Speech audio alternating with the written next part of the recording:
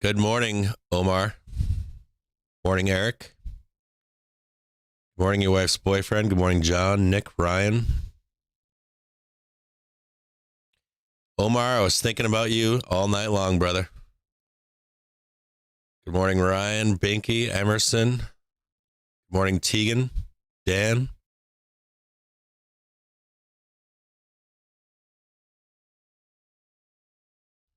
Let's start at least. Let's get started as everybody piles in there this morning.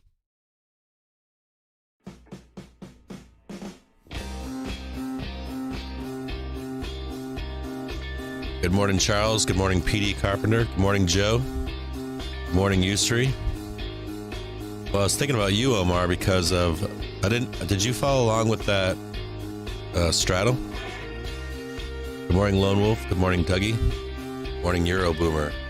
Good morning, Inlight Productions. Good morning, John. Good morning, Son. Josh. Good morning, Captain Ron. Good morning, Paul. Good morning, Travis. How y'all doing this morning? Everybody's doing well? Right on, right on. We got a few things for you. We're gonna do some. Good morning, Prophets and Henry. Good morning. How are you? How y'all doing this morning? I'm freezing right now. I just took my dogs out. Good morning, Danny. All right, so we're green this morning, right? I wonder if Emerson's in here at any point. Good morning, Danny. Good morning, Ben. How's everybody doing this morning? Y'all doing well? Good morning, Charlie. Good morning, Rick. Good morning, Jordan for sale. All right, we're gonna take a look. I want to talk to you guys early this morning for a reason. So we're gonna head on over here shortly, make sure everybody's here. Ooh, yeah, the anticipation music. Good morning, Felgen. Do you actually like that song or no? Go Bulls. Good morning, Jordan. Hell yeah, brother. We have to talk about that. That's why we're gonna have a chat this morning. Good morning, Scott. Good morning, Sad. Good morning, BTCCKK. Good morning, Ray. Good morning. Is it Rhea or Ray? I'm not sure. Good morning, Steven, Emerson. Jordan for sale.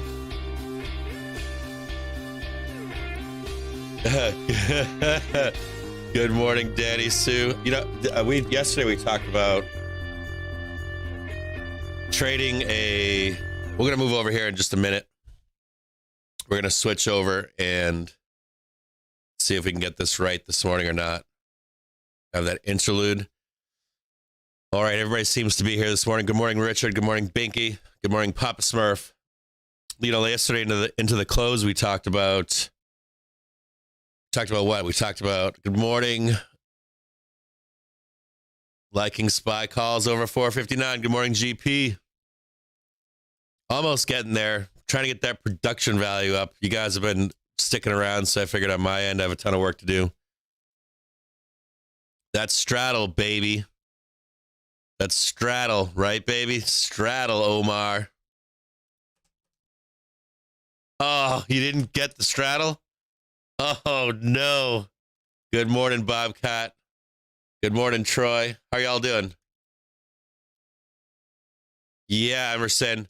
So look at what Emerson's saying. And we'll take a look at the NQ Daily 200 here in just a moment. Emerson's got a good point. I want Emerson here this morning because we have a lot to talk about. And I'm going to bring this up real quick here. I want to, let me see here, main display. Okay, we're going to switch it over here. And we're going to take a look at, we're going to get started here. Good morning, everybody. Yeah, there's no reason to lie. If you didn't get in on the trade, don't worry about it. It's no big deal. But what's crazy about the trade is you couldn't take the long or the short side.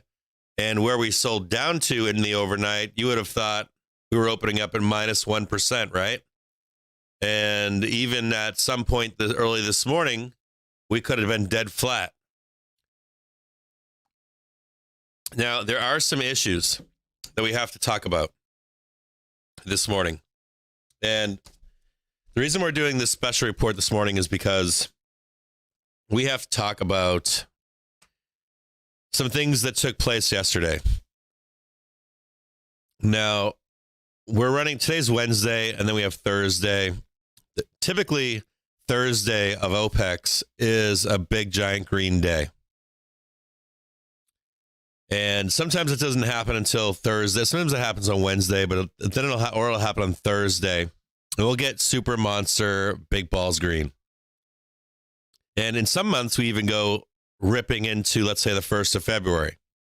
I think that's what you're supposed to be thinking about today, is that we're supposed to be big green balls. We're supposed to go to the moon, all that kind of stuff. And we remember we talked about, there was something I said to you briefly yesterday morning, and then briefly later in the afternoon, was that I was surprised that the call wall had gone higher to 4,800. And I was shocked at that. Right now, I've got the call wall above here at 47.88, but it's actually higher. It's 4,800. It's way up here. And we talked about this briefly yesterday, that a lot of this stuff moved up.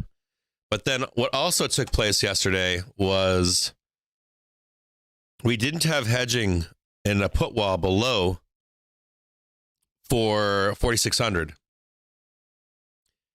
And lo and behold, we got hedging yesterday that was way down here at 438. We had some major SPY hedging come in yesterday, snuck right in the middle of the day, very low on the market. We discussed that as well yesterday.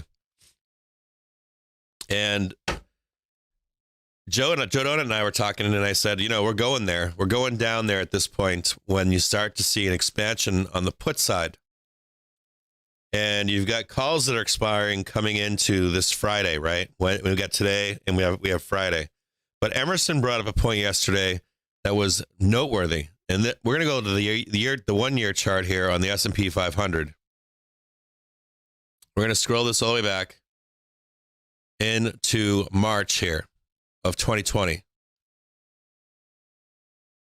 And see that back down here, you've got a little bit of this capitulation move down here. This one little bit of capitulation. And this event right here happens quite frequently. We've seen this. We've gone in previous videos, we've gone back in time when we've looked at moments where you have this last little capitulation move. These are the tail risk moves that take place in the market. You can see this last little bit tail down here as well. And these are that capitulation move, that high volume move that we're talking about, that big hammer candle that we're talking about that takes place. Now, we've respected this bottom trend line, right? Basically have respected this line for 2 years. This is the oh shit moment of the market. And we have a problem. We didn't respect it. We actually wound up, we can move this up a little bit and be more precise. We didn't respect this moment yesterday. And Emerson brought it up towards the end of the day yesterday. He said, well, we've broken through some supports that have been respected since March of 2020. And that was the key moment that he said yesterday. It doesn't make itself as apparent as it would seem on the SPY chart. This is still a higher low than the two previous. So there is some technical argument to say, hey, we're going to go to 480 now. But we have a liquidation in the market in the background. We have a liquidation going on. We have bulls that are longtime holders of tech stock. We have tech earnings coming up after the financials are done here. We still have terrible financials coming up for the rest of this week, and then we roll into the tech market. And you don't want to mess with these people's money, these rich people's money, right? Banks' money, wealthy individuals' money, that kind of stuff. But we had a technical breakdown in the S&P 500. We had a technical breakdown in the NQ. We had a technical breakdown as well in the rut yesterday. And those things are not to be trifled with when those technical breakdowns take place. And you can see that we did this yesterday. This move was yesterday. This is a weekly here. We're going to go a little bit closer. A little bit closer here. And this breakdown that took place, this was in the overnight last night. This is a technical breakdown inside the market. And you never want to see this take place. And this took place late last night. And the inclination coming into this morning is that we're going to trade up and we're going to be green. And that would be the expectation. The other thing was that SG was noting that the put wall was at 460. And it's not any longer. When those hedges were taken out yesterday, way down at 438, that put wall, I haven't even read the spot gamma report yet this morning, nor did I read the PM yesterday. So I don't know what they're saying today. But I know for sure what happened yesterday was we had an expansion of the put side of the market. And we broke through this 460 yesterday. We were not supposed to do that. And so even though we're green this morning, there's a couple words of caution. There's the word of caution that we could reject this morning. We could reject slightly above this dotted line. We could look super bull green this morning. We could get highly bullish, reject off this zone up here, even reject as high as 46.61 and still sell the market down. Now, we might trade above these levels and move on up and hit 4,800 once again. But I warn you as a bull that if we take this off the bell this morning, that this is a high danger zone. This is a high danger zone in here. All of this down here is a no-go zone because in the background of the market right now, right, nothing supports this move higher. Nothing in our market this morning supports this move higher. Anything other than a cascading waterfall of calls into the market that are way up high and dated longer than the next 2 days or 3 days is going to change my mind on us moving this higher. There'll be no melt up. This is all fugazi. It's all fake. So I need you to know that this morning as a trader, as an investor, as a bull, and even as a bear. Now, let's say we trade up here, right? We have to look for, is there actually money coming into the market? Same thing over here. And even if we trade higher here, I promise you, as a trader, as an investor, just like these moves down over here, that this is a fake move. After all these years of trading, I'm going to tell you right now, I love buying the dip. And I don't think that this is a real dip buy. And I don't think it matters where we trade to. I don't think it matters if we trade here. I don't think it matters if we trade up here or even to 4,800. It's all fugazi. We're going to end up trading this back down. And the price targets below, because we broke this technical level, are much lower. We're talking about trading back to the lows, believe it or not, of March 2021. At minimum, we're going to trade back to this area. This is way back in, I want to say, let's see if I can get this back on a 1 year.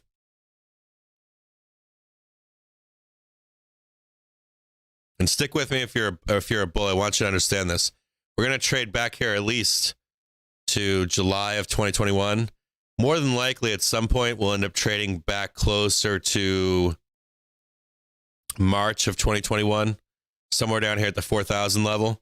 And what that will end up doing is it will end up bringing our stealth correction will match up to the index correction that's going to take place.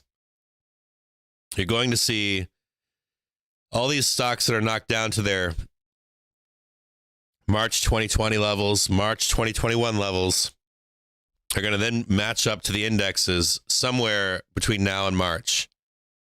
Now, the puts that were purchased to 438 for the first leg of this move were purchased for a February 18th strike date, okay? So the first leg should take place sometime between now and February 18th. And it coincides with Tech Week happening and all this other junk for us to still trade down to this 43.58, 44.14. I'm expecting like 44.06, somewhere in there. We're going to trade down to this at some point. And I want you to be aware of that as we go forward. So we can put our bull hats on today. We can trade this up this morning off the bell. It's no problem trading this, but I wanted you to be aware that, you know how now every 3 months or so, you have that one day where everything lines up, everything looks great, and you know better, and it sells off. Remember like a week or two ago when we were live streaming, and I said, get out of the stock market? Remember that after that morning, we traded up higher overnight. We were blasting higher. It was like 9:30, or it was like 10:30 in the morning, and I said, I'm calling the longs, and I'm going short.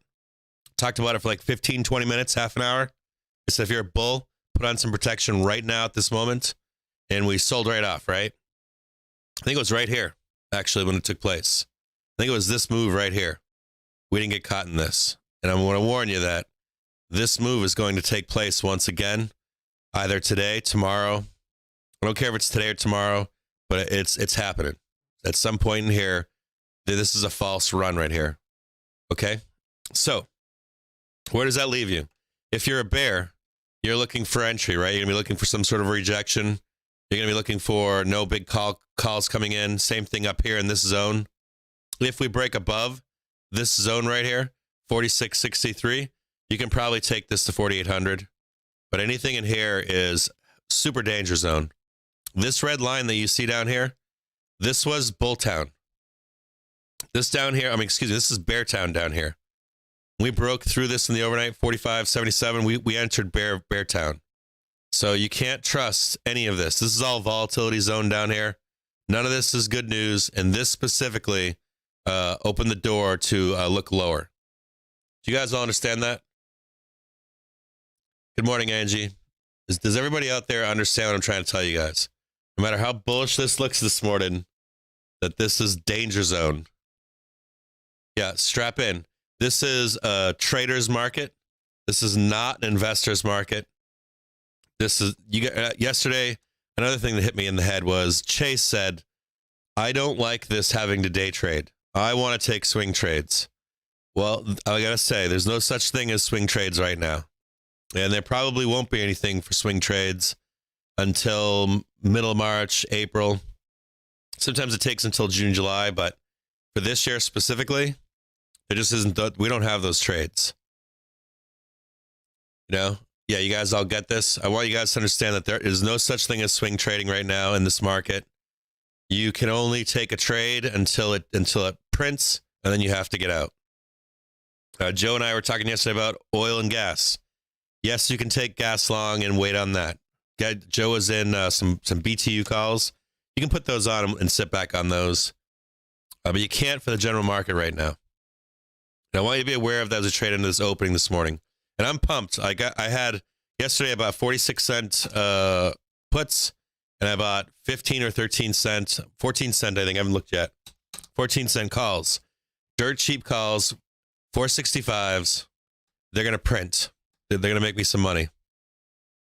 But it doesn't matter because I want you guys to realize that unless you see a cascade of calls, and I mean like $30 million on Apple, I don't know, $30 million on Tesla, 10 million on Microsoft, Netflix calls coming out of the kazoo, you need to see a cascading waterfall of calls, and they have to be dated better than this Wednesday or this Friday, and they have to be really high, like not just 4,800.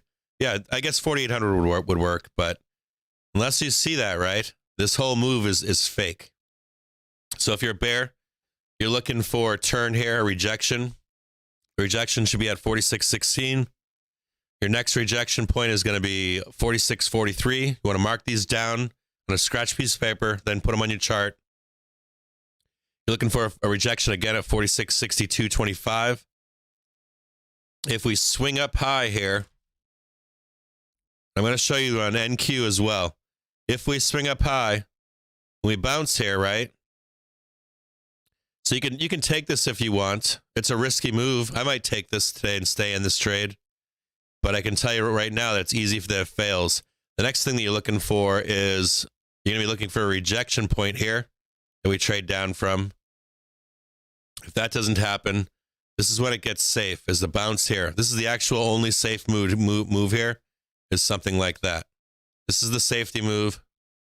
Probably don't get to 4,800. Probably get to like 47, 4750 or so. But this is one move here, and this is the second move up here. Now I want to show you NQ as well, because we violated across the board yesterday. And the biggest imposter right now is probably NQ. Possibly IWM is even worse. I want you to see this right here as well. See this red line right here? This was the don't go past line. We went through it once before, back on January 10th, and we did it again yesterday, or in the overnight. We did it again. Price targets on NQ. You can see it right here, right? 14,630. And ultimately, you're going to wind up seeing... Wait a minute here. Let me get rid of this.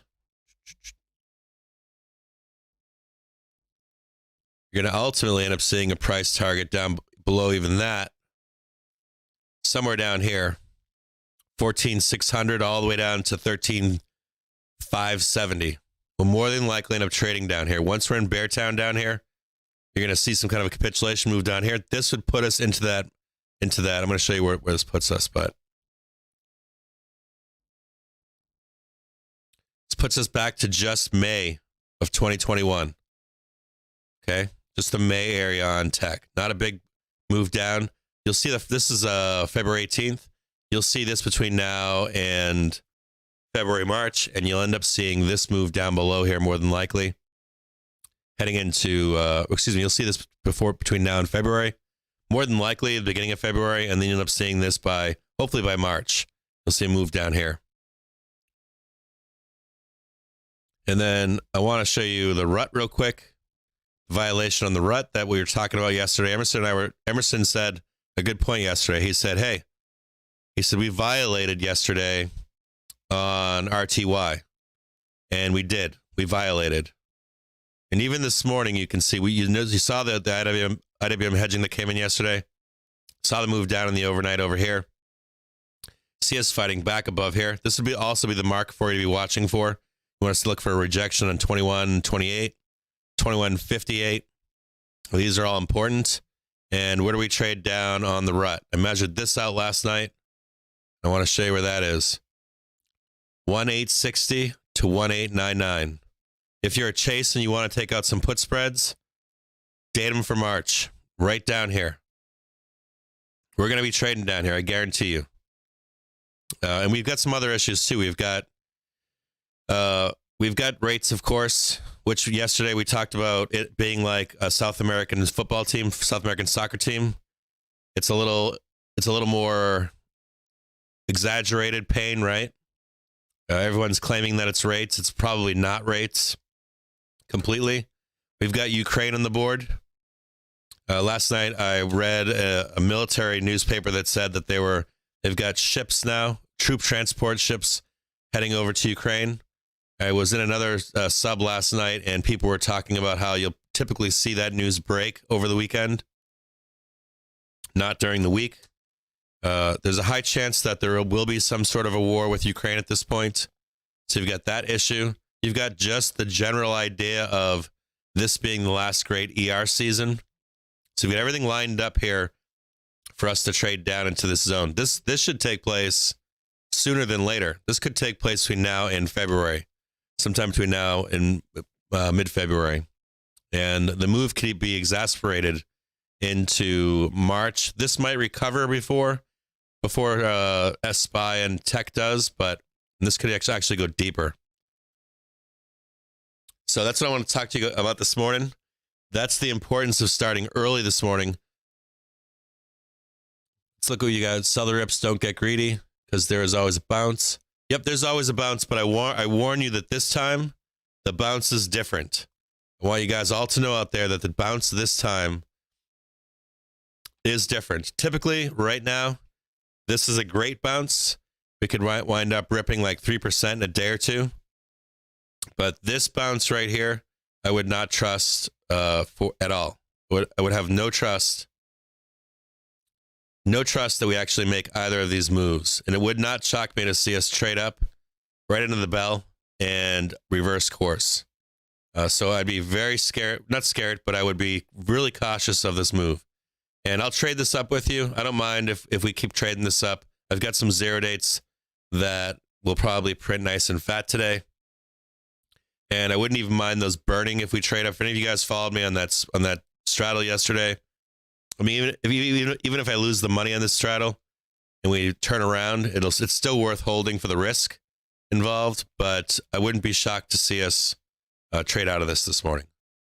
Good morning, Quantum Leap.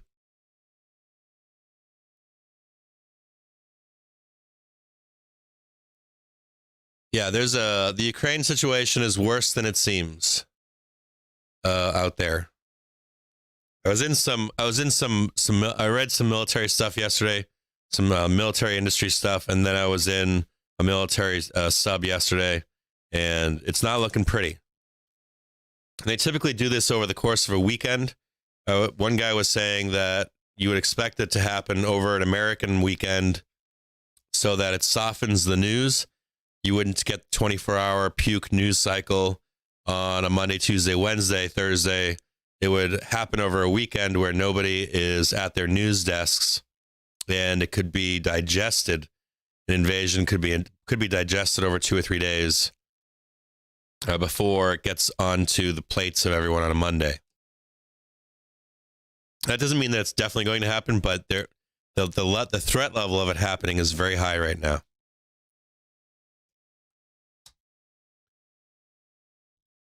Good morning, everybody.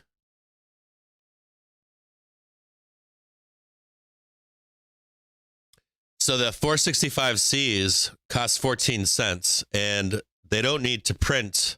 They don't need to get to 465 to print 100%. Do you guys understand that concept? So if we go to 465, they'll print like 2,000%. Does that make sense? On 465Cs? So when you guys say print out there, that's a good question, Winky. When someone says, "Hey, I'm going to get these to print," right? The implication is that they need 100%.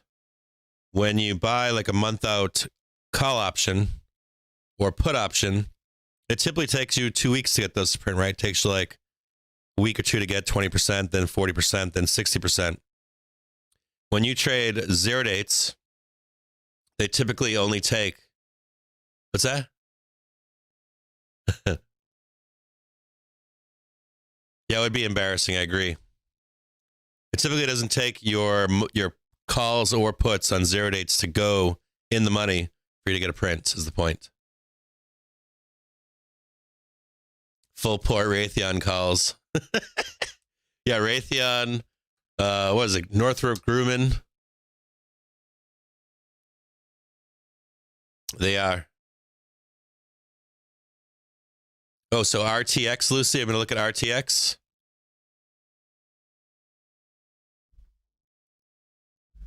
Or is that just oh yeah, RTX, Raytheon.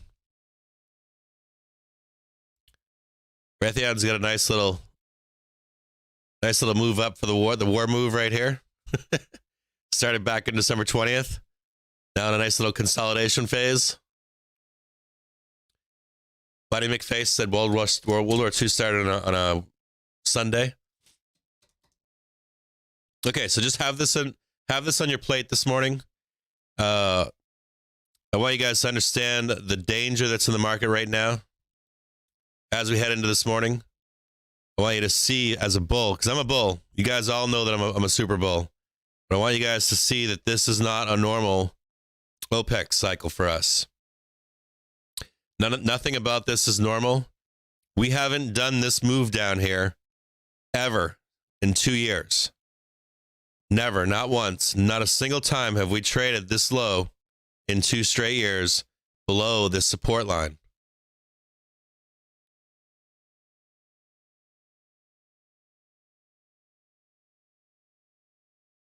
No, this is a different hedging that came in yesterday.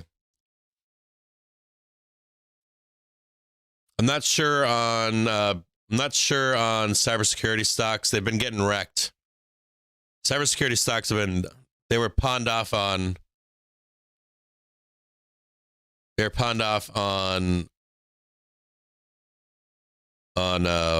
retail traders heading into December. Let's talk about BAC. Let's talk about the financial trades too, because this is another odd one. I hear everybody saying GS sold off because they had bad earnings. GS had great earnings, and they sold off. So I'm not keyed in right now to all of the reasoning. I keep hearing like we're selling off because of earnings, we're selling off because of rates, we're selling off because of this, that, and the other thing. And there's more in the background going on in the advancers and decliners that we're not being told. It's the same old story with the banks. They're using bullshit news for why stocks are selling off. They're using bullshit news for why the markets are selling off. In reality, they're just divesting themselves. In reality, they're trying to take profit wherever they can. They take it down as far as they can. They'll raise it back up, take profit again, and the roll will continue into the end of earnings season. That's what you're going to see. You're going to see us, hold this, maintain this as much as we can, and then we're going to sell the news down and sell this market down.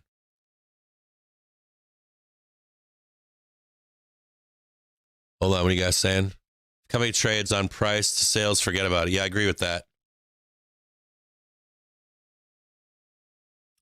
So my thesis on my wartime thesis on Tesla, that wouldn't come into play unless it was like a full scale war, right? It'll just be a proxy war right now. It's not going to be the U.S. fighting Ukraine, anything like that.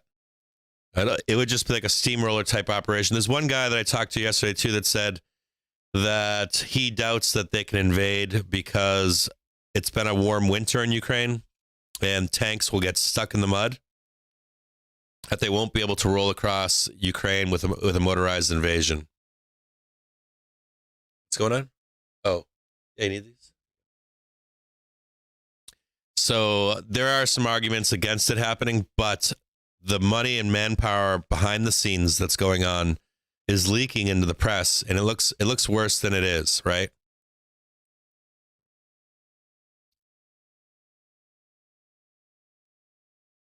For all of earnings? No, it won't be for all of earnings. The reality is that the future is going to be tough with inflation. Uncertainty is causing the sell-off. I agree with that, Emerson. Everybody knows today. Everybody's connected. Everybody knows what's happening. You've got hedge fund guys out there talking with retail guys. You've got the dissemination of information across all of social media. You've got access to information from retail traders that they've never had before. You've got banks trying to hide their trades now. They're breaking them up more frequently than they ever have in the past. And in reality, retail, though they don't control the market, they are starting to trade in the market, becoming a force in the market, even if they don't know it. You'll see retail traders all jump in Apple, all jump in consumer cyclicals, all know when to go long, all know when to go short. But there's something happening in the background of this market that tells me that bulls today think that this is the turn. And I'm in calls right now, and I don't think this is the turn. I think this is a false breakout. I think that no matter where we trade to, I think that it's more selling, and it's deeper selling than expected. And I think 2 days ago, SG said that the bottom was 460 right here at this yellow line, and it's not the bottom. They can't, probably just can't keep up with the flow that's coming in, but the flow that's coming in is way more negative than 460. It's down at 438. These levels are close enough to the SPY. You're going to for hand grenades and horseshoes. If you're trading the SPY, outside of us day trading these levels, they transfer quite closely. Not exact, but pretty effing close. So close enough for you that if you look at I put out last night at, I think 3 a.m, I put out some support and resistance levels for the SPY at Captain's Alpha. Those levels work quite well. And if you guys want, I can bring up, what can I do? Here, give me just a second here. You know what I'll do? Give me just a second. It's a good question. You guys want some gamma levels this morning? Hold on. Give me just a second. I'll give you guys some gamma levels. You guys want your gamma levels? Let's see if I can swipe some for you real quick. Give me just a second here. I'll get you guys your gamma levels.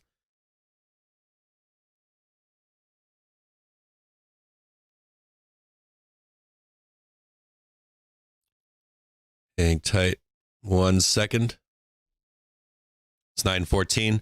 You guys can pencil these in. So I do send you traditional pivot points, support, and resistance levels. I like trading off those alongside gamma and volatility levels.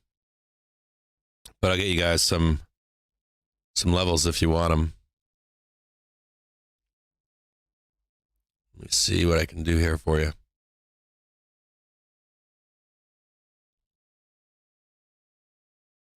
Just a second here.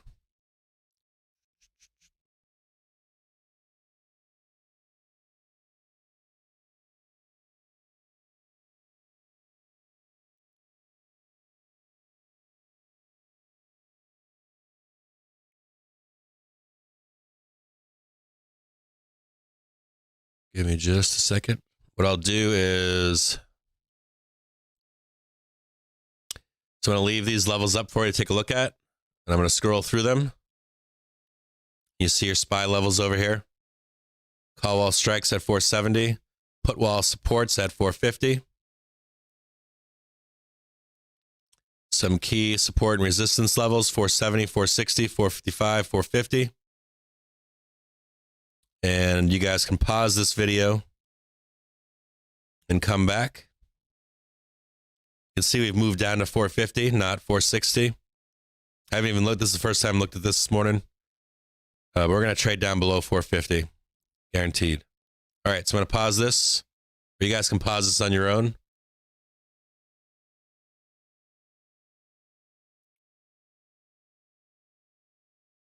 You guys can pause this broadcast, go back, pause the video, take a look. And if you want to add your or reset your gamma levels, because they have changed.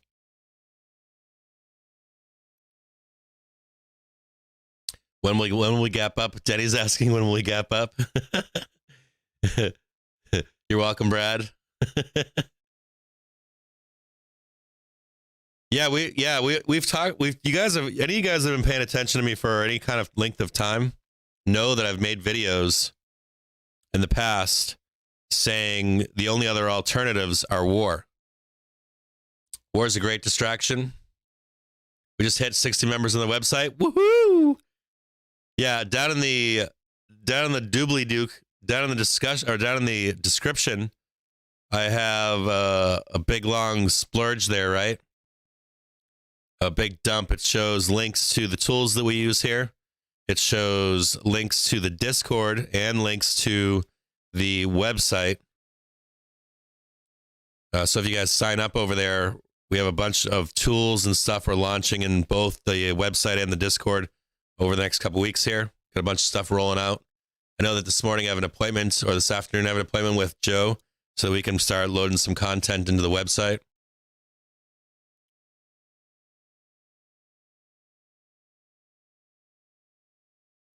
Yeah, I get the point that Morgan Stanley, you've got, my point on GS is that I agree with your point, Winky Face, to an extent, but I understand your point, I should say. You know what my point is on GS? My point on GS is that you've got some fucking guy out there that doesn't know, and some analyst that doesn't know what the fuck he's doing, makes a projection, right? A crystal ball projection on all of these companies, and then supposedly, quote unquote, air quotes, supposedly, they're valuated at that expectation in ER season. We already know that when you look at the analysts' projections to ER season, they're wrong like 70% of the time. So that's all bullshit. To me, it's a matter of, GS was trading up since, when was it? March of 2020? Wasn't GS at like $30 or something like that way back in March 2020. But I get your point. Kem Cars, or what's his name? I always forget how to pronounce his name. Kem Carson. What was the Kem Carson tweet, Lucy? There is a precedence for war. It brings money into a country, believe it or not. It eases recessionary forces. I am describing Goldman's business model. I get what you're saying, Winky, all day long. I understand your point. When they say the company missed, no, they missed. How much did they make? Was it $5.9 billion or not billion? I mean, was it 60 million? I forget what it was. I forget exactly what the numbers were, but they missed by just a little bit. Yeah, we need a Shem emote. I had to go through and learn all of his emotes too. There's like a learn how to when moon hot when moon. The Bulls are on fire this morning. So we'll see off the bell here. I'm gonna mute this for just a minute. It's 9:20. 211, 218 spreads. That was the entire week. LOL. Yeah. Yeah. Oh, really? I didn't know this. I didn't know about that tweet. The 211 and 218 call spreads. Were they?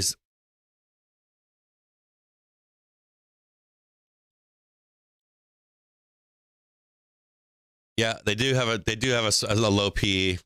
That has to do with, to me, the reason why the banks have low PEs is they used to give them high PEs until 2007. That's when the banks lost all faith in or that's when the stock market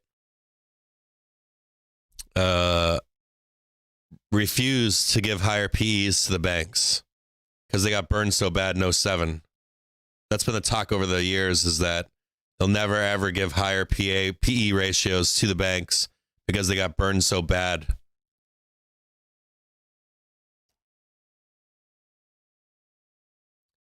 No, I didn't take the BAC calls. I never took them. Never. Don't trust the banks. Never will. Never. Did you end up taking those BAC calls, Paul?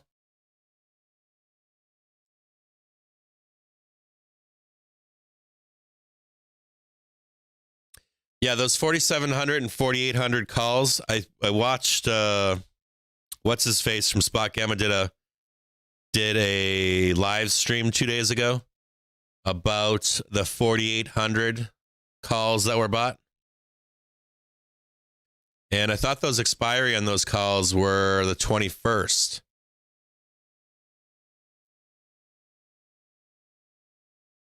Yeah, the 4,800 calls. If you look on a chart for the open interest on calls right now, there are 4,800 Cs out there for, I think they expire on the 21st. I could be wrong on that. Yeah, I took the SPY last night as well. Holy shit, so Paul took the 48 weeklies for dirt cheap.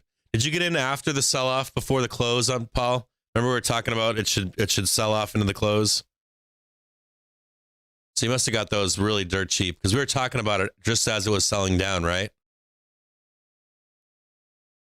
And Rick's talking about the put spreads on the 211, 432, and 452. Yeah, those should print.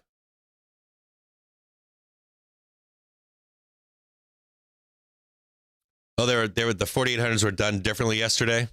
So before yesterday, there was massive calls on 4,800. Sometime they came in sometime just before. So we'll bring up BAC here as well. I know we've got somebody that's in BAC.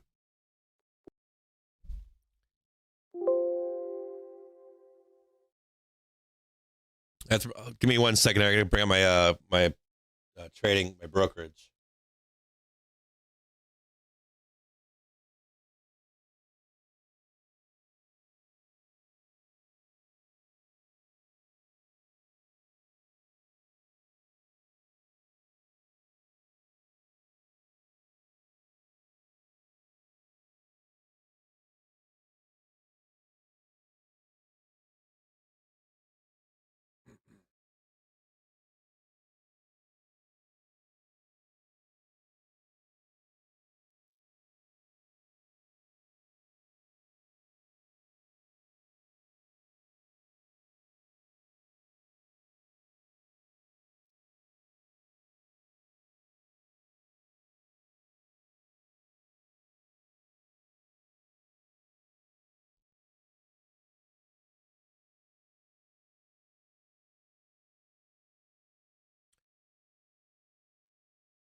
Just a second here.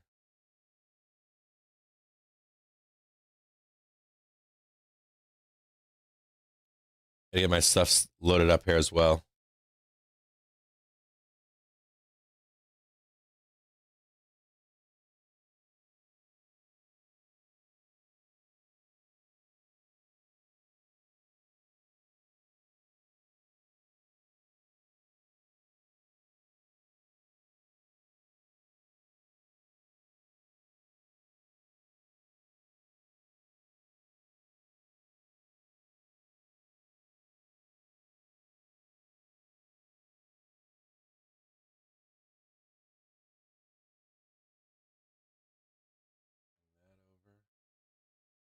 What an epic bounce we had.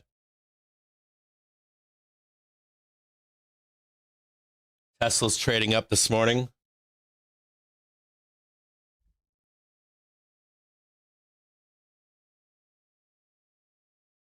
Putting the BAC.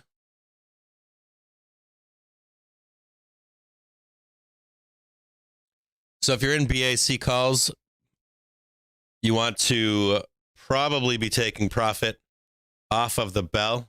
The interest, maybe not the first 30 seconds or so, but you want to be careful of call buyers not stepping in. They may. It's really weird. When you have high moves on earnings releases, off the bell, you'll see the price go through the roof, and then it'll drop, and then it'll come back again, typically. Even if it goes straight up, typically, you'll see a weird interest drop at some point.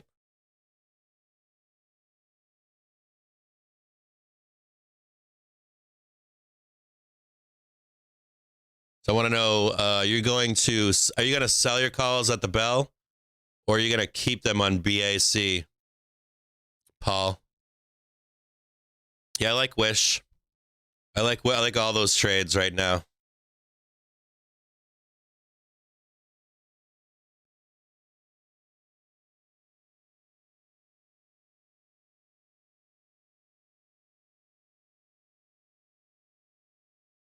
I like the Wish trade. I like the Viacom trade. As a matter of fact, Wish looks like it might have a nice trade in it today.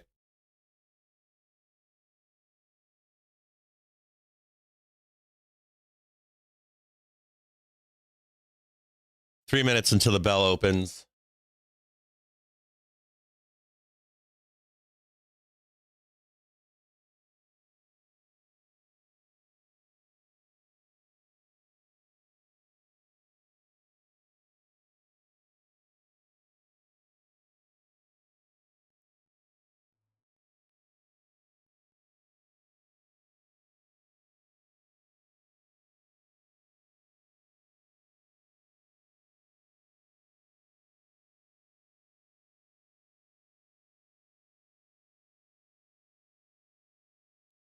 Did any of you guys watch yesterday the LVS calls that came in? And they're ripping as well today. So look at LVS as well. Yesterday we saw, I think, $20 million or $30 million come in on LVS calls, and they're up to $44.07 before the bell.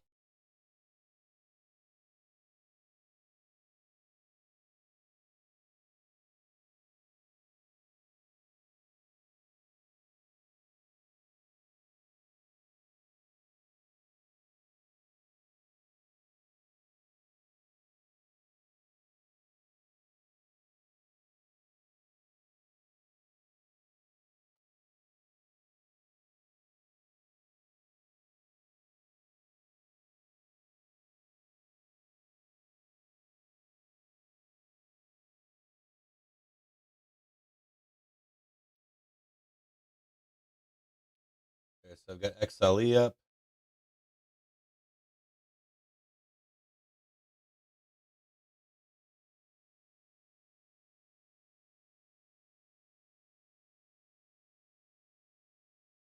Got all my favorites up at this point.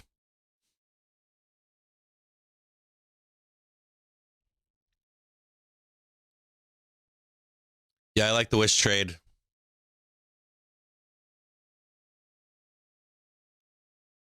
What's selling off right now? Wish. Eric, what are you saying just sold off?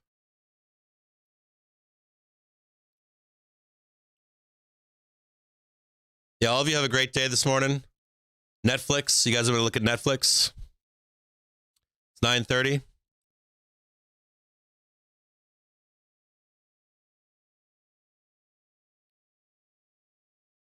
Green bar right off the open this morning.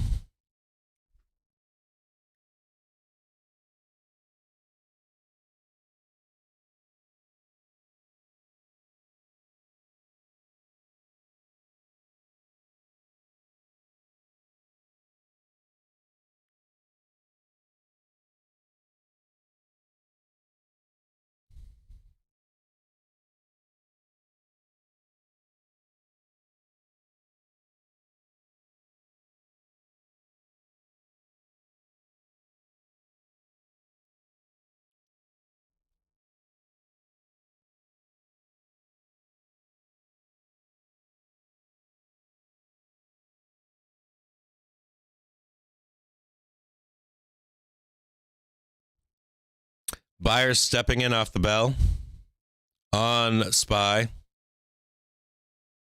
We have a cash gap to close down below at 455.31. I don't know if we see that today. I doubt we see that today if we're bullish. There's another cash gap right below at 455.49. 455.49, 455.31.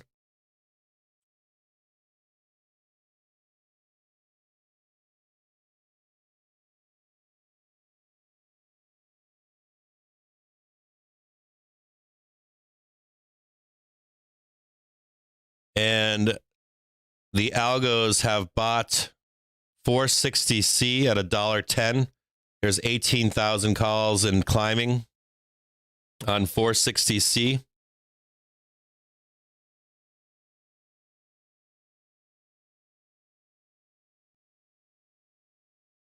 They went from $1.10 to $1.32 in a moment's notice.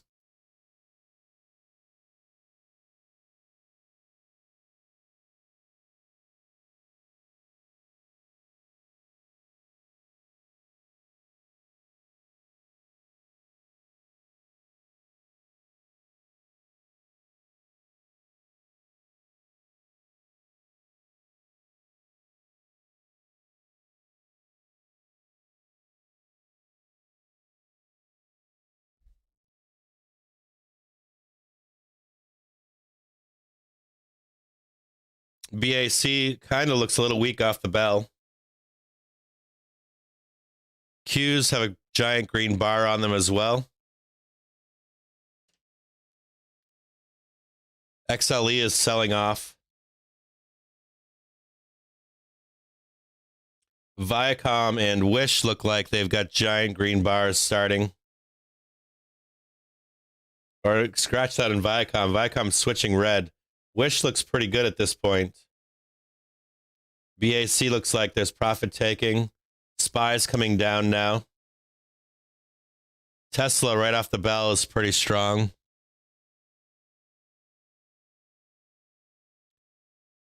We have call flow coming in off the bell on Palantir.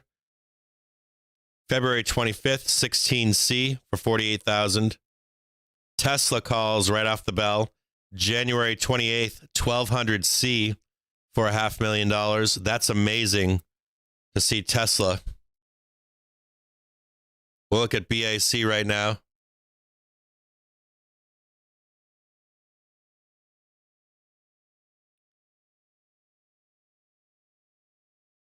Put buyers are stepping in on BAC, but it looks like there's some support right here. There might be another swing higher on BAC. You've got more buyers than sellers right now. But Tesla has call flow right out the gate. There's also some call flow on Facebook. January 21, 330C. AMD has some call flow, and IWM has call flow this morning. IWM has call flow for $1 million. Oh, no, scratch that. Wrong ticker. It's IWO. IWO. May 20th, 270C $1 million. IWO, that might be one to look at. IWO, May 20th, 270C, $1 million. Matter of fact, we'll look up IWO right now.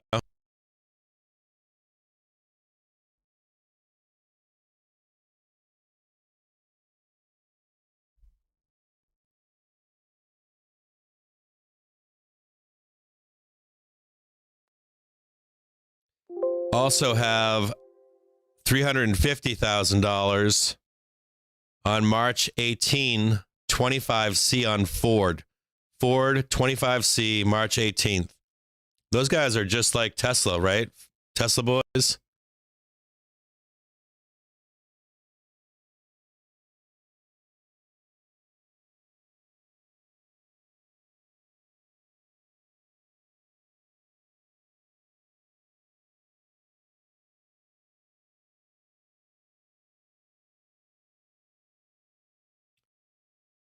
Look real quick.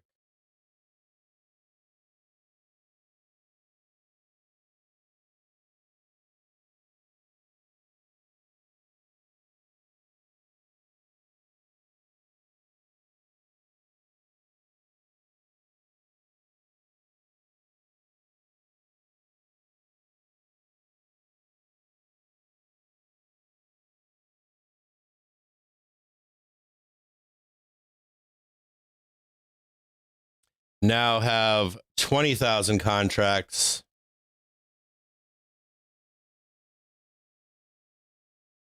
on 460C.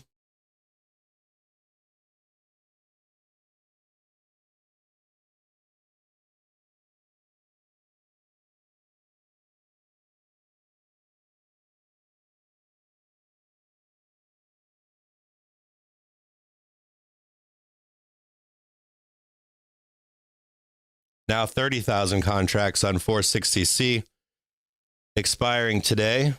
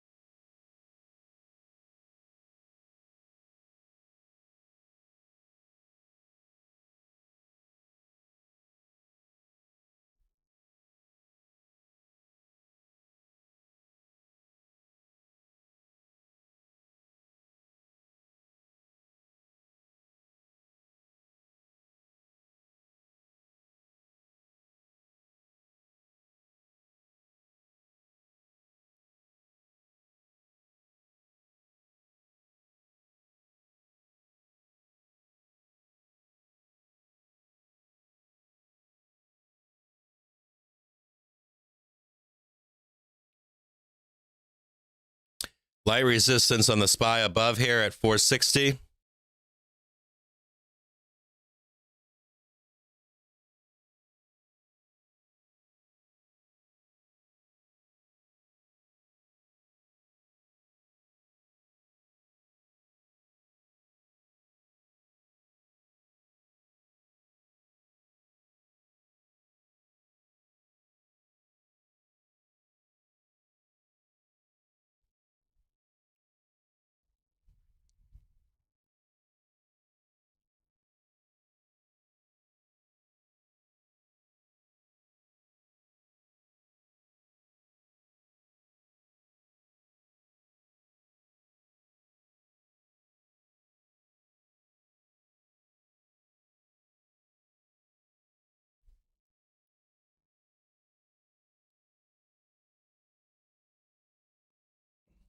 I am long SPY. We have more calls coming in right now. We've got Roku, $241,000 on January 28th, 175C. XLF, March 18th, 42C. That is $580,000. XLF. SPY calls, January 19th, January 19th, 460C for $80,000. AMD, February 4th, 130C for $600,000, 621,000 to be more exact.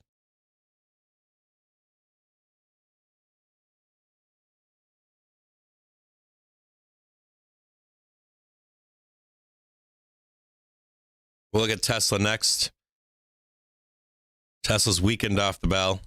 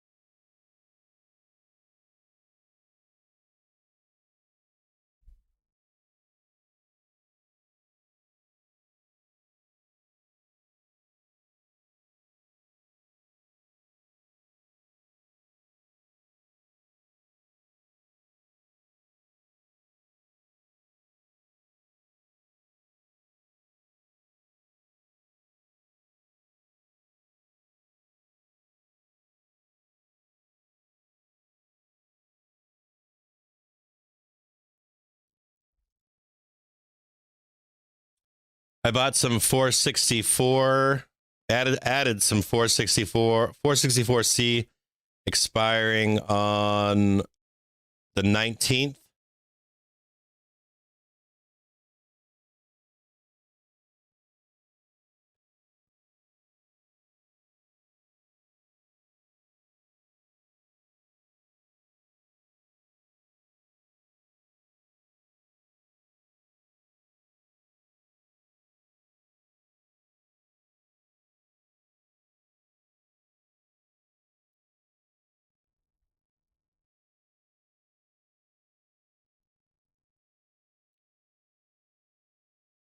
So I'm going to be looking for a move higher today and for key rejection points to throw on some more protection at some point today, heading into Thursday and Friday to hedge the market.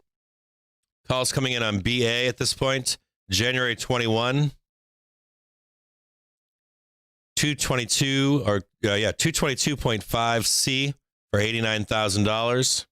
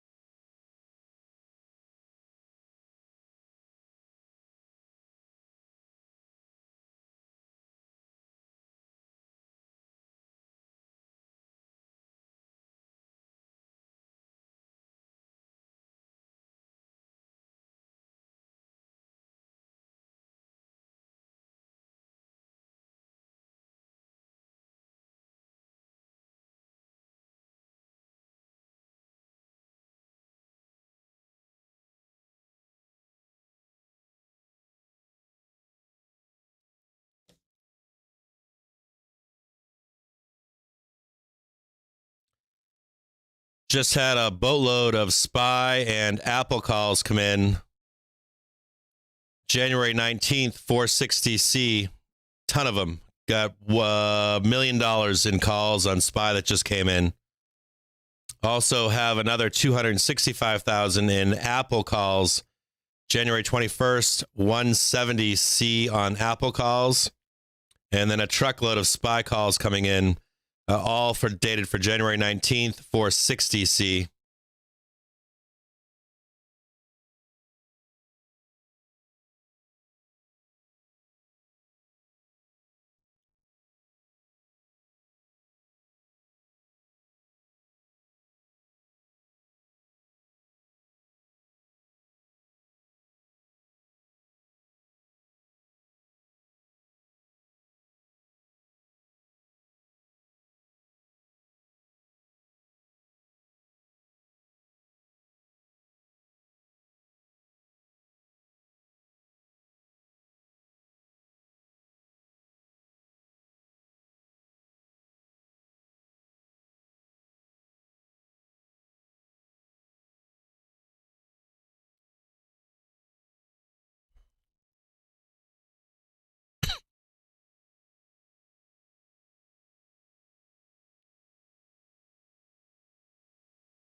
Looks like 457 buyers have stepped up to the 458.99 level. So I am long calls and SPY right now. 0 dates, of course. DocuSign, DOCU, January 21, 130C, $205,000, high algo score.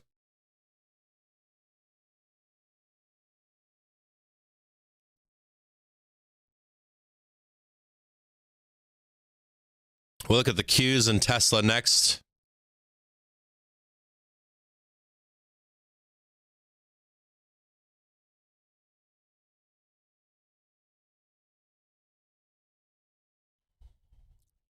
I might get a fat print today. So Tesla just had buyers step below at 1040, 1039.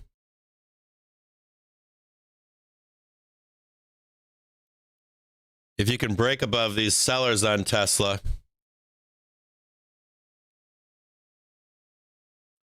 more BA calls coming in this morning. Pay attention to BA.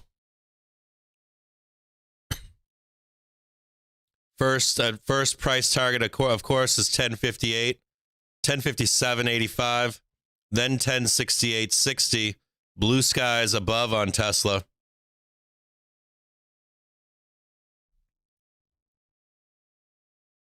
Same story, right? Your support is sitting down at 1,000.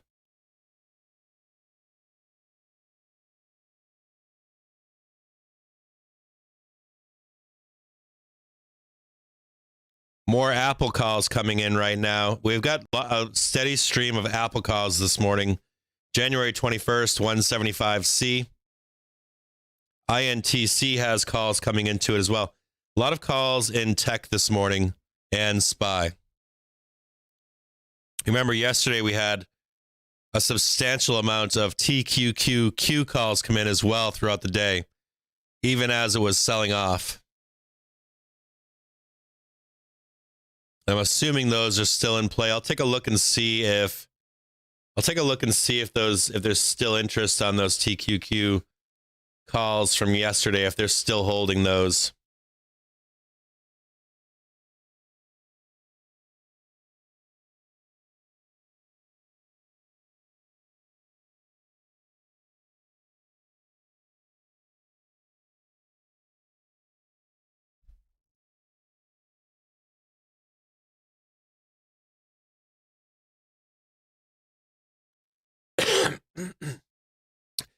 Excuse me, sorry for coughing.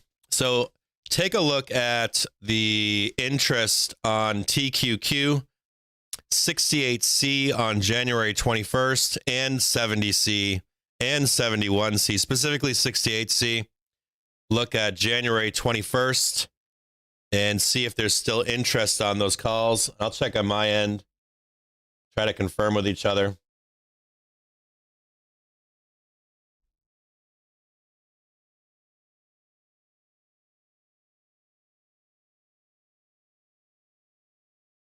I don't know if I said January or February 21st, but it's January 21st, 68C. There's still interest there, and there's a lot of interest on that other strike, 70C. There's still 4,000 contracts out on 70C on TQQQ. They haven't sold their position yet.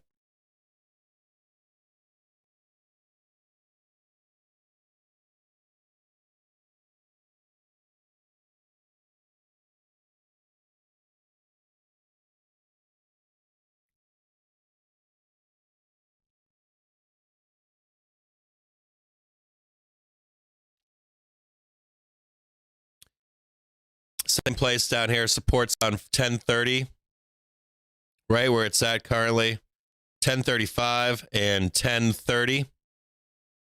If there's a break below this 1030, you're going to look to pick it up at 1,000 on Tesla.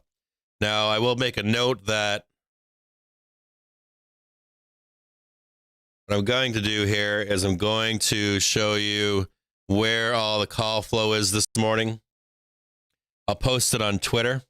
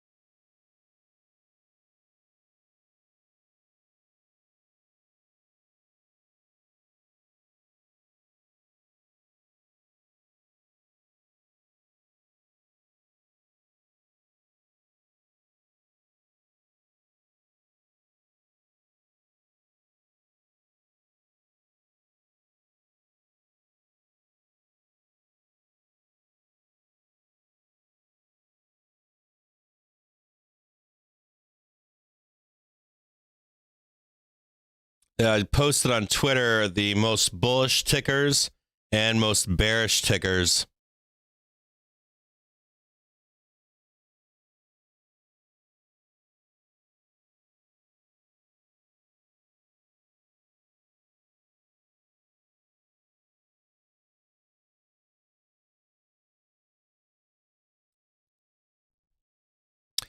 On the SPY, we did exhaust sellers above at 460. You can see that these sellers are now gone above here at 460.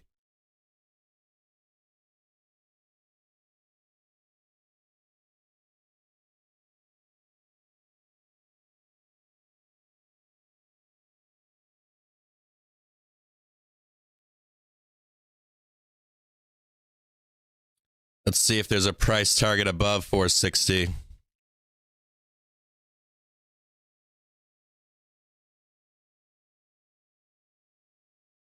Looks like first target's 469.64, then 475.91. There's that 480.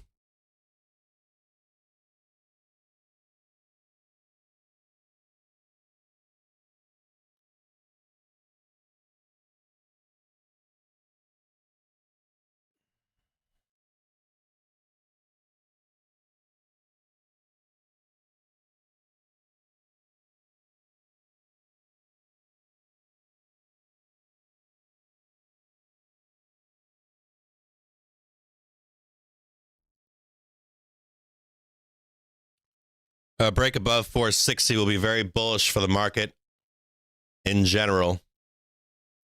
So you're going to be looking for, not seeing an immediate rejection off 460 leads me to believe that we're bullish above. More calls on Ford, more calls on Datadog. Those started coming in yesterday before the bell. Datadog, January 21, 140C. More calls on DocuSign, January 21, 134C. Also noticing unusual call flow with a decent algo score, Dish, January 21, 35C.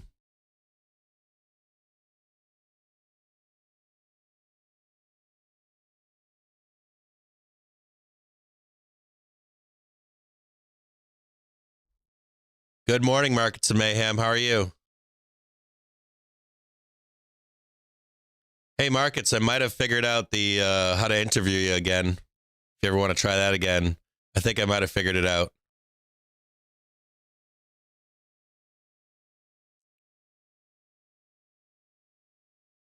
Hood getting very juicy in the low 14s. We'll take a look at that next, Ron, Captain Ron.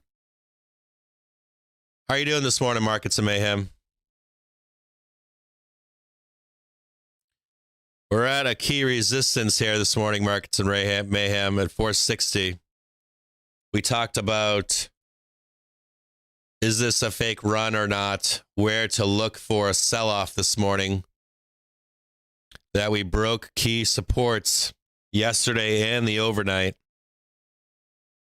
We are starting to rip higher on the SPY at this moment and break through resistance at 460.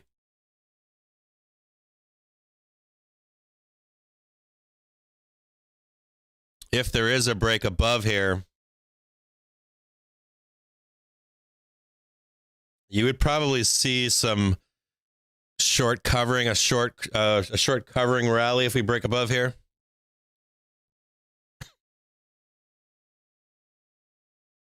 Yeah, I'm tired as well this morning. I hear you. I hear you, Markets and Mayhem. I'm tired as well. I've got the children are needy, and the wife is needy, and then all this back work that we're doing behind the scenes. More AMD calls. So we've got multiple AMD calls this morning.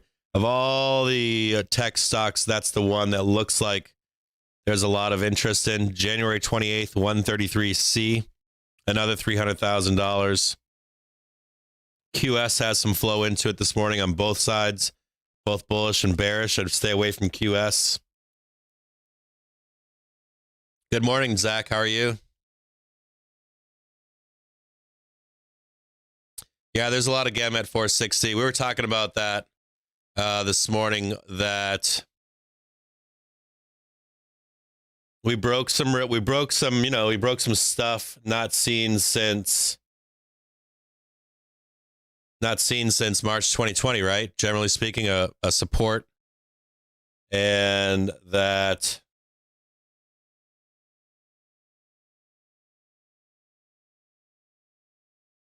hang tight here. Got some having some wonky broker problem. Having broker problems this morning.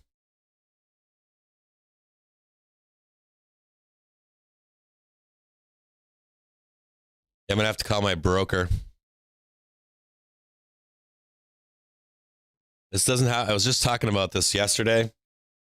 I normally don't have broker issues, but I have had them in the past. And I'm now getting broker issues this morning. I'm getting mixed signals.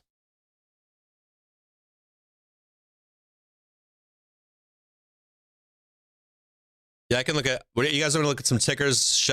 Don't go crazy, okay? But I can look at some tickers for you guys. So I'll look at U.S. Bank right now. Does Hero Indicator concern me on the SPY right now? So you're going to see. That's a good question. I'll look up. What am I looking at?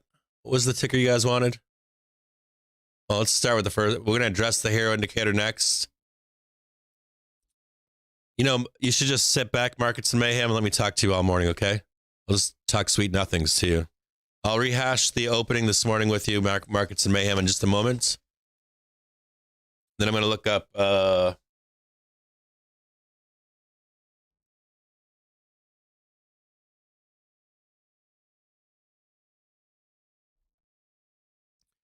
you guys want me to look up USB?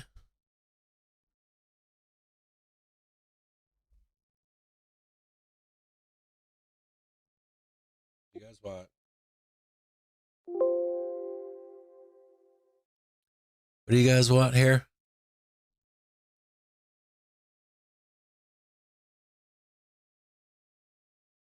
Let's see. Give me just a second here. Does SQ have a bottom? Yeah, it does. SQ does have a bottom, and it does actually have a bottom.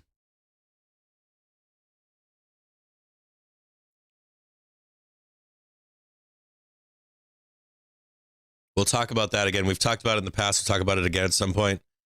There is going to be a capitulation moment in SQ. You will see it get picked up and make a turn. I fully believe in that, if you want to know. We're looking at U.S. Bank real quick.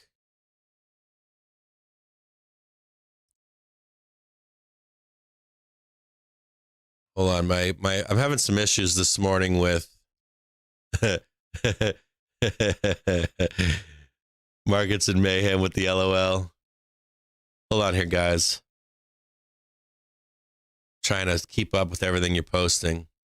We'll talk about the Hero Indicator as well. So it's too early in the morning for the Hero Indicator to be completely negative. You're going to see... So we're going to look up U.S. Bank real quick, and then I'm going to address the Hero Indicator. Yeah, you've got a bounce on U.S. Bank this morning, which is good to see. You've We got firm support down here, right at 58 bucks. Then again at 57.53. You've got some resistance above at 58 or 58, $62 to be honest. This resistance up here is not, it's very weak. You got very strong support down here at 58.23 and 57.65. Price target is 62, 61, 61.85. You've got a little bit of ice hiding down here. This could be a supply side for sellers hiding at $60.88. The hero indicator takes time to give a reading over the course of a day. So it is negative right now. You are going to see a response from bears, right? That are going to want to sell the news at 460. Shorts are going to want to sell the news at 460. You're going to get some resistance here. So this is not unusual to see off the bell and for where we are. I know some of you guys like Chase, you want to be taking trades that last longer than a day. I think you're fine taking, you can, if you want to get bearish right now, you can. You can do it just like I do it as a bull, right? You start to take put spreads that are in the money, take some 460Ps, date them out a month, date them out into March. If we go to 470, you can get more aggressive and put spreads. We go to 480, you know that you can get put FDs, right? And just start trading down from there. It's just the inverse. So that addresses the hero indicator. You want to be paying attention to it more after this 460 level. You want to see if we get rejected here or not. We'll look at GM next. Yep, misfit, baby. We'll look up GM after this.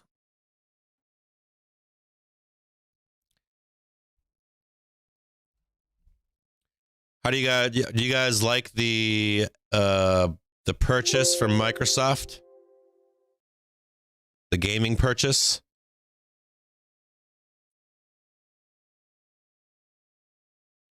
Unusual call flow on a penny flipper. VVOS. I can't recommend that you ever trade those, but January 21st, 2.5C on calls. $100,000 is not to be messed with on that for a $3 call or for a $2 stock. VVOS.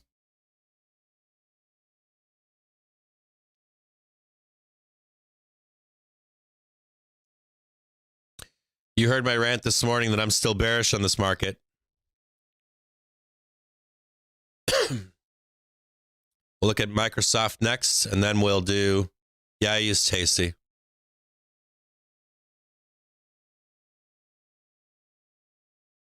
Then I'll do Microsoft now, then I'll do DWAC, then Amazon, then I'll do SQ.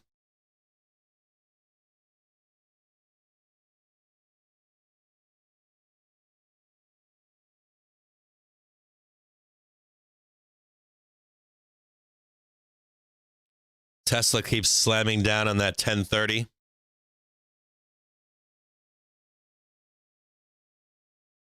Wish is just straight blasting off this morning.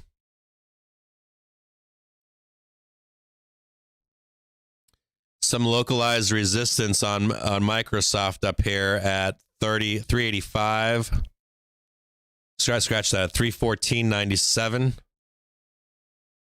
That's just sellers stepping in. Hero indicator is excellent on Microsoft this morning. Hero indicator across tech this morning is looking pretty good.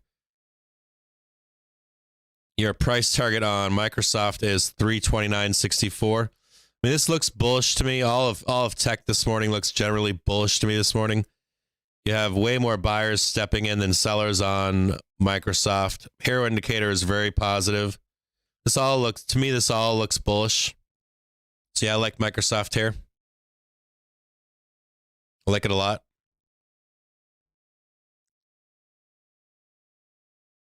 I'll look up DWAC next.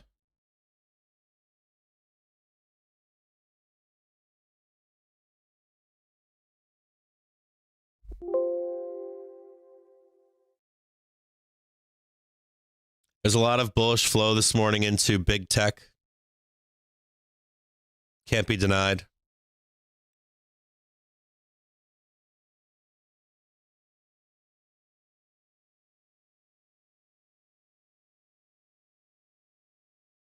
So I've traded SPY 0 dates 3 times now. And I think I'm going to re-enter them again at this point. I've printed profit 3 times on SPY 0 dates, and we've got this. This will be the 3rd bounce right now.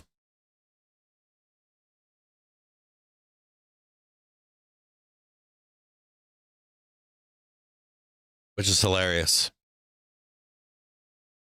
So I'm going to look for a SPY to bounce off 458.16. Maybe I can grab one more bounce.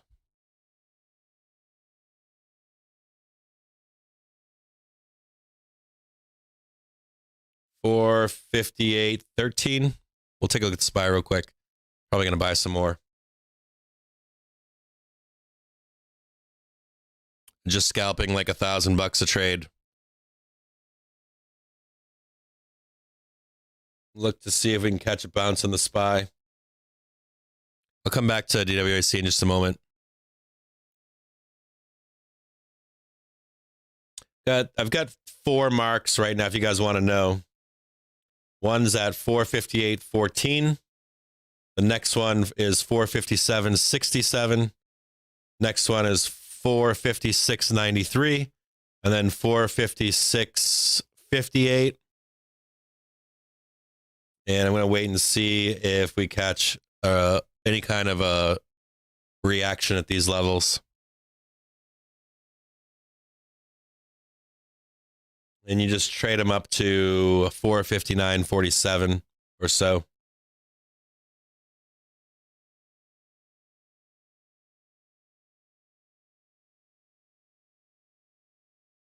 See right here, these buyers, see this reaction down here, 457.90. Still slightly more sellers than buyers at this level. I want to see this bar get a little bit thicker before I enter the next one. Almost there.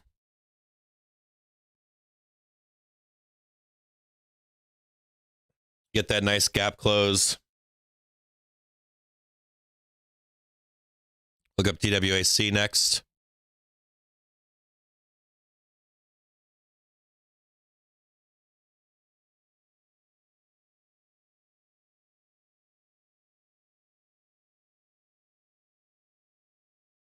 DWAC is not looking that healthy this morning.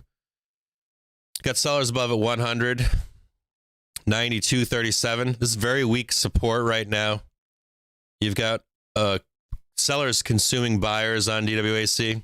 I'd have some concern here at 75. And the real buyers are probably down below at 60, maybe even lower.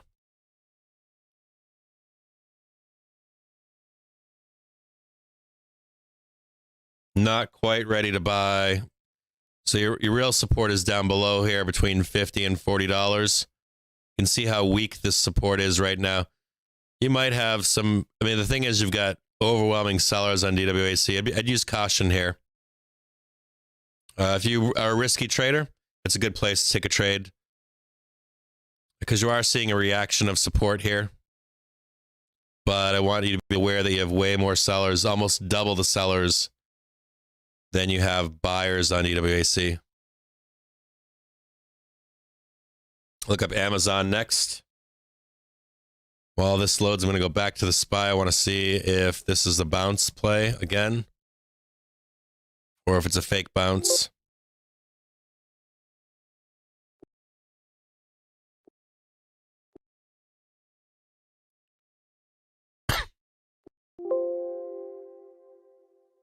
See where the real money's at on the SPY. Thought it was at 455. Yeah, down here is the real money. Might catch a nice bounce though here.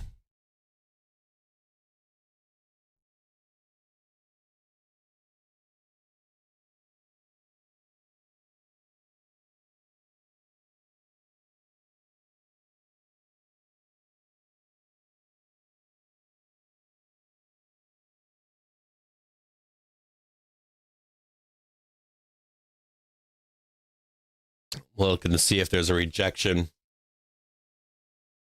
The VIX is looking like it could fall off too, so we're close.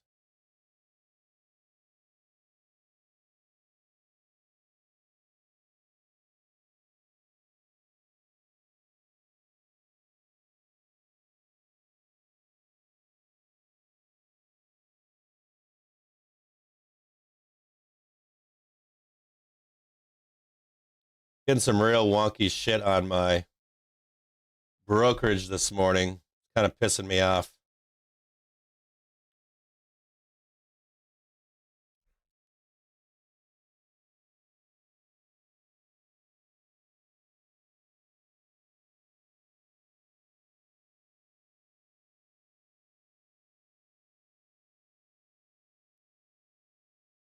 $457.56. Waiting for some buyers too.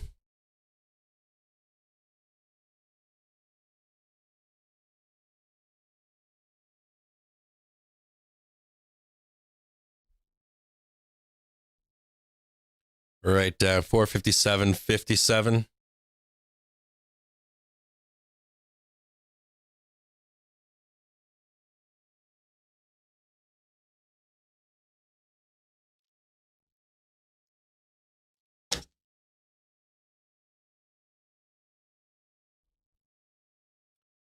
Okay, so we've got Amazon up here loading.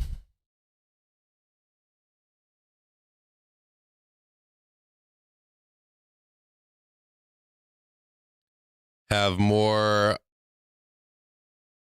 sellers than buyers, slightly negative, but you know what? I got to give it to you.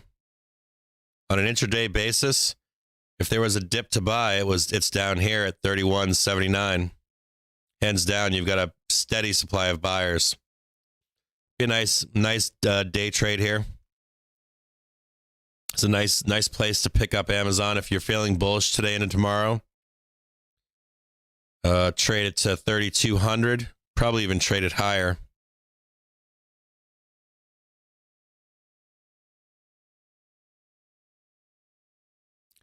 I've got you guys. So 3,200, 3,210. If anyone's commenting right now, I'm a little behind on my chat log right here. I'm long in the SPY once again. Looks like you can take Amazon to 3,200 in safety, get back out of it, get back in it between 32.10, take it to 32.35. I'm a little behind on the chat log right now, so I don't know if you guys are saying anything to me. I can't see it. I'm still stuck above you. We'll look at SQ next for Michelle.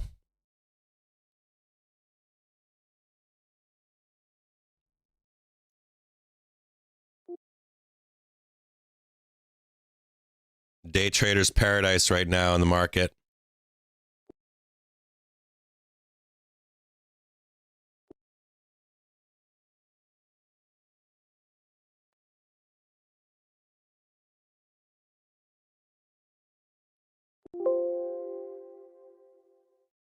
Support on 457.91, it looks like.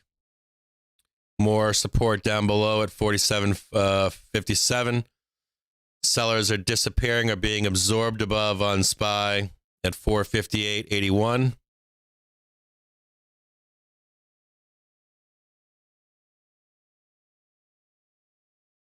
Still looking for that 459.42.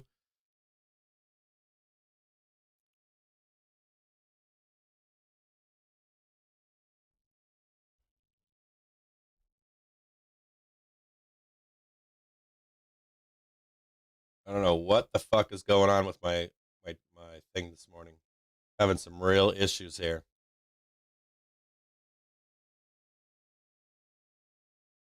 You're going to have to hear me call my brokerage and say, what the fuck is going on? I'm getting lag in pricing.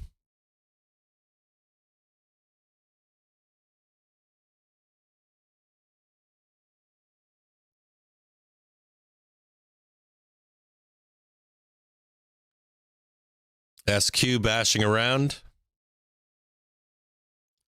Localized support down below for an intraday trade.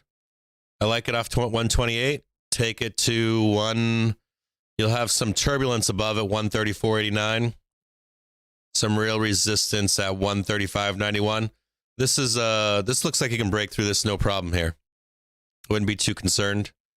You've got great strength in buyers, great hero indicator.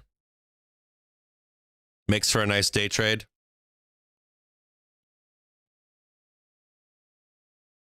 Makes for a nice day trade to 136. That could print nicely.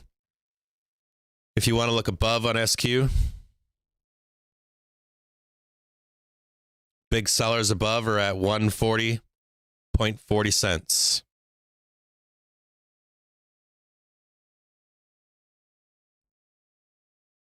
I'll do hood next.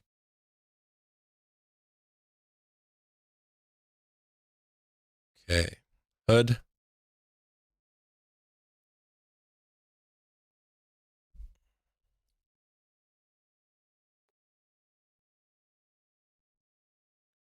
This is why I like having a broker and not Robinhood. If anything goes wrong, I get pissed off. I've had my broker hang up on me once, though. One time I lost like 15 grand off of the, like the app not working. And I was so fucking pissed that I called up and the guy was like, call me back when you're not this angry. Click, hung up on me.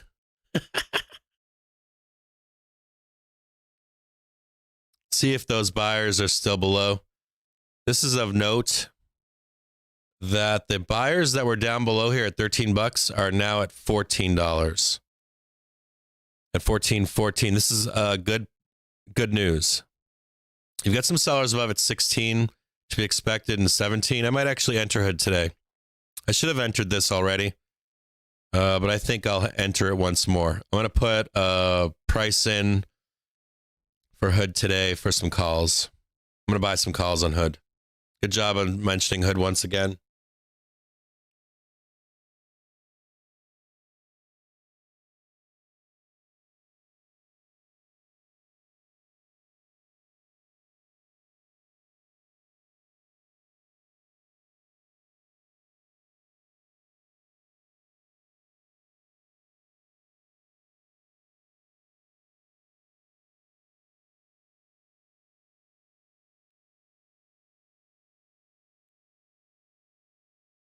$457.11. Look at my charts here and see what I've got for some support here. So I'm looking for 456.93 and 456.58, which is this 460 right here. Yeah, my tags are at 456.58, 456.93. I don't see any ice here at that level. Kind of there, slightly above. I'd really like to see us get down to 456.68 and close the gap and then start running. This is the gap from yesterday down below here. The closing, this is red mark right here. 456.77, this little red line. That's yesterday's low into the close. So wait and see if we had the position or not. I like hood. I did misfit. I'll bring up Tesla once more for you. Yeah, the 4600 gamma level is just pointless at this point.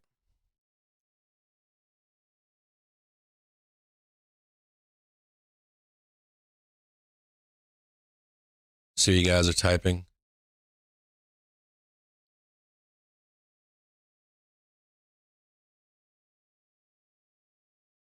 You're welcome, Michelle.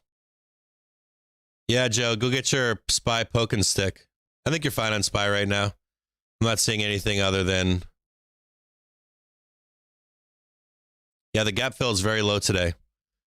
The gap is small as fuck. 456.58 is the gap fill. It's like, that's the bottom, believe it or not, for yesterday's low. In cash market, at least. Yeah, I'll do Tesla one more time for you. Someone's saying the gold miners are going to rip. Gold miners are going to rip higher. Gold, yeah. Woohoo. So silver. We saw silver calls come in yesterday too. RK. RK is going to trade. So my price target on RK was 65 bucks. Are we at $65 yet on RK? And there was some concern that if we get, I guess the price target right now, or my price target is 65 bucks in RK. The concern that I heard was that if we get more than 4 rate increases this year, you could see $35 on RK. So I'm still waiting for $65. We went down to $76, so 10 more bucks. High algo score trade just came in. Workday. We've seen that call flow come in for a few days now. WDAY. February 4th, 275C.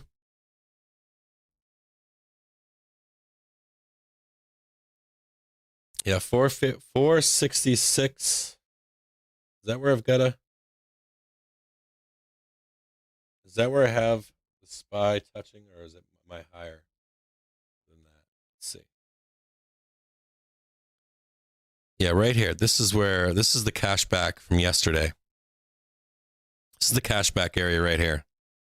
Where you want to see us touch this. I always like when we touch this if we're bullish. If we don't, we miss it, but you really want to see this touch down here if you can. And then you usually take off running.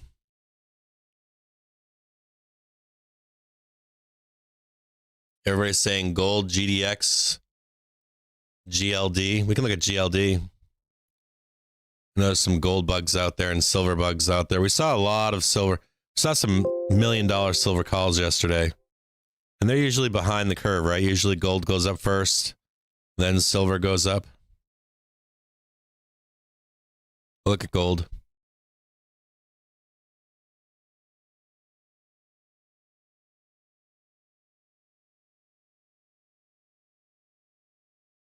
I just saw some gold puts come in. Heads up on that. Gold puts, or it's GOLD, February 18th, 19p for 52,000, not a ton. Twitter puts, Twitter put hedge, June 16th, 35p. Put that in your notes. Twitter put hedge, 35p, June 16th. It's $866,000. If you want to know the truth on gold, you just had a ton of sellers step in. Nice place to take a short position on gold. You've got call flow, FOMO top buyers. Sellers, though, are right here on gold, ready to sell out. They're all sellers above here.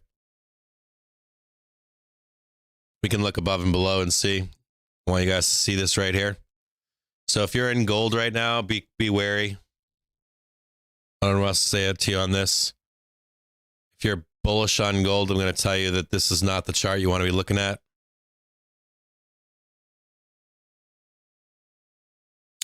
Some bears showing up, not in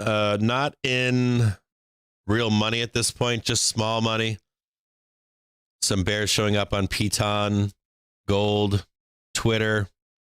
Twitter was some money, but like there's some QQQ puts, but it's very low. It's like $35,000. It's not really a big position. SPY puts 121, 458p for $200,000. SPY calls though, $100,000, 119, 460c. SPY calls $48,000, 119, 460c. IWM, some puts, $87,000, January 19th, 206p.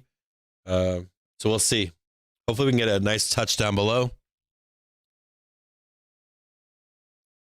and see if we get this rejection that we've been looking for off of the SPY. So we'll go back and talk to Markets and Mayhem and let him know. So right here, you want to see this hold right here. If this does not bounce and hold, this is the cashback close on the SPY. And if this doesn't hold right here, we're back to the same conversation. The reason that we got live this morning before the opening bell, and that is the conversation that we're having, that we violated the support levels established since 2020. There's no real argument at this point that the market is bullish, and that the context that you have to take in this market at this point is that it's always sell the news. So we'll see if we break through this level of support. This would be the, this morning when we get online and everybody's like, hey, super bullish, super bullish, super bullish. And if you look in previous history, we should be straight bullish into Thursday. We should be straight bullish into Friday, possibly even beyond. But the reality is that we broke through a level that hasn't been violated. I mean, this is the last channel bottom of the SPY, ES, SPX, RUT, IWM, NQ, Qs. All three indexes were violated they were violated yesterday into the close. They were violated again into the overnight. And it does posit the question of, are we bullish or are we bearish? And I'm telling you that we're bearish, 100%. There's even if we bounce off this level this morning, this should be a fake out. This should not be a run to 480. We should find a proper rejection at some point and trade down to those levels that we talked about, that 438. We should be trading down there at some point, regardless of what the market is telling you or what it should be telling you under normal circumstances. So wait and see if this holds. If this does not hold, then we're right back into the context. We didn't even get to, what were we looking at this morning on the SPY? I'm going to take a look right now. We're looking for a rejection off of, I think the first place we talked about. I'm going to look at what I charted this morning.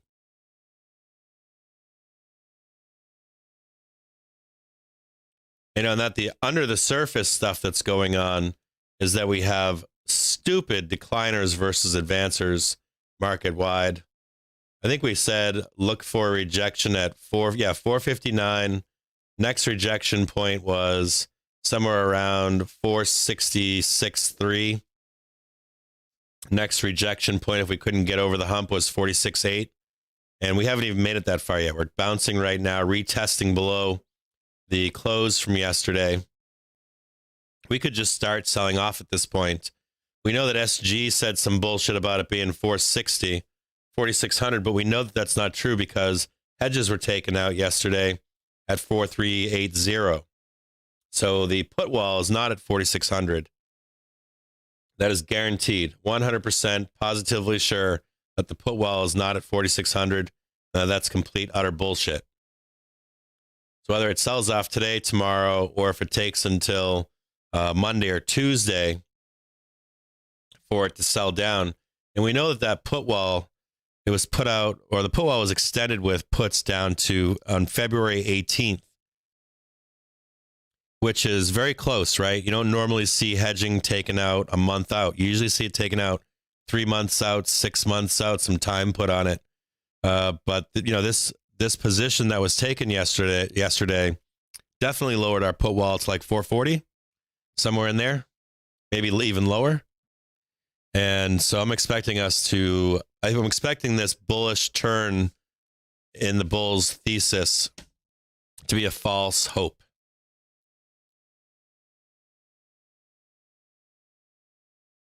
So we'll see if we break below here.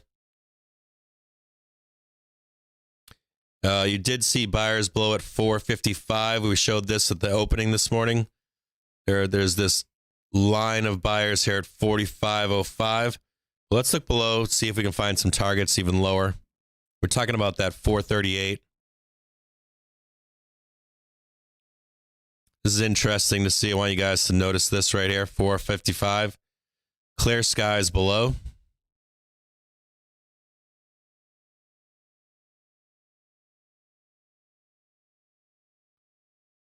Some support right now at 450.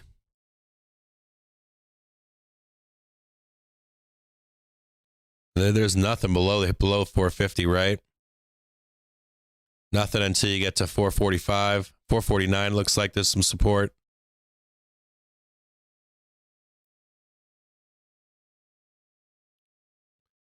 $442 is actually a nice price target. That's probably what it's going to be. 442 is what I'm looking for down here into February. It's pretty bearish, right?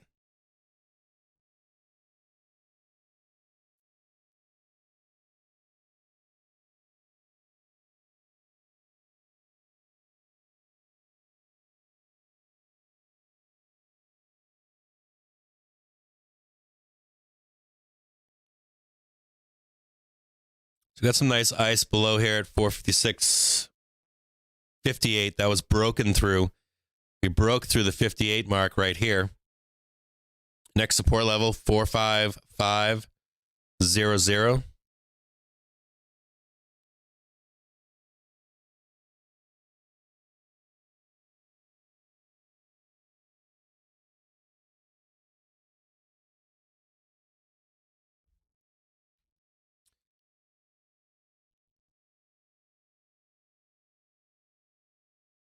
Oh, you guys keep asking for Tesla too, huh? Look at Tesla.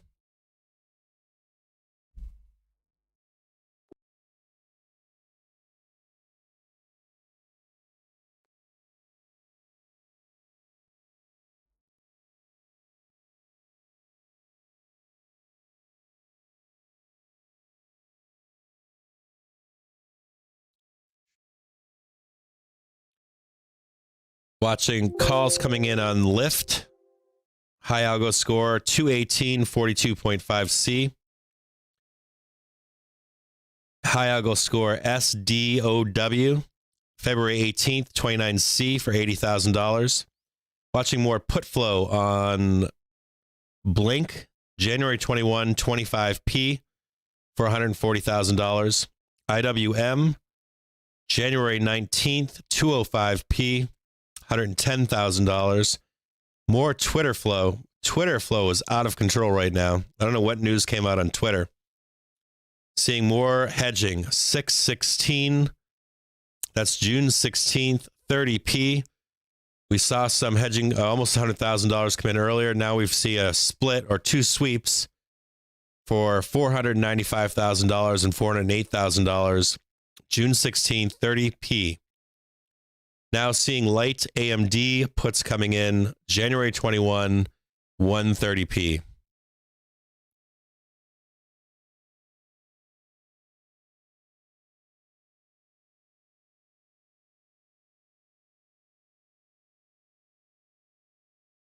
Still loading a little bit of this. What are we going on with this?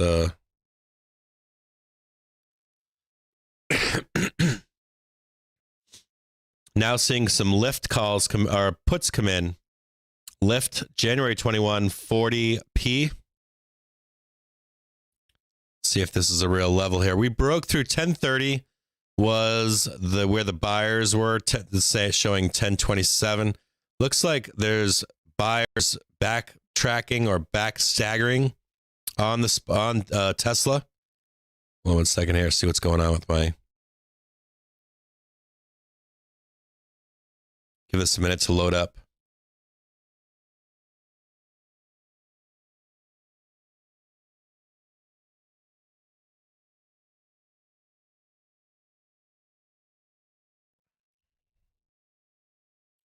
Microsoft puts coming in. Microsoft looked like a good trade, and there is some put flow coming in now. January 21, 300p for $91,000. Getting a little bit of a freeze here on my book map.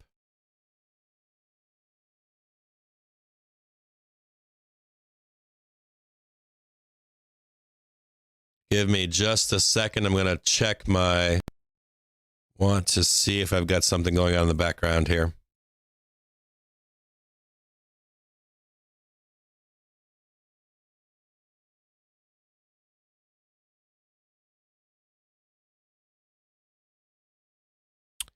And I do. I've got a virus scan happening right now. Access is denied, huh? I've got some malware running in the background, anti-malware software running. Excellent.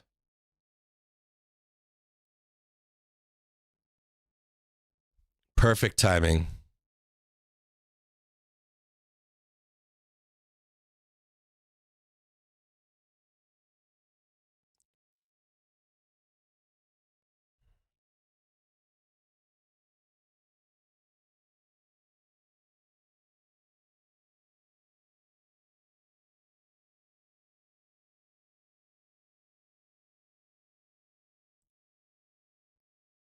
So it says that I've got it. It says that it's funny. It says that I've got it off, but of course, in the background, you can't really turn this stuff off.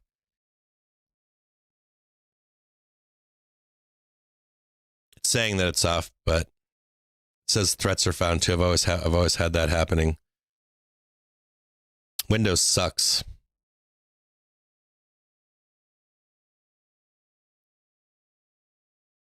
I think I turned it off by trying to close the file. I have to probably get a lighter weight antivirus than the Microsoft, and then just have that one run in the background. I'm having some problems with Windows Defender just doing its thing. Yeah, so big support down below at 1,000 on Tesla. Same spot as before. The 1030 was broken. You can see it was broken above here. Actually, up here is where it was broken.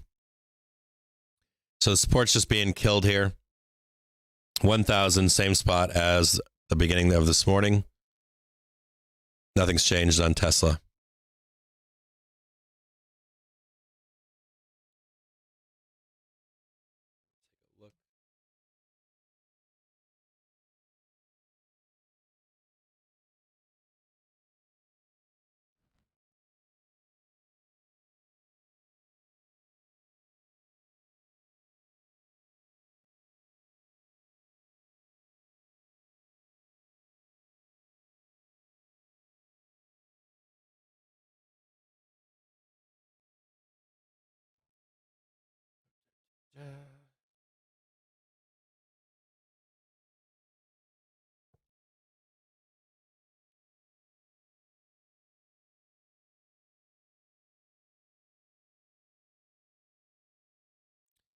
So last night I took a look at my Windows Defender, and it was running it yesterday. It ran during the broadcast. I thought I turned it off yesterday, but then someone told me that it'll run without me knowing. So I think I'm having Windows Defender running a scan every morning at 10:30. I don't know why. And my schedule is for 2 a.m., but it's doing it right during the middle of the broadcast. I guess it does it in the background, lies to you.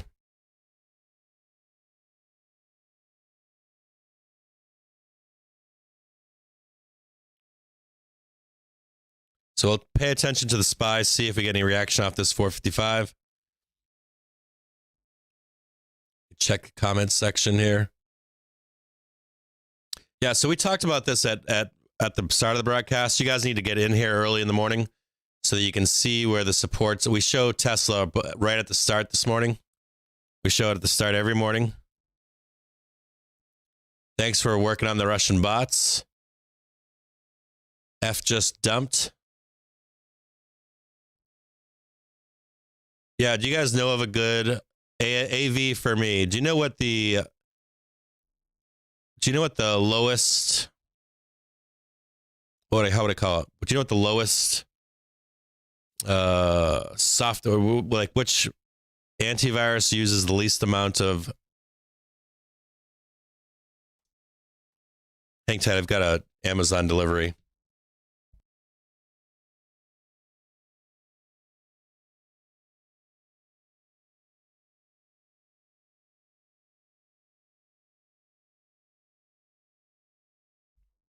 Have some NVIDIA puts coming in January 21, 257.94.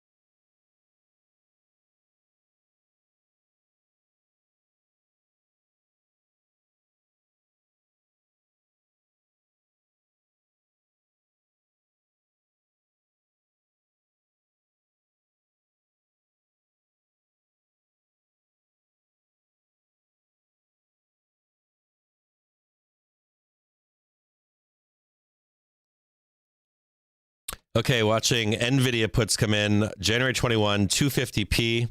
QQQ's puts coming in January 19th, 370p for $160,000. January 19th, QQQ puts coming in $146,000. Then I've got SPY calls, $116,000, 129, 459C. Then also watching IWM puts coming in, 2 sets, 119, 204 at 52,000. And then IWM 119, 204P, $38,000. The VIX looks like it's at a localized top, but I assume that it's going to trade up to 23.39. It's where it should trade up to. Maybe slightly higher. Let me look.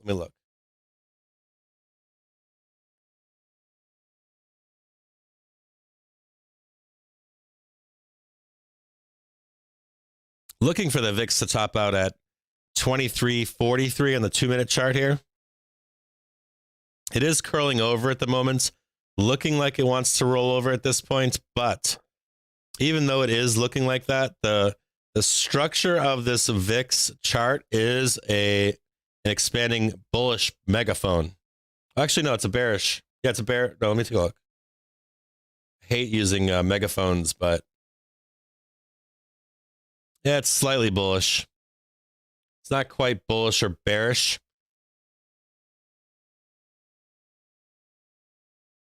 It's tough to say, but it is close to the top of this megaphone here, and that number is 2340. If it does break above 2340, it is no good for the bulls. It looks like it'll trade up here at least, and that would take us down to 455 at a minimum if we can get back down here to 455.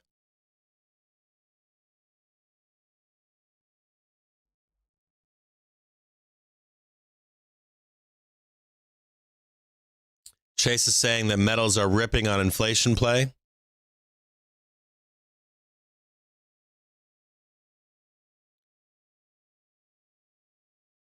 Large put flow on GT. That's Gamma Tango. 617.23p. This is only a like a $20 stock or something, but someone took out $250,000 on puts.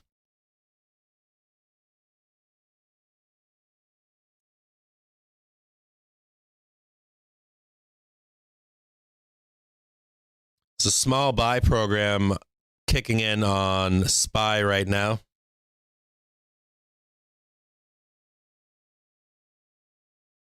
Tesla is down close to its $1,000 support area as well. We'll look at Tesla again.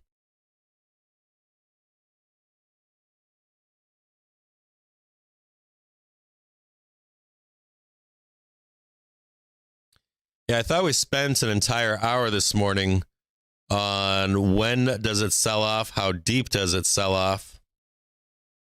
So let me know out there if you think we catch a bounce today off 455 and run higher into the weekend, or if you agree with the point that underneath the surface we should sell down to I don't know, I think it's 428. I know that some of you guys think that it's not going to happen.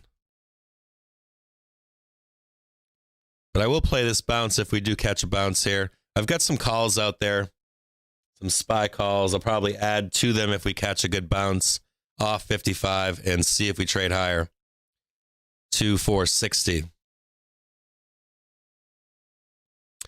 Some gold puts coming in again, February 18th, 19. That's GOLD.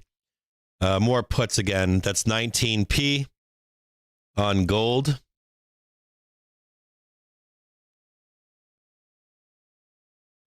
We'll get this down on a more finite. We'll look at GLD again, and we'll look at Tesla, see if there's a good reaction here. And the VIX is working its way back up to that 2340 area. So hopefully we can get a bounce down here in 455, see if there's rejection, or see if the VIX breaks above.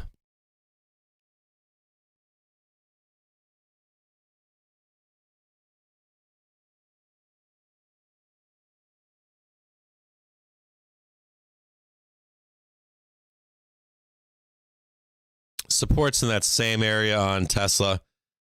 Basically 1,001.43. You'll want to see this hold. I do want you to know, if you are a Tesla bull out there, that you can break through slightly, maybe down to, I don't think it's down to 981, possibly. If you break through here and bounce around a little bit, it's not so bad. But I do want you to know, if you break through 1,000 on Tesla and it turns into a resistance point, that is a very negative transition for Tesla at this point. This is the typical lead up to earnings by the dip zone for most of the bulls. This is where all the bulls have been buying the bottom on Tesla. If this does break and hold, if it turns into resistance, this does reinforce the point that we should be selling this market into, I think, no later than Tuesday. Although those puts came out for February 18th, I think the expectation is that it sells off harder and heavier before we ever get to the 18th of February.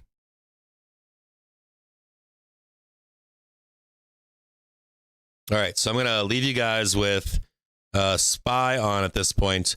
You're going to be looking for a rejection here at 455. If you see the SPY, if you don't see a rejection, like a full-on bounce, if you see it hit 455 and the buyers get consumed, right? Just like when we're trading above, if you don't see a hard rejection, it looks like you're going to trade higher.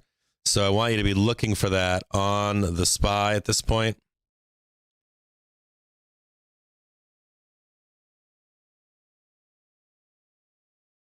At this 455 level.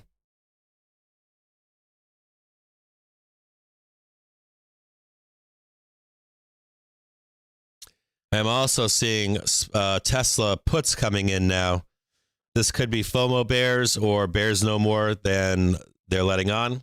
We've got Tesla January 21, 1,000p, $500,000. And we have Tesla 1,000p for $685,000. This is a push by the bears to break below support on the market. I don't know why I'm having issues this morning.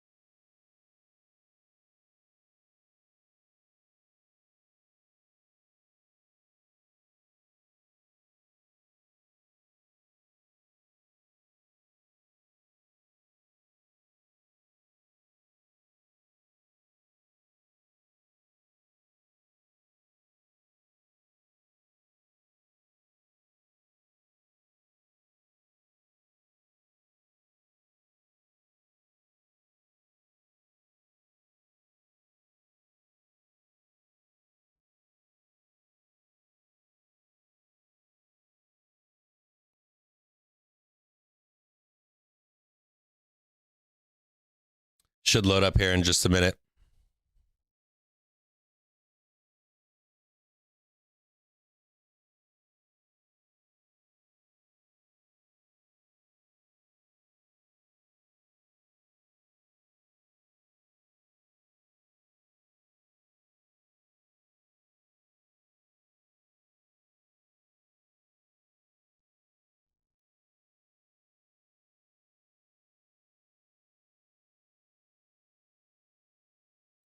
Watching more gold puts come in.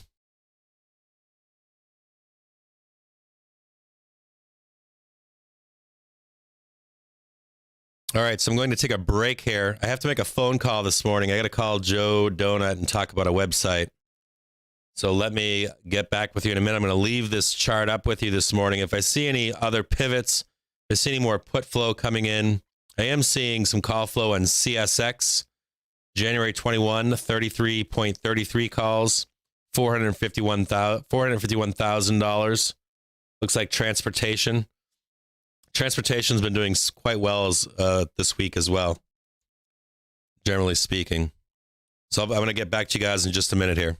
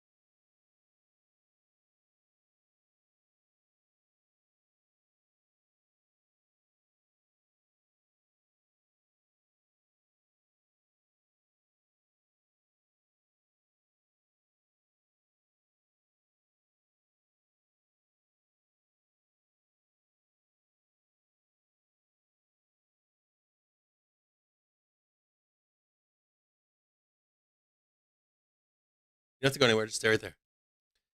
All right, so we touched down at 455. I am seeing more resistance above now at 456.50. And below, we're not seeing anything but blue skies. There is some, turbulence down here to 450. You want to look to see if we have any buyers show up down here at 450 or not. Otherwise, you know that the buyers are right down here at this 455 level. So I'm going to leave it down here. You can see more resistance showing up above here again at that 456.53.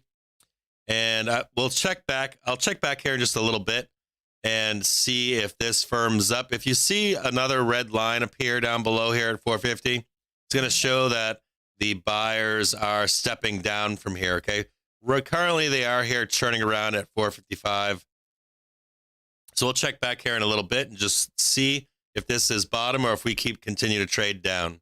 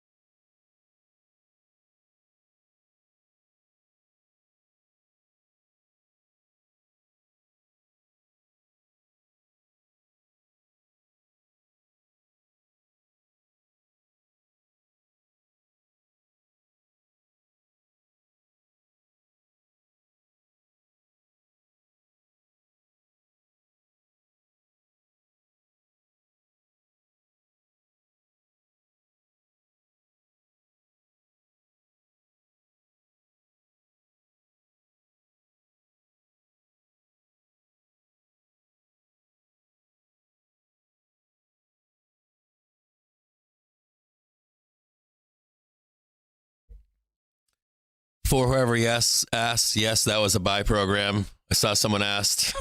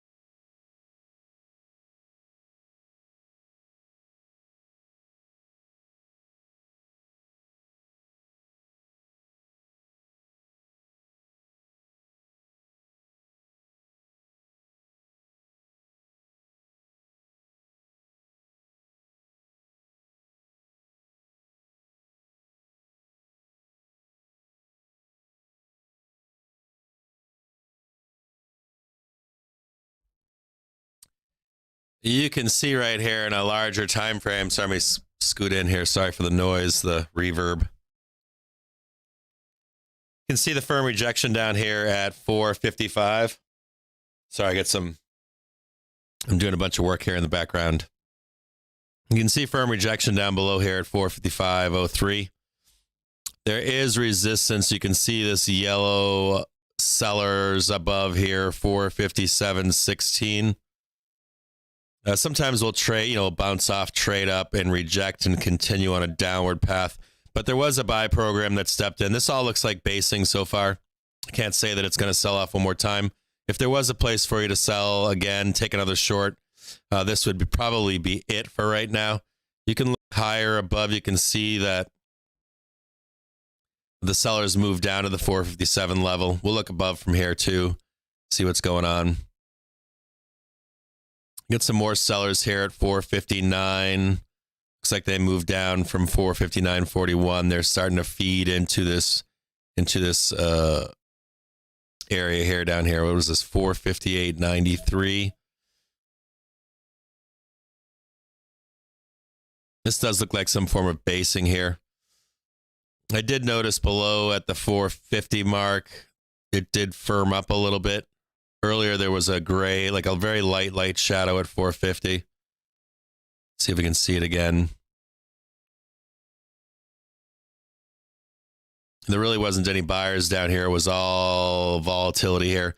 You see this started firming up back here, right? You can see that at 10 a.m. We started to see some formation down here at 450. So we knew the rejection would happen at 450 down here. We knew that there was a steady supply of buyers. We could reject here. Right where we are. You're looking for rejection here if you're a bear, to take another stab at being short. See if I can get this to show a little bit clearer. If you are still bearish, this would be the new spot to take another short. If we break through this area of resistance at 457, expect us to trade up to at least 459. That'll be the next target for you if you're a bear.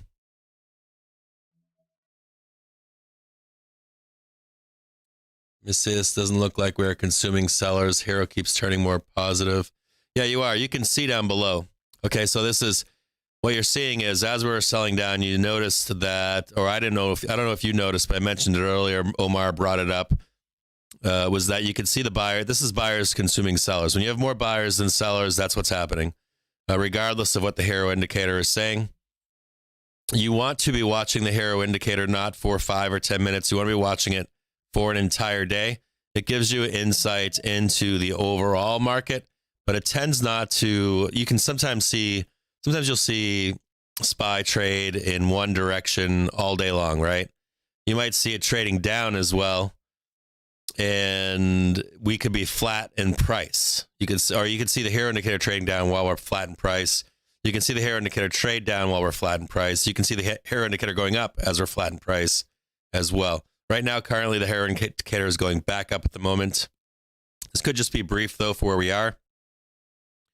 You want to take usually the full day of the hero indicator to think about your next day. It's kind of it works sometimes. It works when it works, and it doesn't work when it doesn't. It's something that I don't use as I use it as a secondary tool. What you really want to see though is we knew that 450 down here had major support. Should be out of your shorts down here. You also can see above here that there's some localized resistance right where we are here at 457. You can see that back here, and we're starting to break above that resistance here, this ice that you see. So we might come above, drop down here. You can see it's a little bit thicker on sellers right here than we have buyers. It's somewhat equal, but it does look like the sellers are waiting for a 459 at this point. So if you're going to take a short, if you want to take a risky short, this is the place. If you want to wait to take a short, your next stop that you're looking for is 459. I don't know if that helps you guys or not. At this point, you saw where it was plain as day to see where major support was on SPY earlier down here at 450. There's no reason to see it breaking. You want to see it, and it did bounce off. You want to see it bounce here and then kind of stay down here at 455 for a long period of time, and then you'd make your next leg down. If we get this bounce, you're then looking for rejection above. And you could see back here, if you look back in time, there was a nice yellow bar right here of rejection. So we'll see if these sellers get absorbed. And right now you can see that we've got more buyers than sellers. You know that the next tag above is 459. So I don't know if that helps or not. What are signs to look for on Bookmap? How to tell the difference between the normal activity? I have no idea. LOL. Okay, that's okay. We'll get through this. We'll take a minute. I was doing some work here, but so this morning, we were looking for, so this morning, right? So we use traditional charting methods. We chart out our day every single day. We're looking for normal support, resistance levels, pivot points. And then we're also looking for, right after the opening bell, right? Are we getting buyers or sellers, the amount of volume that we're getting? You're also looking for any of the previous day swing highs, swing lows. You chart those out on your chart. We knew that we had we knew that we had some cashbacks to close at 457.55, 456.96, and 456.58. Right? We also had one more target below from yesterday at 455.28. And we had major support down below at 455. We had a big yellow or big red bar down below this morning at 455. And so we closed that gap from yesterday. That was let me take a look back. That was the actual swing low from yesterday, the previous day. And you would check back a previous swing low if it was lower from the day before. So if today is, excuse me, if today is Wednesday, right? If we had been open on Monday or Friday, if that low of the day was lower than Tuesday, you'd then be checking back 2 days, 3 days, whatever it was, to close that up. We don't always close it, but it's a good place to look if we trade down. And mark that on your traditional charts, right? So we did see us hit this mark this morning at 455. Once we hit 455, you're looking for specific reactions. It's the same on the flip side if you're a bull. If you see us come down here and just kind of hang out on this level down here, you're seeing more sellers than buyers. You're going to look for us to trade below 455. But if you see the buy program start, you see us flip from sellers to buyers, and you see us reject off this bottom red line. This was a big, thick red line earlier, right? Then you're going to look for a bounce here to look above. And then you're going to be looking above this bounce and look for where the next concentration of sellers are. The first light resistance was right where we are at 457. This next see this white line above, this is your next light resistance above at 459. And so we'll take a look above 459. We'll say, okay, we've got some light, so you can see it here, some light resistance here. This yellow line was stronger resistance, but these guys swooped down to sell down over here. So now you've got some resistance at 459. If we break through 457, 459, you're going to look even higher at that point because there's nobody above, there's no sellers above, right? They've all moved down at this point onto the SPY. So we'll take a look higher and see where our next place is to look for. Our next above targets after 469 is going to be 475 and then 480 or 479.30. Now this stuff changes over time as we trade through the day. You're going to look for different hedging activity, put activity, call activity will all impact how this moves and changes throughout the day. But these are all real numbers. This is the most accurate information you can get. It's more accurate than anything you're paying. You're like any other brokerage that you've got, Thinkorswim, unless you've got like Ninja Trading. It's faster than Ninja for me. It's faster than TradingView, any of the other services that I've paid for. So you want the most accurate, up-to-date information. This is it. This is the place, and you want to combine all this information along with gamma, with volatility levels, and then come up with what you're thinking. Okay, but the one quick thing to be looking at is you know where hard support levels are. I don't know if Tesla bounced yet. I haven't been paying attention to the market. But let me look at Tesla real quick. I mean, did Tesla bounce off that 11 or 1,000 level this morning? It should have, because we talked about that at the opening bell. We talked about it as it was selling off. There was some weak resistance off of 1050, and then we had the somewhat support at 1030, and the real support, the real buyers were waiting at 1,000. So it tagged down below it. Tesla tagged down below at 995.50, but this has been a usual spot where bulls will take a long, the usual spot where algos will kick in to want to take a long trade. That did happen this morning on Tesla as well. So the next question is, are you bullish here or are you bearish? You could have been bullish from 455 or 450 to this 457 moment on SPY, right? So you take this trade to here, and then now if you're a bull, what you're going to do is you're going to wait until we trade above. Let's look at the area here. You're going to jump back into a trade. Looks like the bulls are winning currently, just as a heads up. Looks like the sellers are being consumed here at 457. So you could take this trade up to 459. You'd get out of your trade, get back into the trade above 459.10, unless something changes, unless you see this white ice area turn into maybe a yellow or a red, right? So you're going to look for now you're looking for resistance at 458.93. You take a long here, and you'd keep trading this up until there's some firm rejection. You're looking for firm rejection just like you're looking for firm support. Your big red lines below, big red lines above. Anything that's light and white like this, or yellow, light yellow, thin, that's like a minor support or resistance area. You key all this information in with your traditional charting, and then you're also going to be looking at options flow in the background, right? So you want to see if the flow is turning on you as you get to these levels of support or resistance or support down below. Yeah, and Chase was out, Chase, I got to tell you, there really isn't, this is not an investor or swing traders market right now. I don't know if anyone's telling you that it is out there or not, but in all honesty, this is a day trader's market for the foreseeable future, more than likely at least until February at latest. You won't find anything that you can take unless you're buying spreads possibly. And even with buying spreads, the moment that you're in the money, you probably need to sell out of them. And that's for both sides, bullish and bearish. Otherwise, everything is about timing right now. This is a trader's market for the next, I want to say at least the next 2 to 3 months. This is not an investor's market. This is not even a bear market yet in terms of I can set it and forget it. So I guess if you wanted to be a bear, you'll look for the opportunities and day trade it down.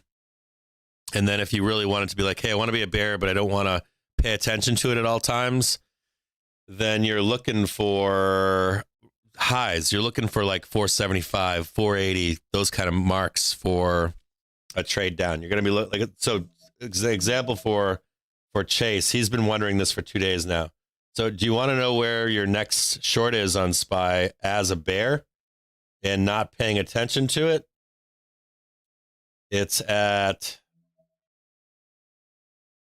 Currently it's at 469.97. So if you want to step away and say, hey, look, I'm not going to trade this right now and I really want to get the best price, then today it's 469.70, right? You're waiting to take that short. You're like, hey, I want to take it and forget about it. That's what you're doing. But otherwise, this market has flipped completely. There's no more investor class in this market. It's day trading. I wouldn't even say that you could trade overnight right now in this market. You can, but there's a lot of it's more complicated than set it and forget it for 3 days. I don't even think you're safe taking weeklies here.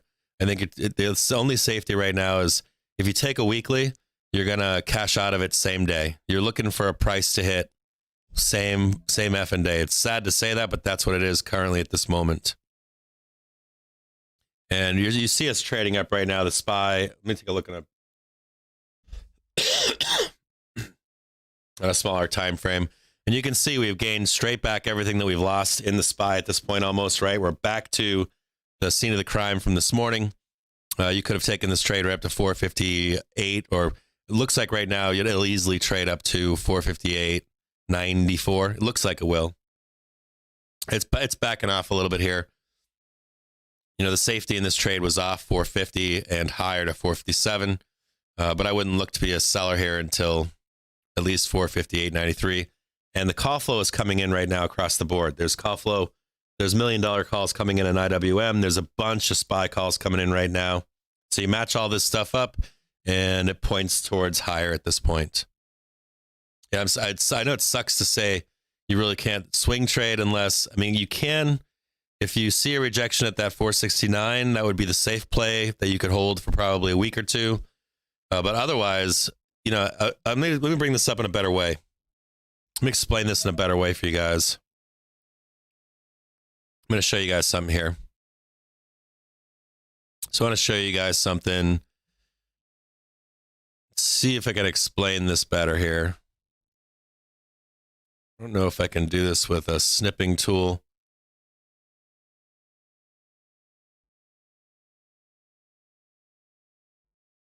So I'm going to explain this to you guys here in just a second.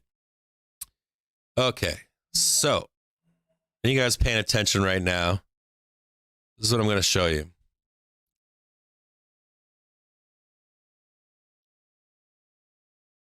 Okay, so now we're in the time right. Now this has become amplified. Even last year and the year before it was amplified, but this month, in the next 3 months specifically, it's become even more amplified. So before you had high frequency traders, you could follow a trend line up, let's say, right? And let's say in this trend line, you could buy this trend line as it headed up, right? Just like this. And you could have bought here or here or here, and you'd have a steep enough incline on it that your 1 month out or 2 month out call would still print nice, even if it only printed 30%, 50%, 100% or whatever. Now, what has taken place, now I'm going to show you, it's gotten even worse, but your swings weren't so bad, right? They were kind of more like this. I should make it better like this. Okay. Now, what's happened in this trend line due to high frequency trading firms, due to day traders and retail traders and software programs, everybody's on high frequency trading right now in one form or another. But what you've now seen is this line is gone, right? Hold on, I'm going to delete this right here. Back to this, right? Or I shouldn't say that line is gone, but instead of that trend line being respected, you're seeing movements like this, okay? Just like this as we go up. And what you're doing when you're doing this is by the time you get to the end of that month, right? Even if you're up here, all of the value, the intrinsic value of your option, your call option, has been destroyed. Whereas there was still intrinsic value up here, it's been wrecked in here. And who's wrecked this is high frequency trading firms, day traders, the pack, right? The pack just day trading every day. That's what's happened. Now, what's really crazy is that applies as well on the downward side. The same thing. You used to have a nice, beautiful flow as we head down, and now we've got these jagged moves heading down as well. As a matter of fact, what you really see more frequently in the downside now is you see a lot more weighting. We used to talk about the elevator down and when we go negative on the market, and if you pay attention closely on the put side of things, there's two issues on the put side of things, and that is puts right now only pay 100%. They're 1-to-1, or they're priced 1-to-1. So the big problem for a put holder right now is that if it doesn't go your way, it's 1-for-1, right? You're paying $1 to make $1. That's not the case on calls. Now, we used to see on puts would be, you'd see like a peak, an all-time high hit, and we'd trade down, right? We'd start to trade down. It was pretty simple. And it was usually pretty steep, right? You'd steeply trade off. These days, you'll see us hit a peak, trade sideways for 5 days. You have to time it properly. Staircase down. You're good for the move only, because then we start to trade sideways again. And then you get this staircase down, right? And then we're trading sideways for a little bit, and then it's a staircase down. So you're kind of getting fucked in the put side too. So the point I'm trying to draw for you around all this is that after all that shit's happened, right now how the market's running is, let's say you had that movement that was shaky, right? Now that you've added this into it, right? Instead of this continuing to go up, now you've added in this to it, right? And you're adding this violent behavior as we head down. I'm sure you guys have noticed it out there. Then this happens, right? And it's violent behavior at the same time. And then this happens, right? Go lower, and we still have violent behavior. Or we don't even have this right here. We actually have stuff like this, which is this more nonsense. You end up having this violent move down, trading sideways, burning your puts, right? And when your time in this area here is exposing you to risk, then we have a violent drop down in an overnight, and then we're trading sideways.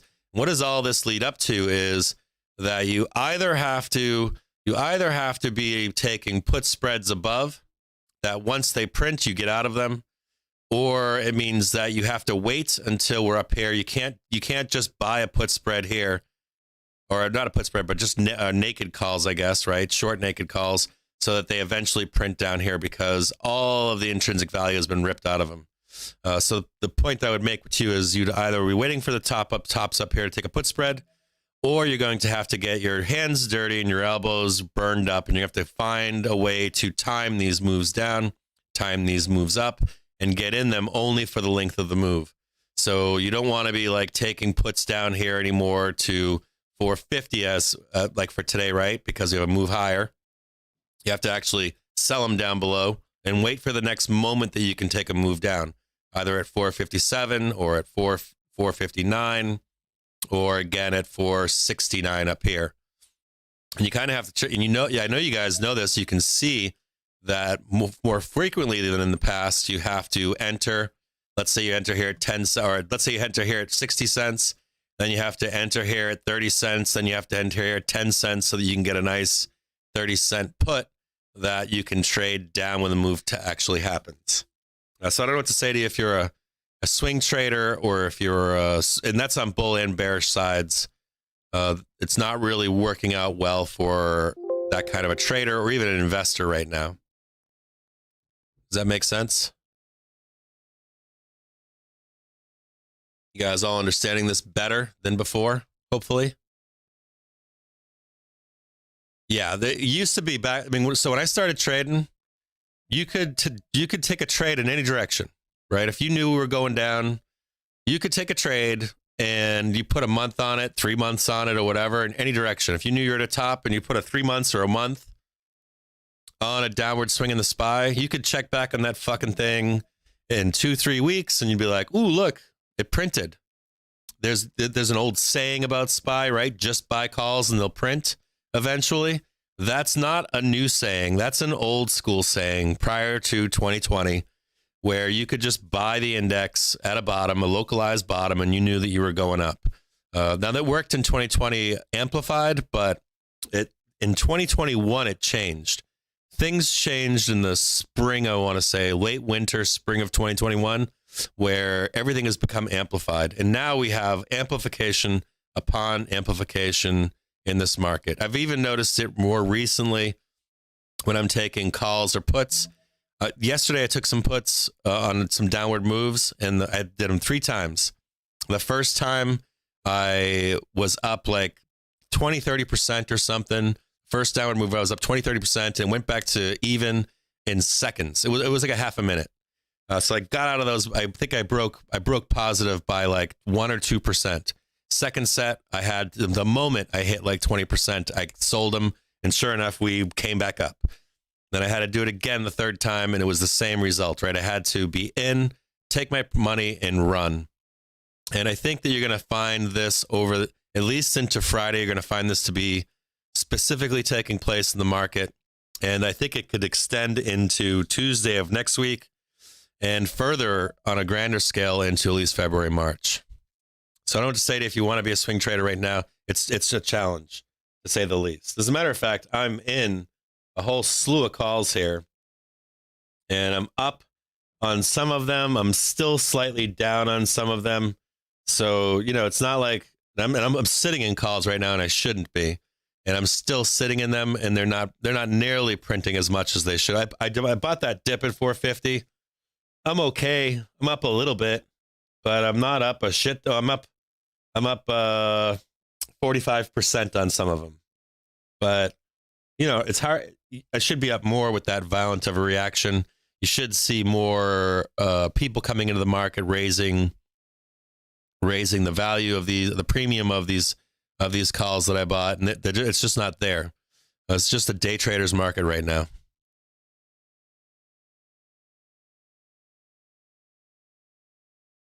Yeah, this is what's my poison? My poison is bourbon. QCOM got murdered. Yeah, it's real hard right now. This is going to make one of the background reasons why I made this channel was because, and we've talked about this, is because there was a rise of meme type YouTube channels, a rise of just buy the dip, just all you have to do is buy, right? You can say whatever the fuck you want, eventually it's going to go green. Especially if you're a meme, especially if you're a YouTube pumper and you're talking about just buying stock. If you're like, hey, we're just going to buy this shit stock, or it's not really a shit stock, but it has more to do with free money or it has more to do with rates, interest rates, but we'll get into that conversation another time. But basically any kind of speculative growth company had free money, right? Of course you're going to have high PEs. Of course these companies are going to get money. That's what we do. When you have free money in our system, it's intended to be given to growth companies to, in turn, turn that money into money to pay the banks that loaned them. It's a long, complicated thing, but whatever. But, you know, there was a rise of these YouTube channels, and they were good. They made people a lot of money. But then we saw 2021 pass, and you saw a lot of these speculative growth stocks get destroyed. And you watch these channels kind of fumble throughout the year, right? And all of a sudden, I remember 2 years ago, people stopped trading the SPY. I remember exactly when it used to be you'd be on Wall Street Bets and everything was about the SPY. And then all of a sudden, the SPY just went away as a topic of conversation. And then recently, at the end of 2021, I noticed on Wall Street Bets, SPY came back into the conversation again. And the reality is that you're going to have to, if you're going to be an investor in this market, a trader in this market, up or down, you have to make the shift back to pre-2020. And in reality, it's going to be the SPY for you as a trader where you're going to find your most success. And honestly, if you're a retail trader out there, if you want to survive either a bull or bear, it does not matter. It's going to get harder to trade. It's going to get harder to invest. You're going to have to be an active investor. You're going to have to be an active bear, an active bull in this market. And for you to survive, it's only going to get harder these upcoming years. And that's the truth. If the moment that you accept that truth, things are going to get easier for you as we move forward. Because the days of free money are over. Or for right now, they're over. Unless something else happens, the days of free money are over for right now. at least for the foreseeable future. I'd expect it to be anywhere from 3 to 5 years. So you have to become a better trader. And so that's why I ultimately made the channel, was that for you guys to survive in this environment, you have to be quick. You have to be able to adjust. There'll be times in this market where it's a buyer's market where you can just set it and forget it. But for right now, this market's going to get hard into the rest of this year. Yeah, QCOM. This is all true. And I'm telling you, this is not an opinion. This is 100% true. Right? If anyone tells you otherwise out there, they are full-blown lying to you. Full-blown liars. I'll call them out all day long, anywhere in the stock market. I've seen it. I stopped in and watched. I'm not going to name names, but I've stopped in to watch some videos from some of these guys, and they did a great job, right? These guys did a great job in 2020. They did a great job somewhat in 2021. But you can see now, how do they transition from flashy trading to this is how you actually make money in the stock market. Watched one guy's video last week telling his followers, like 50 million followers, right? He's telling them to take a leap of faith on some shit stocks. And I'm shaking my head going, you got to be fucking kidding me. Like you really can't take a leap of faith right now on most speculative growth stocks. There's a bottom coming for them. But if we go from 4 to 7 rates, right? If we go from 4 to 7 rates, there's some shit you haven't seen. Like you're going to see some of these companies just roll up the sidewalk, right? Gone. You'll see some of them get absorbed. You'll see some of them be just like Nikola. You'll see them where the badge is worth buying. They get sucked into a larger company, and then that badge disappears forever. And you will see that. You will see mergers and acquisitions. We saw it back in 2007.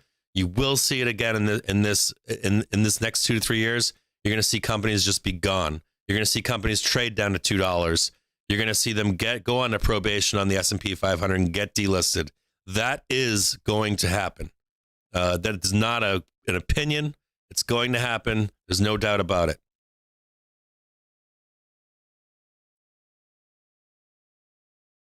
Yeah, so it's not that we can't make money. We'll make money on meme stocks. We'll make money on Viacoms. There's some of those stocks will get absorbed and you'll get a payday off of them. Some of these, you'll see some of these companies like PayPal will recover. Square, even if it doesn't recover, would be bought by a company, the stock price to go to the moon. Just like the Activision Microsoft deal, Microsoft deal. You'll see these acquisitions take place. You'll get paid. There are the right companies to still follow and track them from the bottom. But to think that trading is going to get any easier at this point is just a misnomer. It just is. So stick around. Paper trade it if it's too dangerous for you right now. You don't have to be actively trading every single day of the week. You can just paper trade this stuff. You can wait for moments. If you want to be a bear, you do have to wait for a higher price. You got to wait for. You might not even catch the next leg down. But the truth is, if you want to hold a trade for 1 to 3 weeks, I'm sorry, you got to wait for 469, roughly that, because we could hit that easily from now into Tuesday. We could easily go up to 470. Definitely on the table. There's probably a 35 to 40% chance we hit 469 someday this week, even if we're trading down to 428, which is fucking wild, right? Completely fucking wild that we can trade that high and trade down to 428. The fact that the expansion of volatility and the expansion of trading zones here, it's wild.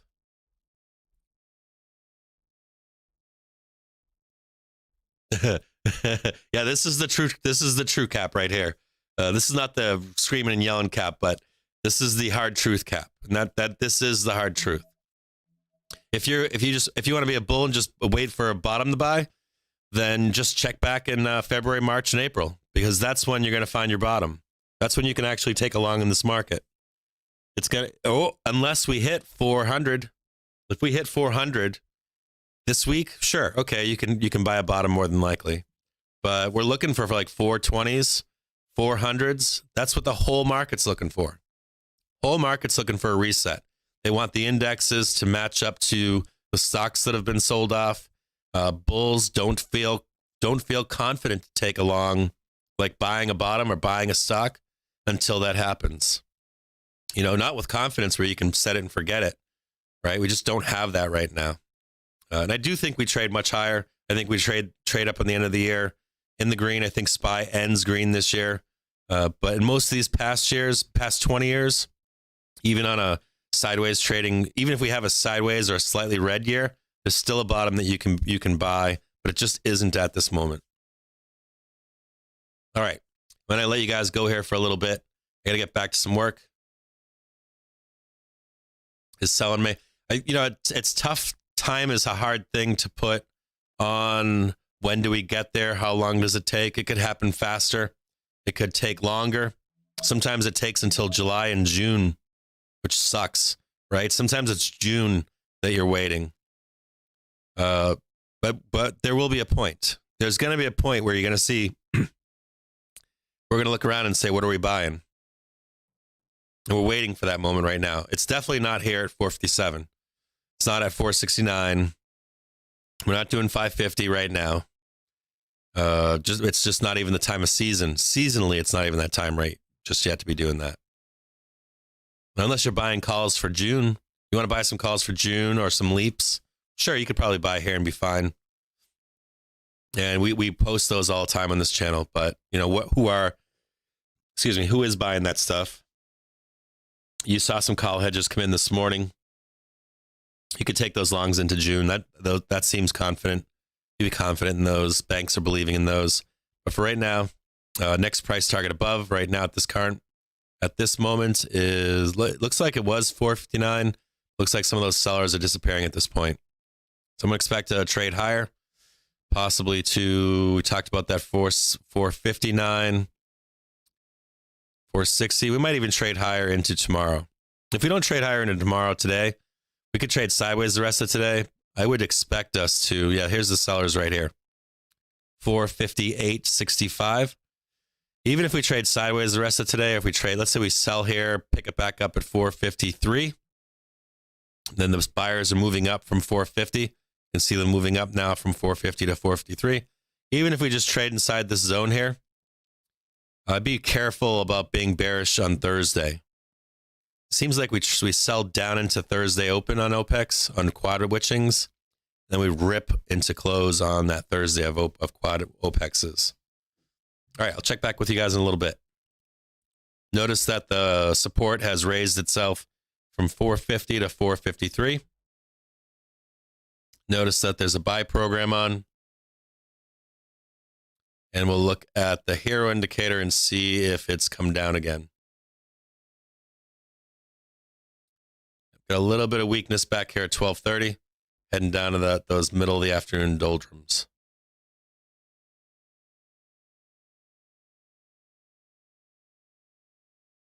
Good luck, guys. Yeah, tread lightly out there. Tread lightly out there. Why not short into OPEX? I don't know. Go back to all the OPEXs and see what happens.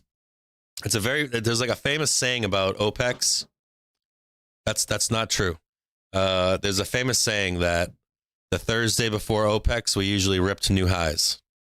I want you to go back and look at Thursdays before OPEX. And then you can answer your own question on that. I don't think that happens this year. Or excuse me, I don't think that happens in this OPEX. But that threat is on the table. Without a doubt, it's on the table. I agree with you that we're probably going to sell off. But to say that we don't trade up on OPEX, that's a misnomer. That's not even close to true. We actually trade up the Thursday before OPEX, almost every OPEX.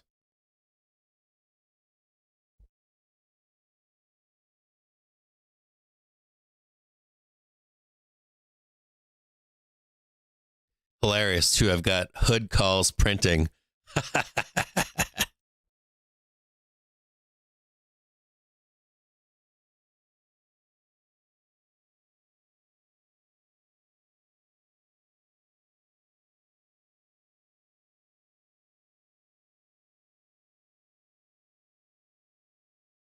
Cannot believe that I made money on hood calls. That's my first time buying hood. I bought the hood dip. Laughing my fucking ass off on that shit. I can't believe I bought hood calls. Too fucking funny.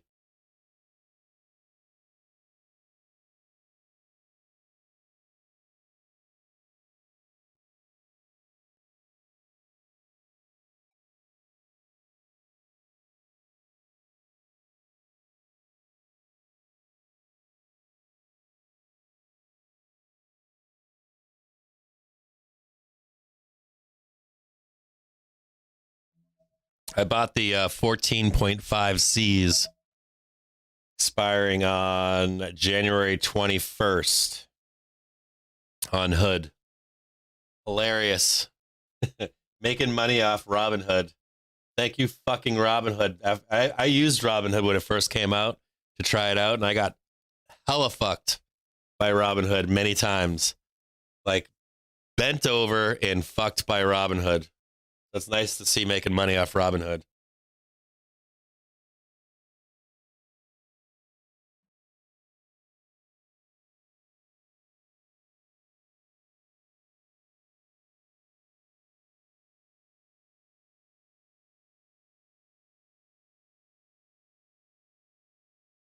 Too fucking funny.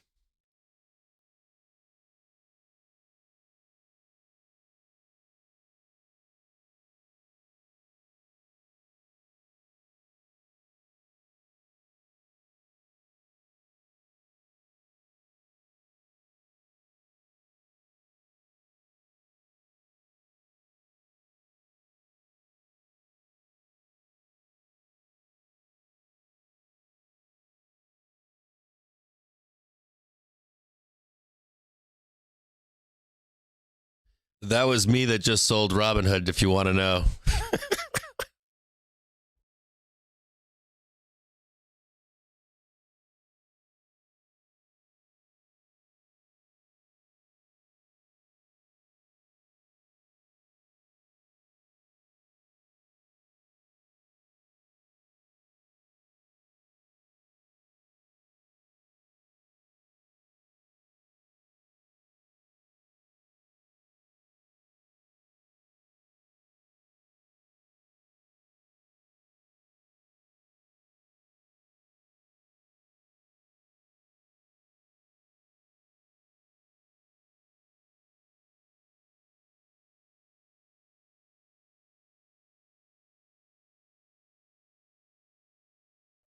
Holy shit, Joe. Viacom's still going up, brother. I should have taken the Viacom trade. I might have to re-enter that Viacom trade, my man. Viacom didn't have that violent quick dump that Robinhood just had.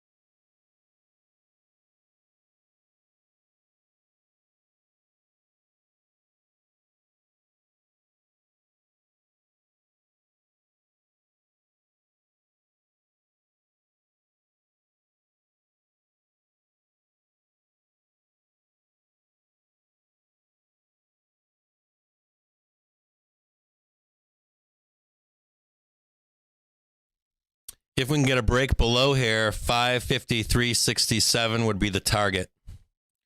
You want to see a break below 456.19.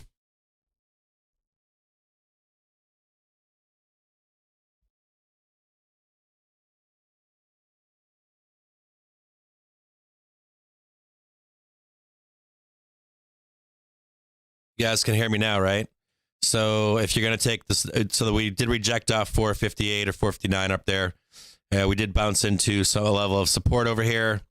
You're waiting to pick up another short here. Looks like there's some more buyers stepping in again here. If you want to take it down again to the next level, look for a break below 456.20. Okay, so you're out of your short now. You're waiting for for this level here to be broken. Take it down to 453. That's only if it breaks.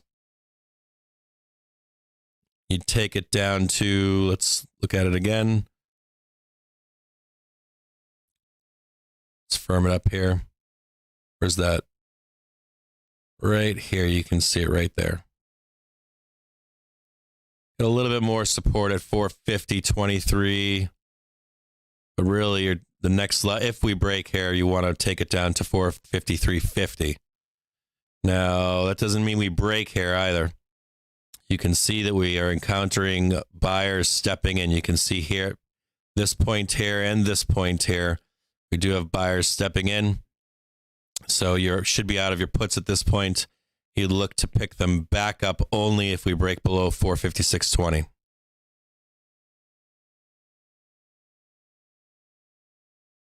Otherwise, it's the bull's ball right now.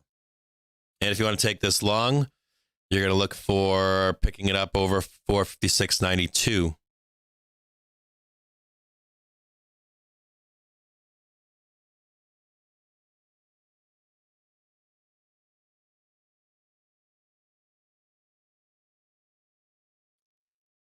And there's not much flow coming in on either side.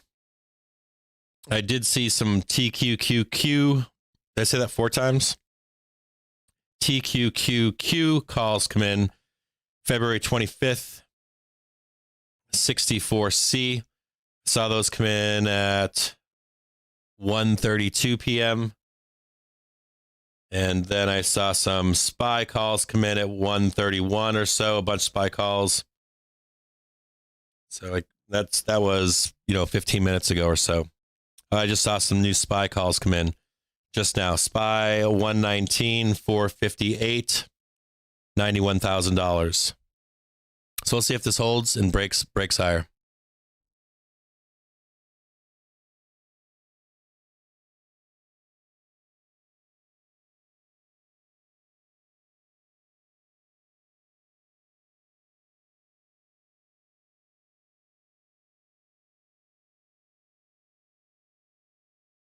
This is what Mr. Yen would call diddling in the middle. Not a good thing to be doing.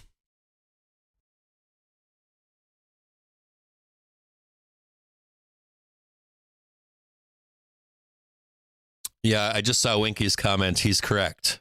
No diddling in the middling. Oh, we'll look at Tesla for Tesla, Jess. Tesla. We'll check out Tesla because I know he likes to see Tesla and see what's going on with Tesla. We'll let that load up in the background.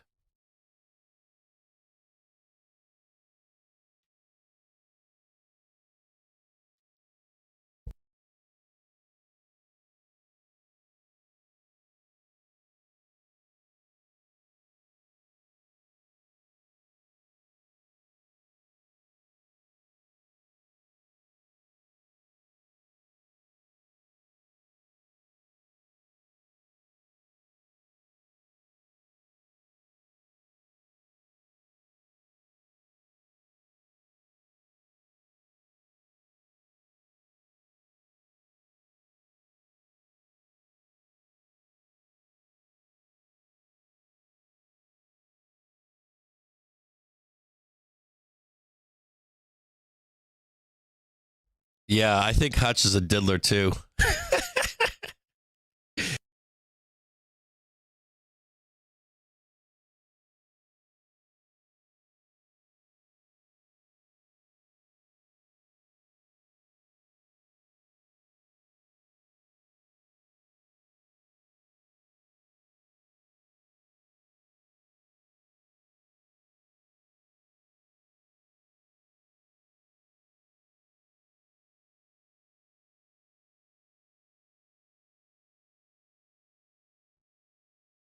Yeah, so Tesla's just kind of floating around out there too, right? Tesla's just kind of in the middle here.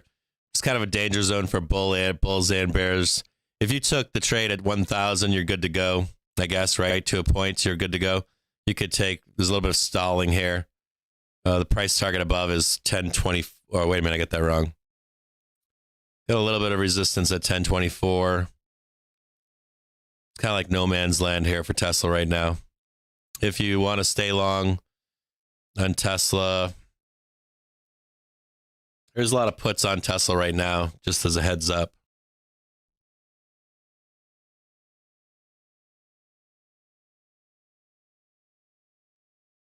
Got more resistance above at 1048.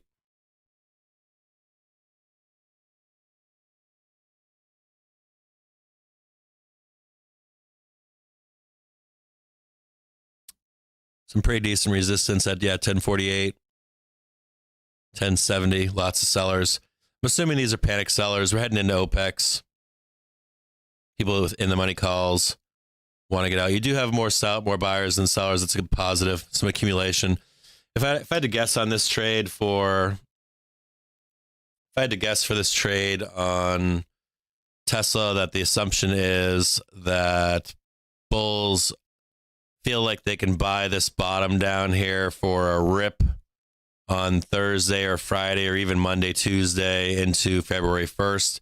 We've done it so many times in the past where we've ripped into the next month that bulls still haven't given up hope that we're going to trade up into ERs. We're going to trade up into OPEX. But I do want to keep you in mind that we do have the Fed, right?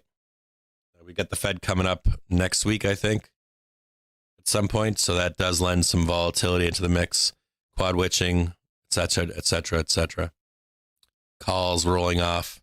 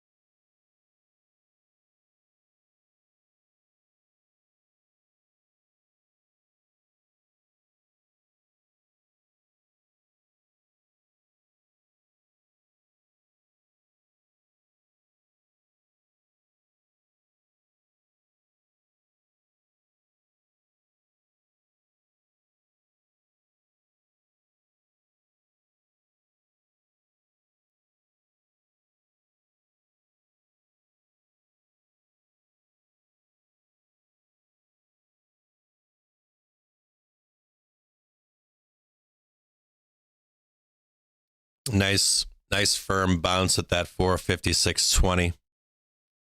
They're like, fuck no, you're not taking that right now. Like almost to the pin, right? Had to be close to the pin. What was this? 456.12. It looks like someone grabbed at 456.12 or so. Just swooped right in, dip bot. Okay.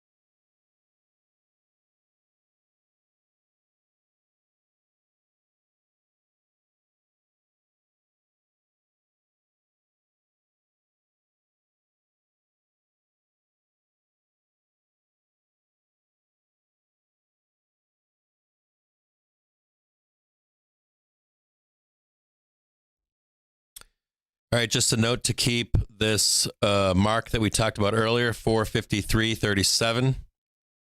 You also see some new buyers stepping in at 450.20. This support here is not as strong as it seems. It might work at 453.22, but noticing that we have newfound buyers stepping in at 450 again. So I'll leave this up here so you can pay attention to both of these marks.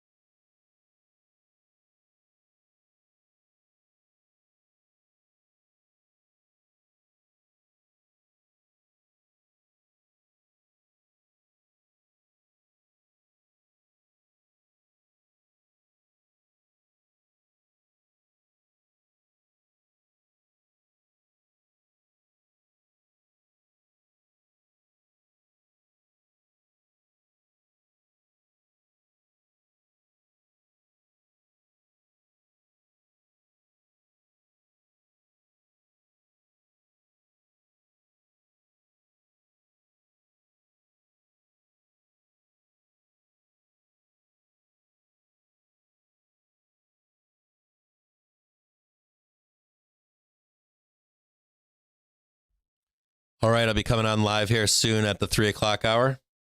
Looks like we caught a nice bounce down at 454.25. We'll be taking a look as to what the plan is heading into tomorrow.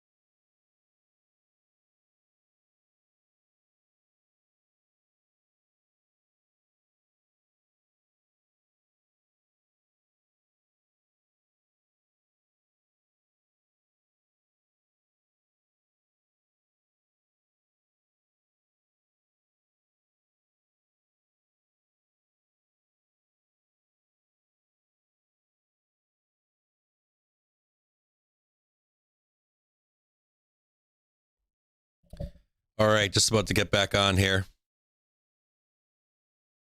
Well, that sucked. I just got done looking at a disclaimer I have to put on the website.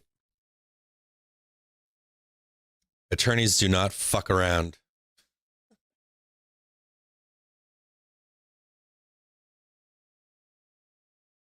So we got another second little bounce here today on the SPY.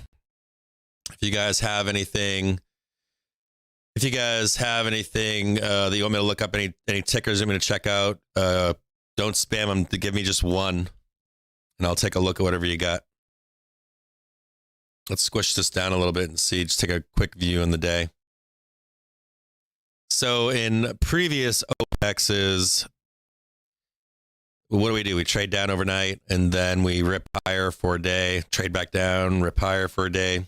And then once all the calls and puts are out of the way, there's a decision as to which direction we're headed, right?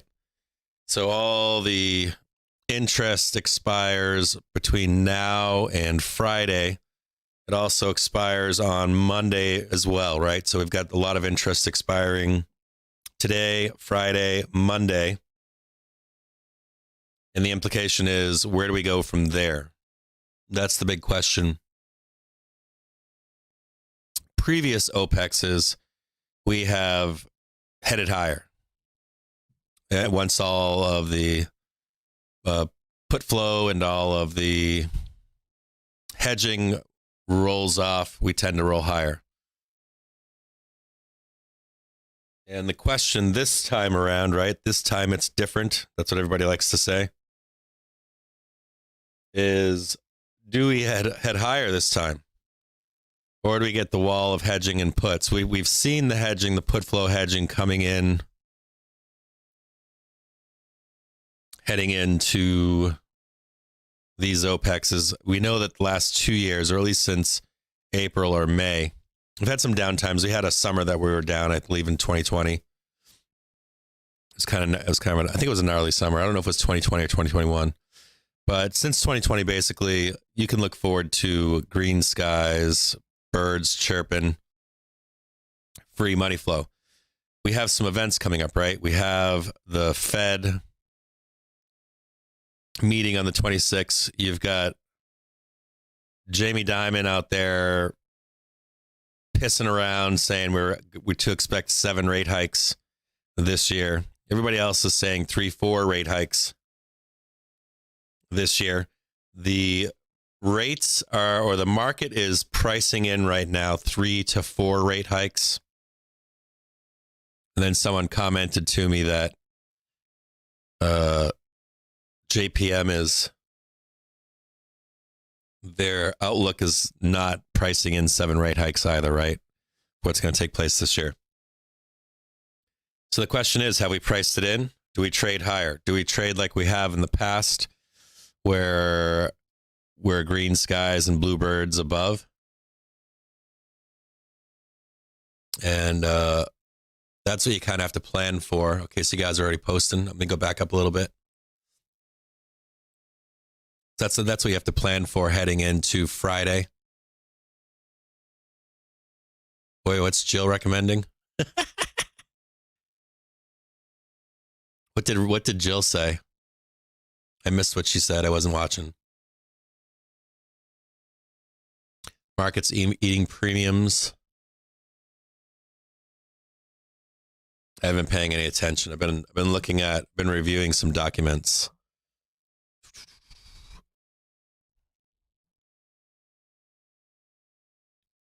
Missed some of this. Let me know what Jill said. I want to hear what she had to say. She said, not a recommendation, not financial advice. LOL.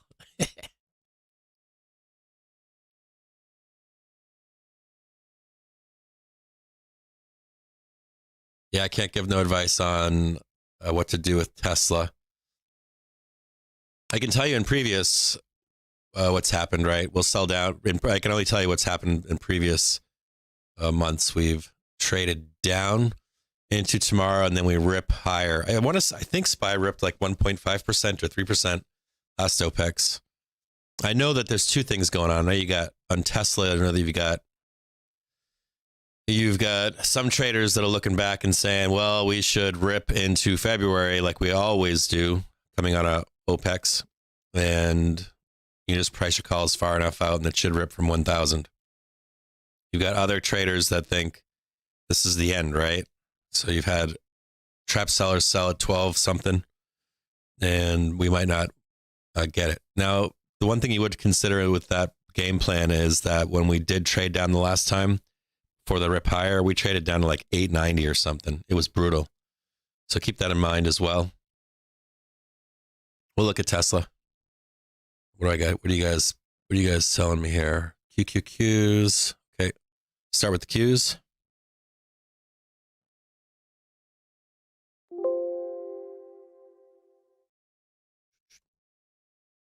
And I'm not seeing much float here today. So all this flow that I'm seeing is like $20,000, $50,000. The highest flow right now is, like $145,000, $173,000 on Amazon. That's to be expected calls, but it's still not moving calls or puts. It's all small money. So we'll do QQQs. It's loading right now. We'll come back to SPY. It seems like I'm having a couple shitty connections to the internet. Wonder if I'm getting throttled again from my provider. I keep having to call them and asking them. It's kind of like you ask your kid, did you turn the heat up? Did you turn the heat down? The kid says no. And that's what I used to do. My dad used to ask me that. Of course not, Dad. Okay, so we'll look at Qs.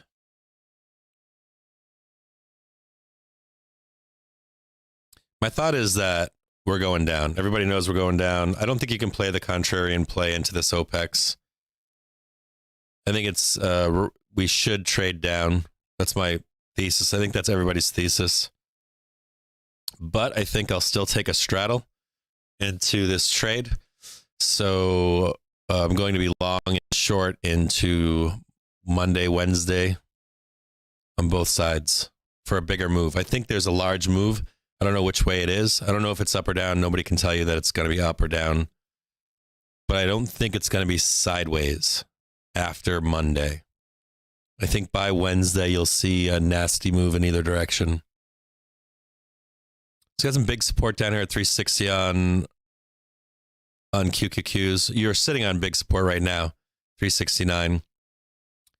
My only reason for wanting to do a straddle too is because it could trigger some really nasty stuff, right?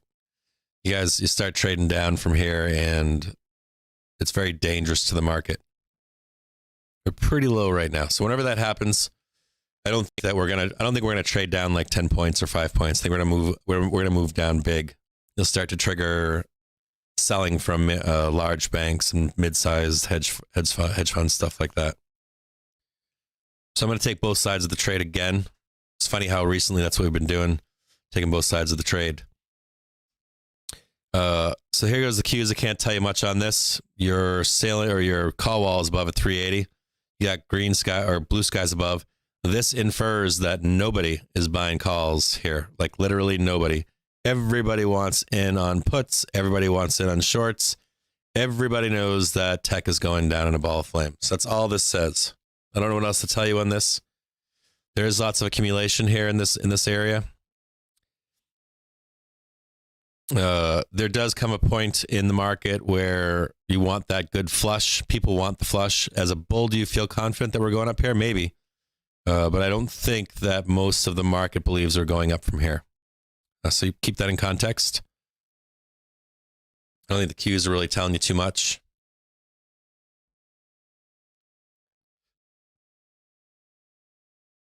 You heard my take on Tesla. So if you look at previous history on Tesla, even if it goes up, there is weakness.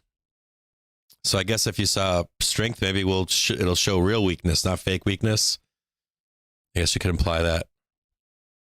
But just know that whenever we come into OPEX, even when we trade higher, there is a weakness heading into OPEX. Even when we're bullish. Have that same level down here of 1,000, same support. 1,000. As this loads up, we will take a look lower and see how low we could potentially trade. We know above we've got marks at 1,100 and 1,200. You know, and sometimes, unless the news is a stock split for Tesla, unless the news is company X, right, where you're rolling in Starlink, or you're giving the option for stockholders maybe to buy Starlink stock before anybody else, something like that. It doesn't really matter how good the ER is going to be honest. Because they're going to give forward guidance and they're going to talk about rates going up. And that's more than likely what you'll hear from people, right? That profits will tighten, and they're expected to tighten. No one's going to say out there, I expect my profits to go up for the current situation that we're in. I don't even think an attorney would allow anyone to make that expectation right now. So you got $1,000. We'll look a little bit lower here, see if this will load up. So you really need some news. 990.50. I'm not saying that news can't come. I'm saying that you have to understand what kind of news you actually need for the price to hold. So 986 is on the board. You see it up here? 980, I guess, is even better. We have 960 down below. In case we trade down here, mark these on your charts. It's even firmed up. It's not even really, you have to get 960, 950. Let's look lower.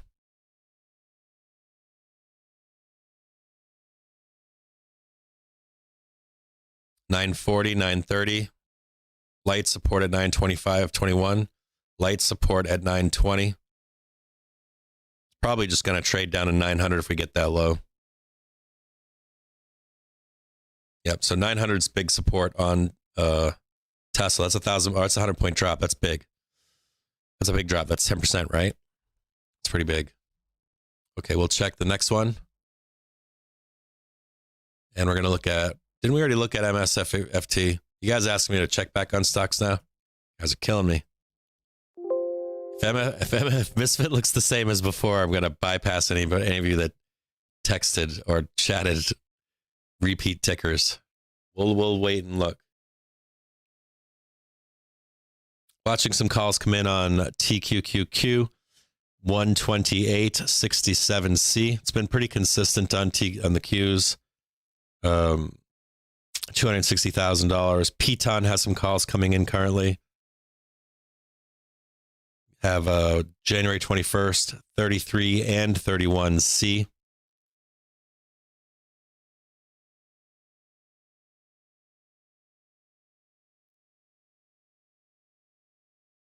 Yeah, big tech acting like meme stock bag holders here.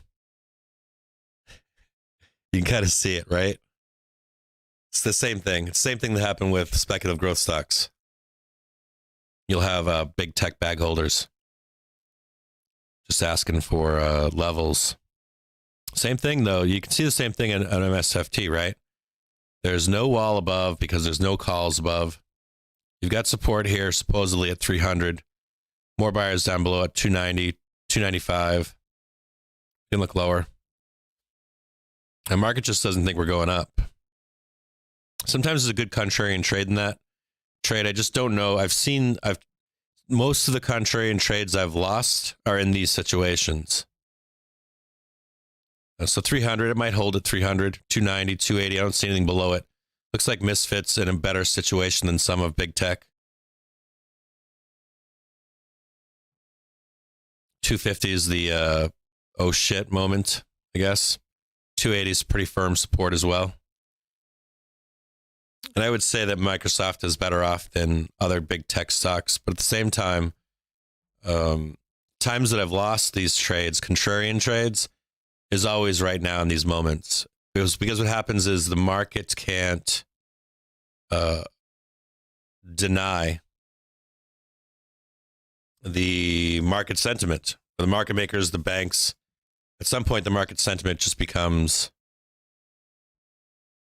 we're selling this thing down. I was going to say a swear word. I'll look at PFE. There comes a moment where it's like it's cathartic to a point. And that moment should happen here at some point. If not today, tomorrow. It should happen anytime now between now and February, March. And we're at that moment where this is where it should happen, right? We're down here already. Might as well get it taken care of now. It's like eating the medicine you don't want to eat.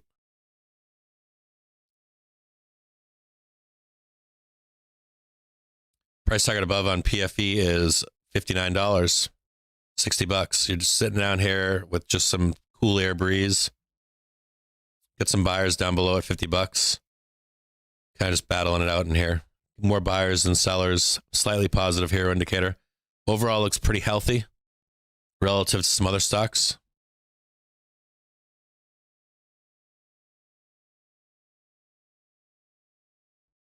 Looks like some short coverings happening on the SPY right now. So PFE. SoFi will do.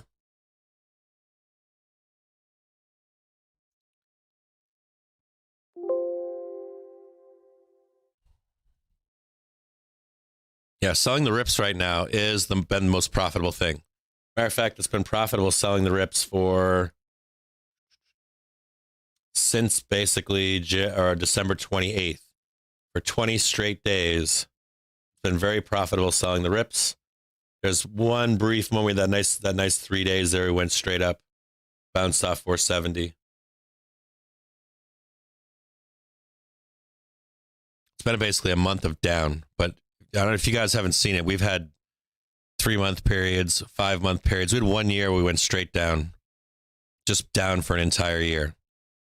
So you start asking yourself, we're going to keep going down. Where's bottom? So SoFi, your buy the dip looks like a little bit closer. You get some sellers above at 16, but in reality, this is the ceiling for SoFi. 15 bucks. 15.05 is the top for SoFi. You want to be buying the dip at 12 bucks.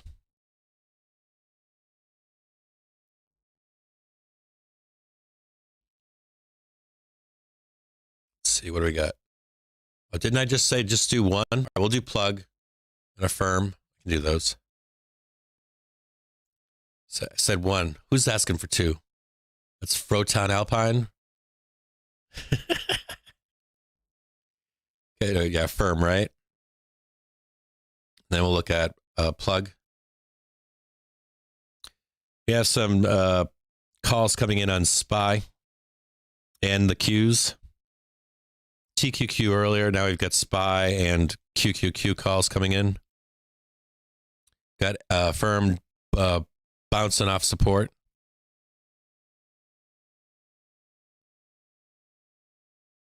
Not bad for a firm right here. This is not bad.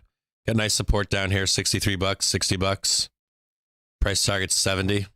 Need buyers, or not buyers, but you need calls stepping in. Outside the money calls above like 80 bucks to go any higher. Otherwise, you're going to be trading sideways, I think. Have more sellers than you do have buyers. But you can play this. You can play these dips. We'll look a little bit lower. Buy the dipper at 60 bucks. Just make sure you've got more buyers than sellers. Right now, you've got more sellers. But you're sitting on some good support. Good to see. The only question I would say would be, if you start selling below 59 bucks, 59.50, you have to pull the ripcord. Because you're going to head down at 50 bucks. And you've got more sellers right now than buyers.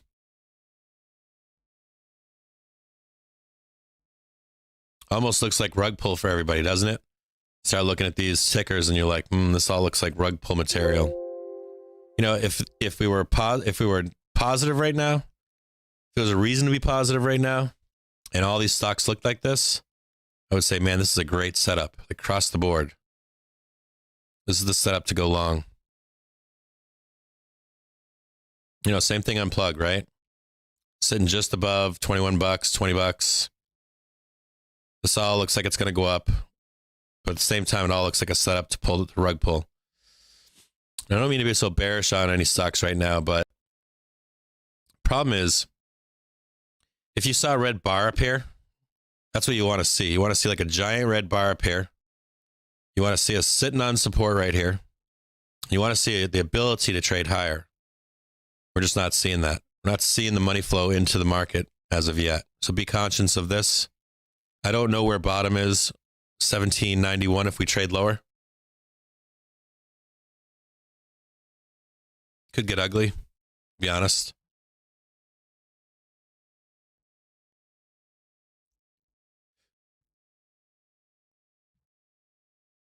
Thought I said one ticker. Keep seeing 2 tickers. Everybody's getting greedy.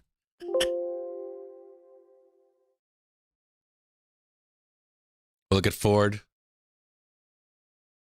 Then we'll look at, what's the next one? Snow. I missed Snow, sorry.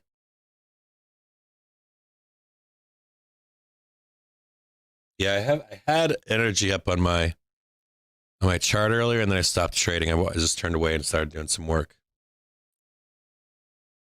This one doesn't look so bad. Ford does look, now this is the healthiest of what we've been looking at so far. We've just defined a wall basically at 25 bucks. Have some decent support down here at 22.75. It's not a bad trade right here. I like this trade the most. You have more buyers than sellers. The hero indicator is slightly positive. This is kind of what you want to be seeing, is something like this. This right here looks good. I like this. You want to look above and see if there's anything higher? Looks like you got some sneaky sellers above though at 26 bucks. But this chart so far, of all the charts I've looked at, is the best looking one on paper. Is Ford.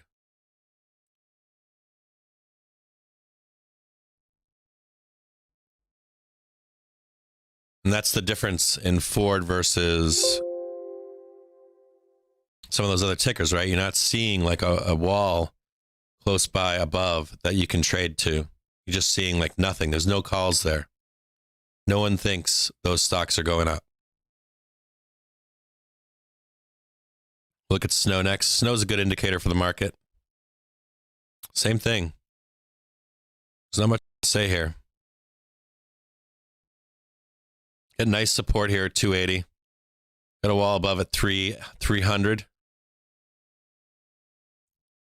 See, in case it does sell down, we'll take a look, because this is one of the stocks that tells us if the market is weak or not. 250, 240 is your oh shit moment if the market sells off. Price target on Snow, 300.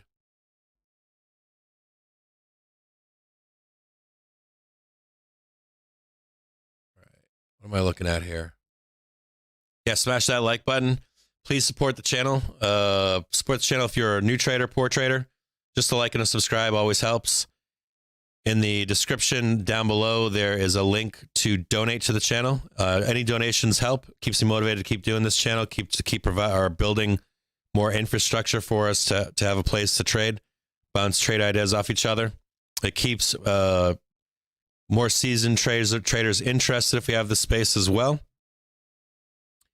So please donate if you can. Also, down below, you'll see links to the website and the Discord that are being built out right now. I have a meeting later today to put a bunch of content on the website and inside the Discord. So you should just keep expecting more benefits to be added. This is a free sub, so we don't have anything hidden behind paywalls. So we rely totally upon donations, which sucks because I can't use it as, I don't know if I can use it at, my attorney said I have to do it like a company, which sucks, even if it's just donations. So I got to pay taxes on donations, whatever. So we will, anyway, so take a look down in the description, donate if you can. There's links to the Discord, the website down there. The tools that we use are also in the description box of the YouTube video. Subscribe to Captain's Alpha, follow it, and I'll let you guys in.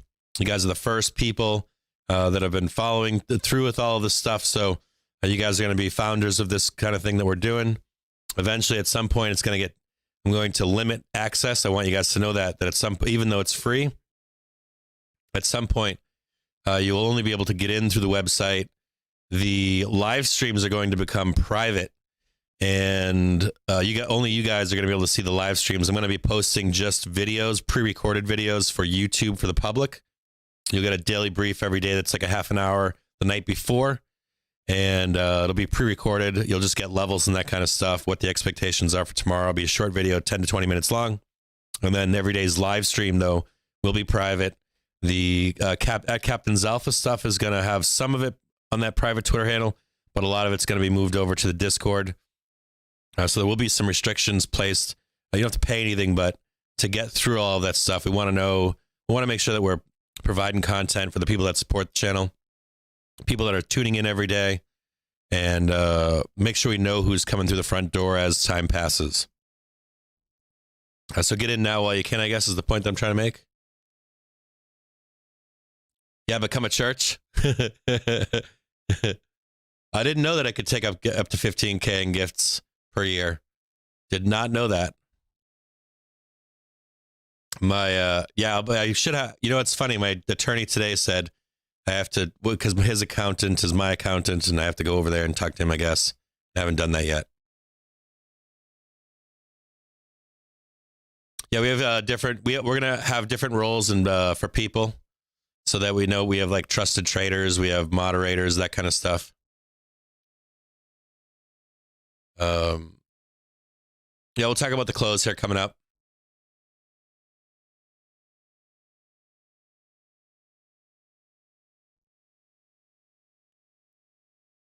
Yeah, thanks to all of you guys out there.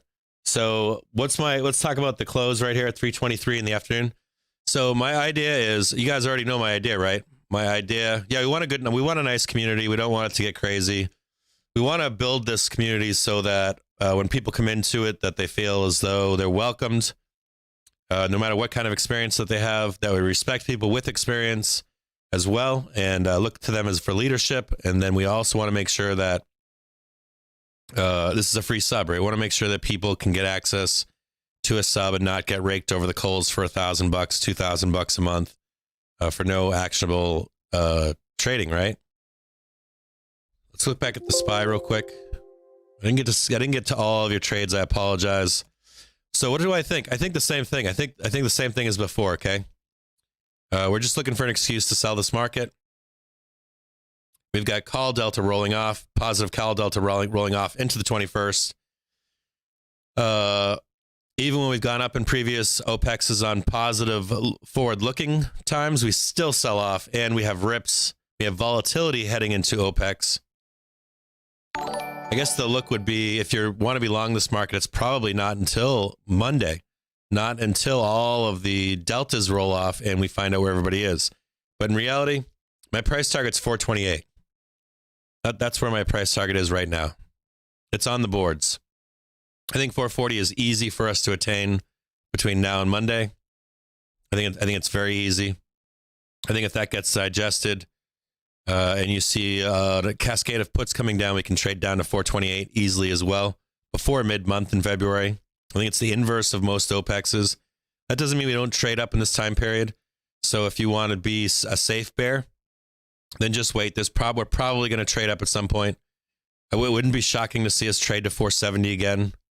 That wouldn't blow my mind. Wouldn't shock me to trade down to 440 and you miss it, but then trade back up to 450 to grab it again. But either way, you're selling rips here. You know, keep that in your mind at this point. We broke through, this morning, I started the live stream early this morning at 8:30, I think. And that was to just give you guys where I'm at, right? So you guys, before we went to open for the first 45 minutes or so, I explained that we traded down below an established channel since March 2020 until something changes. And further keyed in on this, not only did we break that channel, but we broke below into bear country.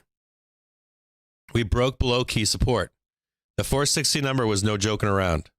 Us being below 460, watching hedge expansion to the downside to 428 lends that same idea. And right down here at 450, you can see us heading in the close, and you've got buyers down here. These are banks. These aren't retail traders. These are banks expecting us to go down. When you look above on the SPY, There are some calls at 480 and 470. You can see it here at 470, or let me show this. There are calls above at 470 and again at 480. You know, and this is a true call wall. There are people buying calls to 480 right now. You've got solid sellers at 476. And people have asked the question, why are people long to 480 here? No one knows the answer to that. No one knows why there's still calls out there. If you look at a chart right now of options, I can show you guys, or I don't know if I can. You guys want me to show you the chart? I can show it to you. Just believe me, it's there. But I don't think that it leads to us trading to 480. I don't see that happening. None of the other call flow coming in, the current flow call flow coming in, none of the put flow coming in is saying that we're trading to 480.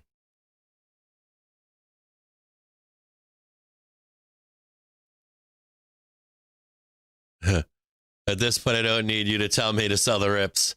Hutch is all about it. Unpaid internships. Yeah, thanks for joining. $9.99. Yeah, exactly, little big bear. $1,000 a month for hindsight calls. It's all over the place. It runs rampant all over the internet. It blows my mind.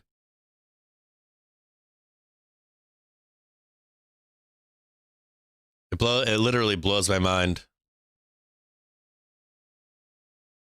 Biden just announced a press conference at the close. Thanks, Modell. Good. I do want to know that.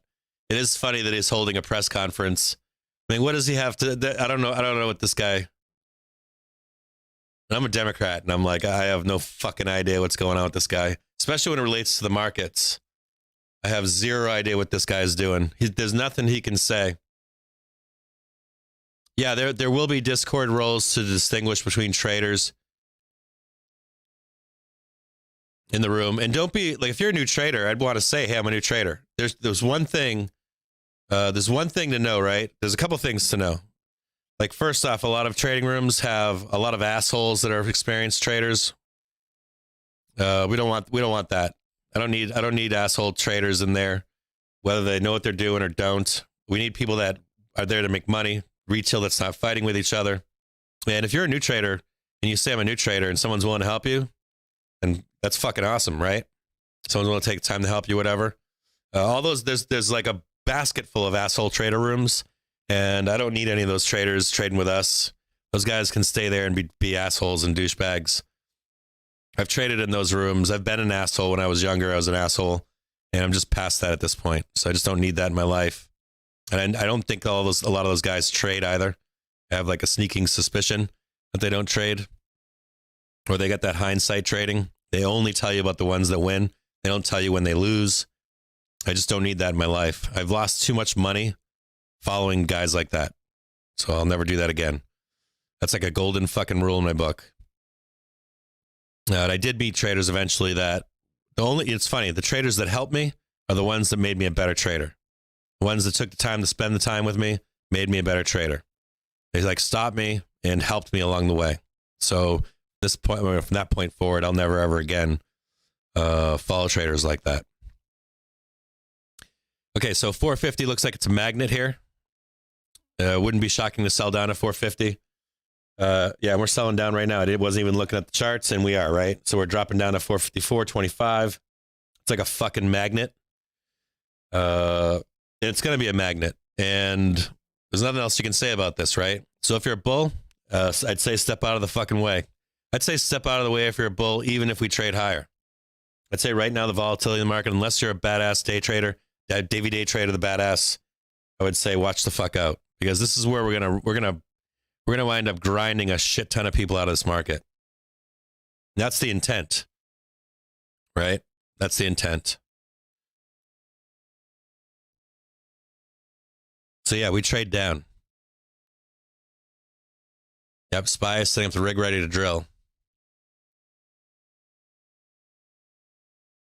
Yeah, so I need people to just mod too. Like, you don't have to be a great trader or 10 years experience or 5 years experience. Any guys that just help quell issues in the sub too. Like, people just say, hey, how are you doing? Or how can I help you? Or can I direct you somewhere? Or You know, don't be using these fucking words, certain words. You can only swear if you guys swear. But, you know, this derogatory shit that'll set people off. Sometimes it's just an easy conversation. Are you okay? Everything going all right with you today? Like, nobody that's making money is going to be pissed off. So if somebody's pissed off, they're typically losing money. We're trading down now, 454. I would say that the price target's 450, if not now, into tomorrow.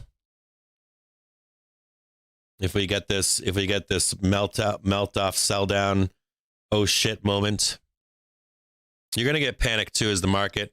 Just so you guys know, you're going to get panic from now into Friday. All the shit that's out there, everything says we're selling off. Just full on bull panic. But some bull's going to tell you we're going up because they're bag holders. Some guy's going to tell you we're going to 480 or whatever fucking stock they're in. I'm telling you, they're just bag holders. They're already upside down. They're going to get fucked. IWM. This is the exact same thing as speculative growth stocks, January of 2021. Same exact thing. For 9 months, you've heard of fucking people telling you RK is coming back. And it hasn't. For 9 months, I've been saying RK is going to $65. We're fucking closer to $65 in RK than we are to $200 in RK, right? We talked about that with ARK-G. We talked about it with ARK-F. Like, it's just not happening right now. IWM. More hedging coming in. IWM 204p, January 31st for $900,000. IWM, January 19th, 206p, $50,000. Somebody's following that trade.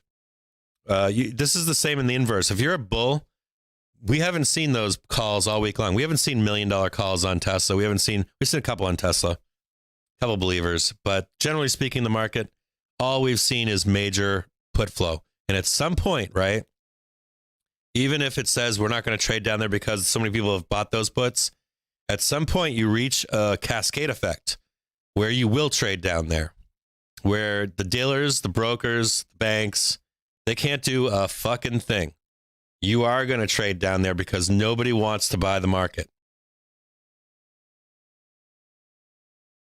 I sound like a full-on fucking dirty-ass bear. Listen to me. At least I know when to be a bear. Some of you fucking bears out there, you just fucking been breaking your account for 2 fucking straight years. Shit, longer, 2007. Not 7, maybe 8. So if there's a time to be a bear, this is one of those fucking times. That's my point, right? One of those times right now that you should be more than cautious. Sometimes I say use caution. Right now is not the time to be using caution. Right now is the time to be using, I'm selling every rip. If you get blown out once on a rip, let's say we get blown out. Let's say we get blown out on a rip. We go up 100 points. Last 20 fucking days, no matter what, if you sold those rips, you'd still be up 19 out of those 20 times. So keep selling the rips. Keep looking for places to sell and just sell, sell, sell. I don't know what else to say about it. Sound like a bear now? Excuse me. We did have some resistance earlier at 453. We'll take a look there and see if any of the buyers are stepping up again. And they're coming out a little bit here at 453. Remember these guys from earlier? Had a little bit of buying here. Maybe some algos triggering.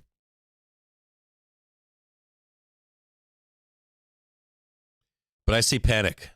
I see bull panic. I see behind closed doors, bulls full on fucking panic. Whether they're telling you that or not. I think that you're going to get Tesla bulls out there on Twitter saying that they're buying every fucking dip.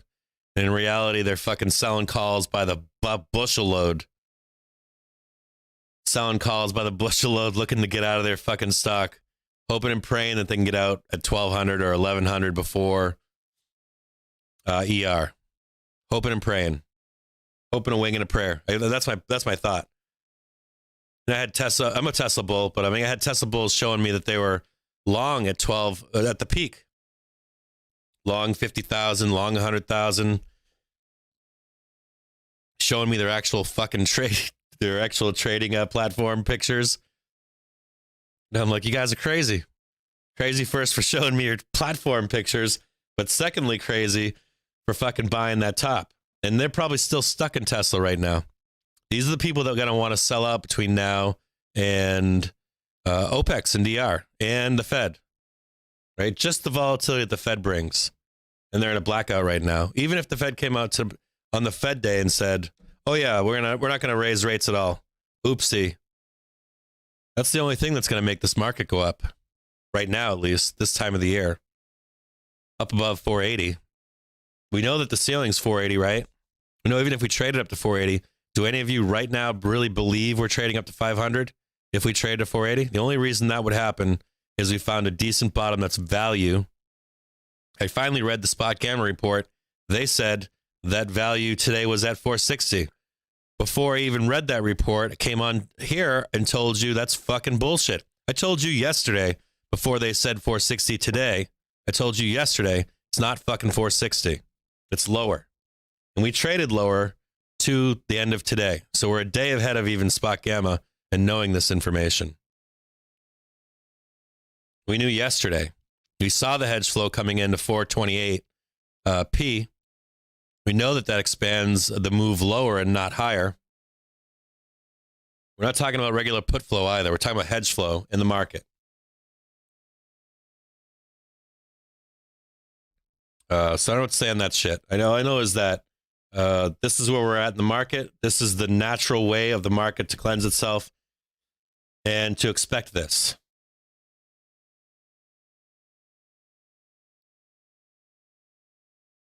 Price target on the SPY at this moment into close. We might not hit it, but we might. Would be 450. If you guys want to see a price target lower, heading into the rest of the week at 450 right here.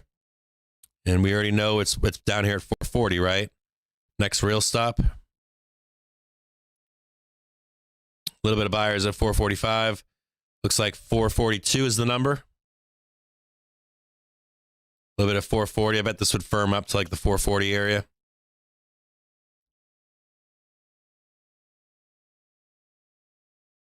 Yeah, and just like, let's look at this from the inverse, from a bull's perspective. You know, normally from a bull's perspective, let's say when the bears are only right once out of every 10 times, well, the fucking bears have been right 9 out of the last 10 times. Matter of fact, if I could count them, I bet you it's 19 out of the last 20 times. So if they're starting to turn out to be right more often than the bulls are right now, and if you haven't switched to selling rips at this point, I don't know what to say to you. You're probably going to blow up your fucking account between now and March at some point. And you'll probably capitulate at some point. And that's what they're looking for. And they're going to keep doing this until you capitulate. What do you say? I forget what it's called. What you say? You say, stop resisting. That's what I used to say on Twitter. Bears, stop resisting. And that's the same thing with the bulls. Bulls, stop resisting. Because the moments that the bulls stop resisting, that's the moment we go back up again.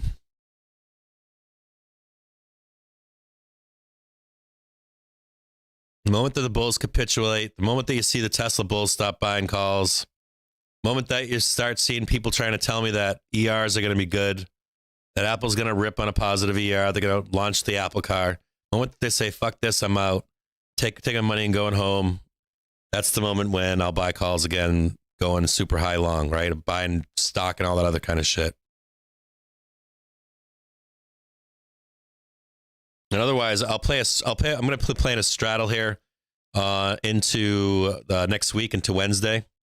So we'll cover. Calls are so cheap. There's no reason, that's one other thing, as a bear, there's no reason not to buy 10-cent calls.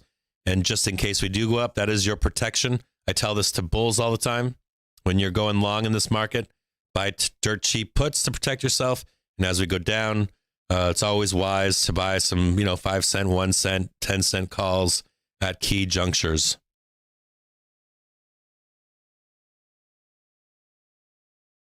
Always remember that as well. I didn't say that in that whole entire rant until just now. Apple car. Yeah, hero indicator is positive.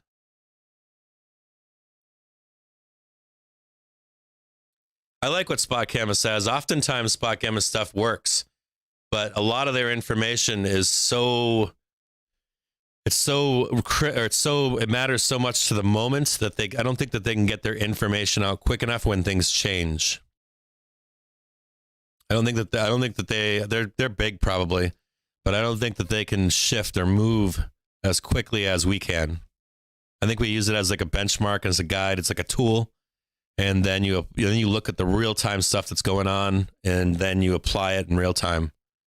And not always, but sometimes, I'd say at least 40% of the time, you're about a day and a half ahead of Spot Gamma on most of their information. Not most, but a good percentage of it.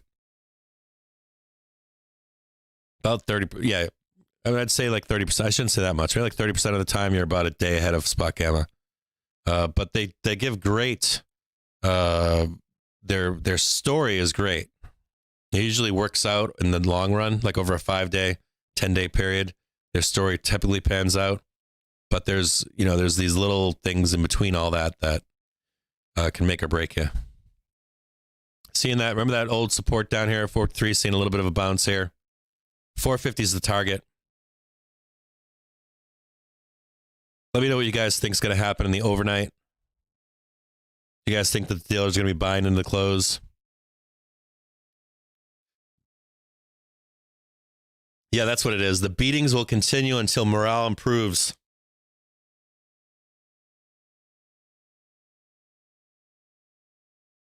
Algo is being triggered to buy right now. Or these are dealers possibly buying to hedge long.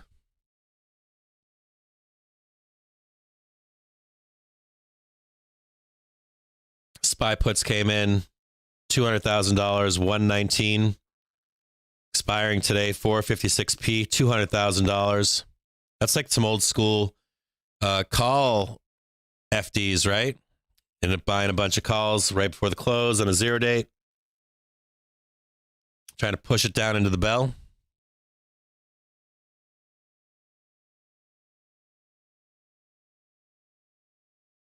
I don't know. I sold that first rip on Hood. I ended up selling. I'll look at Hood, though.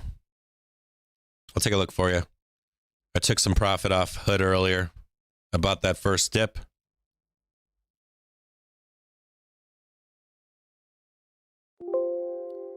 I bought some SPY calls expiring into next week as a hedge.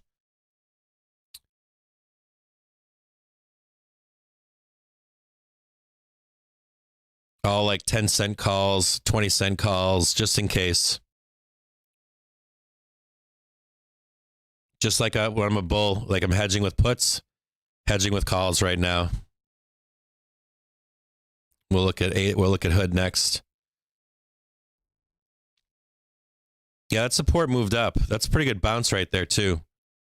Let's see into the closing bell if support has gone lower. Yeah, so we're back down to 1350 now on support for Hood. It moved up earlier today to $14. These guys swooped right up and bought the dip. And now they've moved back down again to 1350. Not a bad game. I wouldn't buy right here. I'd be buying again down at 1360. Wait to see what these guys are doing down here. Seeing some more buyers step in at $13. And we actually saw $12 the other day. It looks like they all moved up here. You can see that most of those buyers have moved above. They're right around that 1360, 1350, 1390. Positioning is critical in trading Hood. Until we get some volume in Hood, they're kind of moves like a dog. I think it printed like 30% or something.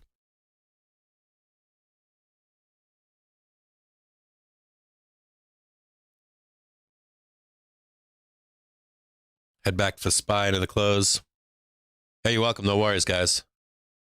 End of day hero is positive. We'll look at the hero real quick. Let's look at the hero for the entire day. This is something I haven't showed you guys. Oh, you know what? Did I forget? I might have forgot. No, I didn't. Here we go. I want to show you guys this. Important to show. We can show the entire day. We can get it to load. Kind of important to be looking at. See if we can get the entire day's hero indicator on here for the bell.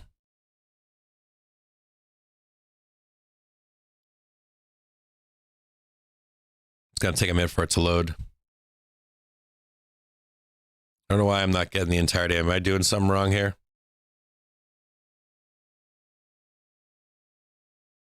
Too much information.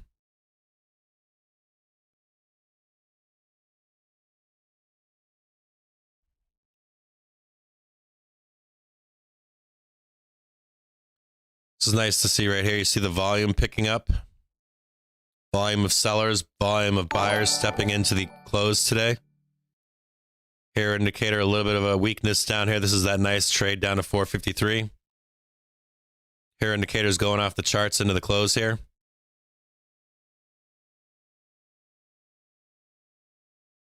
More sellers than buyers at the moment. For some reason I can't get us to look at this trade into the bell here.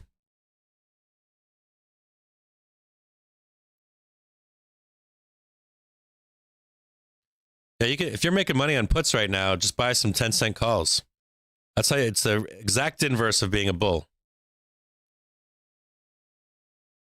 Making money selling rips, buy cheap calls, hedge yourself out. It's pretty easy.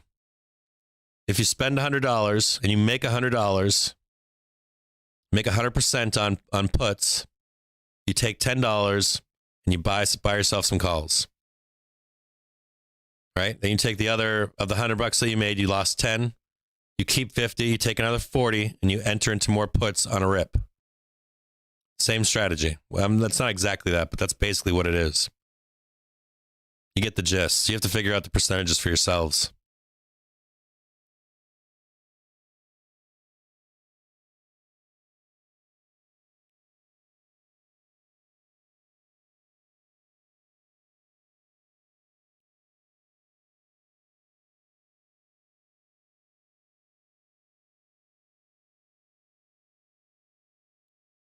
Give me 1 second here. I'm going to place another trade.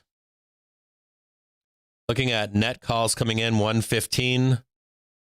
February 4th, 115C, 227C. It's not 115C. Yeah, it's 115C for $227,000. Snow calls. Someone was asking for snow. Snow, February 4th, 320C for $156,000.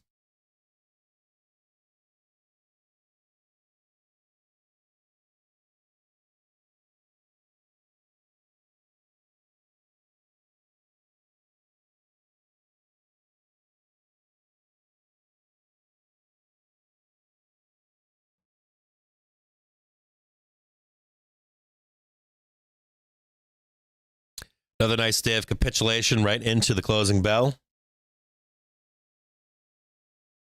One note.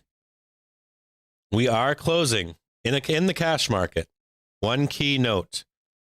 We are closing in the cash market below any kind of trend line going back to March 2020. I want you to be aware of that.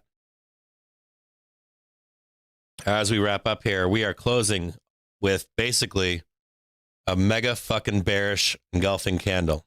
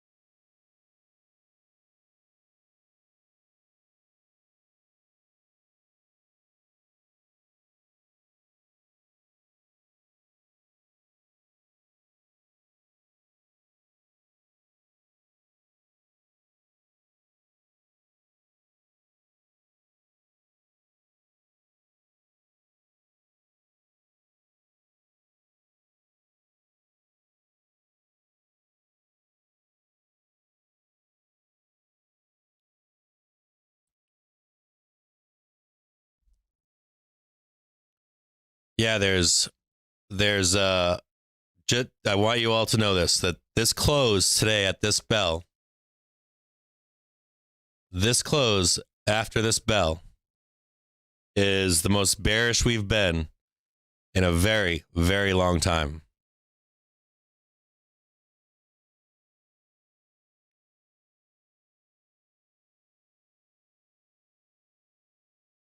It would not shock me today at this point after the bell rings that you see some margin calls go out and it'll trigger some selling in Bitcoin to cover those margin calls. This will trigger some panic. You might even see some hedging come into the market between 4 and 4:15 today. So I'll stick around with you until 4:15. And if I see anything coming through between 4 and 4:15, I'll let you guys know.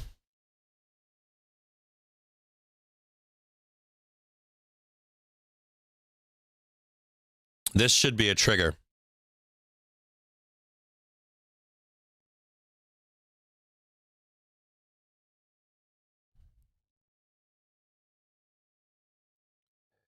The blue skies below. Blue skies below. Right on the razor, on the knife's edge, right? 452.77. 450, clear skies below.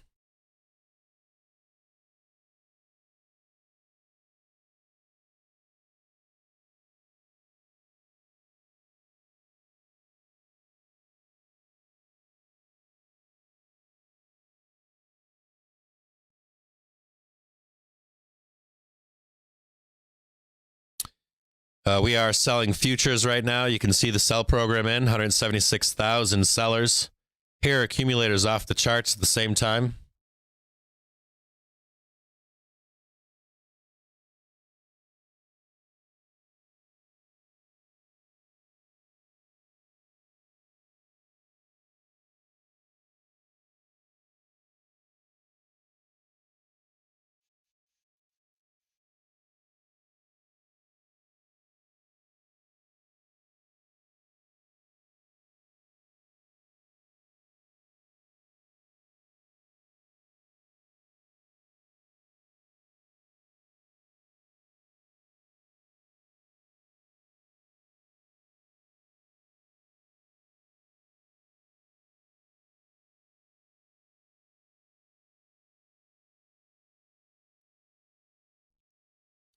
Someone just bought SPY puts.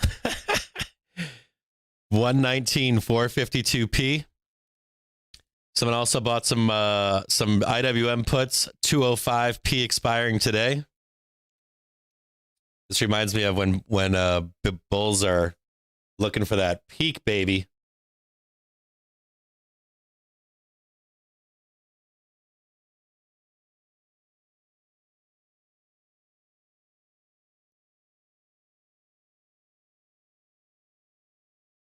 Yeah, the worst part of this moment right here for bulls is that this is not this isn't like any other bottom.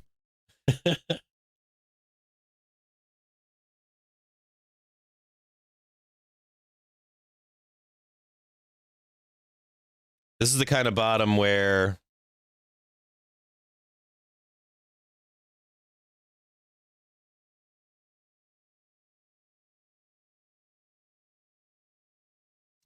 bottom where when you're coming into this close, right? You don't want to be bottoming where we are bottoming.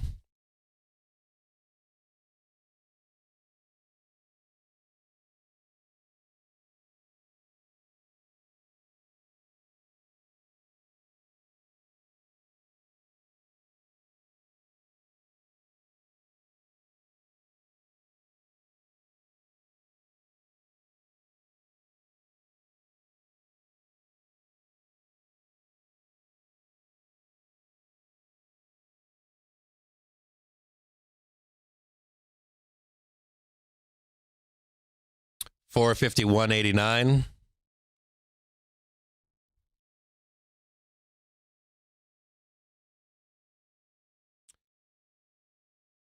Watching put flow on DOCS, DOCS, $30 stock. It's got January 19th, $539,000 in puts on DOCS, DOCS, if you're bearish on that ticker. Watching some puts come in on gold. February 18th, that's GOLD, not GLD. February 18th, 21p, $500,000.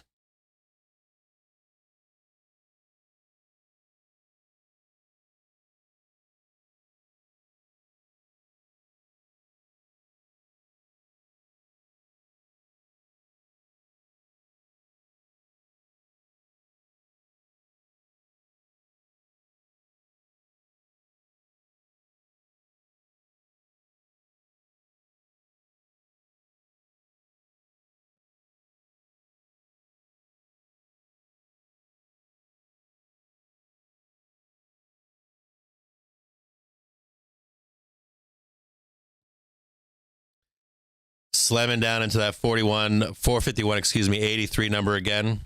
See if we can look at the 450 number. See if the buyers are even here into the bell. And I don't see them. Oh, they're down there. They're sneaking down. They're not even there anymore. We got 2 minutes left into the bell. You can see the buyers have disappeared the last 2 minutes. You're not seeing this big giant green hammer candle into the bell. Or at least at this moment you're not. Straight capitulation into the bell.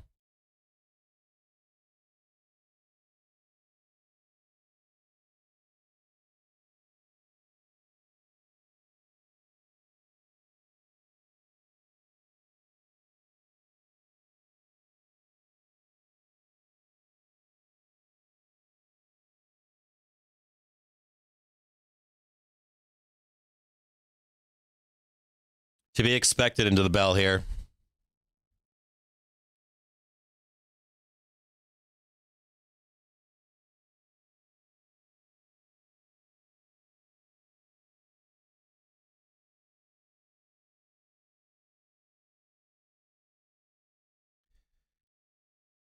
Let's see you get a little bit closer.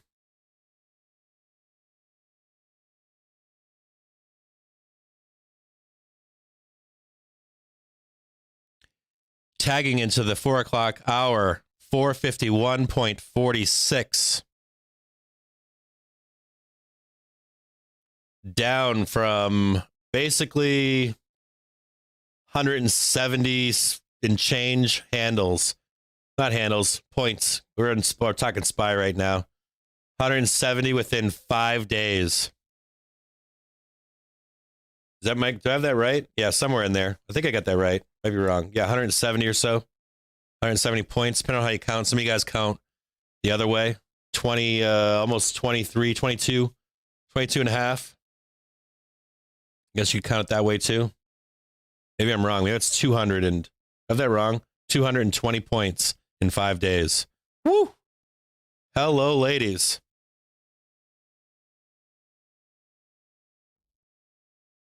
Hello, ladies. Nailed it.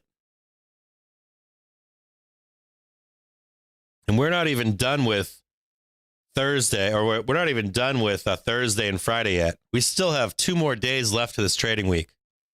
We've got 2 full days. So if you're a bull and you're bullish this market, I don't know what to say to you at this point. Tesla traded down to $9.95. Watching FOMO bears stepping in right now. We got a guy buying $35,000 or $55,000 in, well, that's 119. Hold on, watch this though. QQQs, someone bought 427,000 in puts, expiring the 21st. SPY, January 21st, right at the fucking bell, someone bought 452p for $355,000. You got dark pool buying triggered in the after hours right now. We've got some dark pool coming through, but that doesn't mean anything. That could just be algos buying. That could be dealers buying futures just in case to hedge. But right now, I'm still seeing put flow come in after the bell. Watching some dark pool Tesla buying 155,000 shares for $155 million. on Tesla after the bell here. But in reality, I mean, this is it. You're in Beartown now. If anyone tells you you're not in Beartown, they're fucking wrong. That close was in Beartown. That close wasn't in negative gamma. That close wasn't in negative volatility, whatever fucking labels people are putting on shit out there. You closed in Beartown today. Congratulations, Bears. Good job.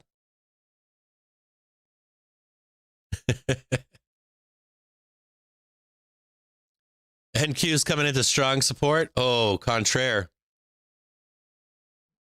I don't care if we rip higher tomorrow.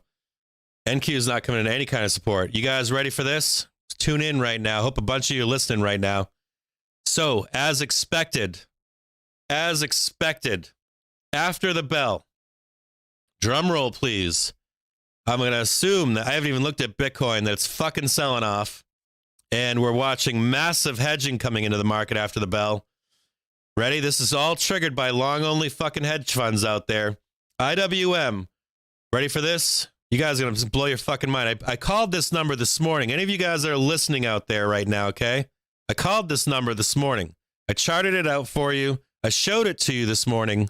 I actually showed you this in the chart. And here it is. $11 million IWM puts for February 18th. Guess what the strike is? 196. And what did I chart for you this morning? I told you it's on the fucking table to 196, right? Actually charted it right down to 196 on TradingView this morning. And there it is. There's your confirmation hedge flow to 196 on IWM. The bottom number, I think, was 186 or 184 or something, but the top of that little area down there was 196 that we charted out this morning. We knew that we broke support on IWM, and after the bell, we're watching major hedge flow come into the market. $10 million. I'll post it on Twitter right now. We'll watch into the 4:15 hour just to see if any other further hedging comes into the market. It should. We should be triggering hedge funds trying to, or being forced into hedging themselves. Here we go. SPY. Jesus fucking Christ. SPY 218, February 18th, 433 puts, $5.3 million. You guys all paying attention out there? This morning we charted SPY down to 428. And this is getting me all my heart's all fluttering over this. I got to be honest with you.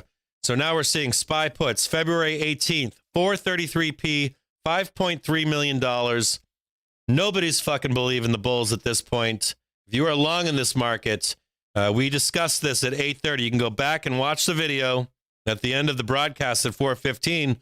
And we called these numbers out this morning to look for these numbers. I'm actually shaking over this. I stayed up all night long looking at this shit, and I can't fucking believe it's happening right now.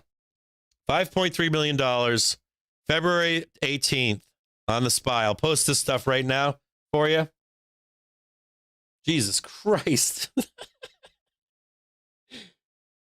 Another $5.5 million just came in on the SPY, dated for February 18th.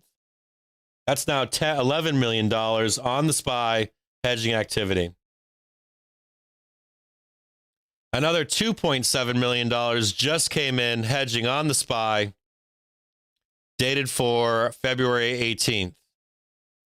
Us closing at this price right now, this afternoon, okay? We are in fucking Beartown. I don't care what anybody says out there. Been talking about it since this morning at 8:30 a.m.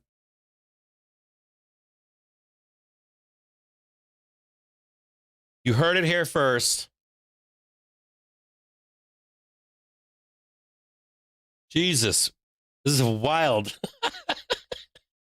Just even seeing this shit is wild. Get your heart all aflutter. I just made the post on the Twitter at Captain's Alpha showing you all this hedge flow into the close, and this is probably not even all of it. You know, this is only the high algo strike stuff, the stuff that picks the interest of this. This flow algo cuts out a lot of the bullshit.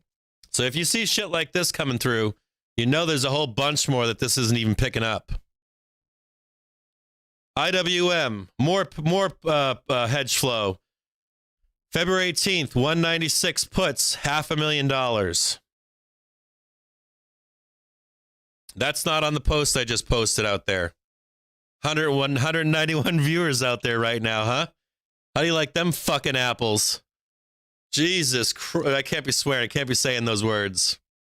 Do me a favor. If you like this program, if you think you're getting actionable stuff on this program, like, subscribe. There's a donate button down below.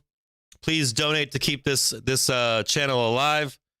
I don't know if all you guys out there are getting this fucking stuff from everybody else out there. Go tune into your $1,000 a fucking month subscription that you have and ask why the fuck they're not telling you this stuff right now.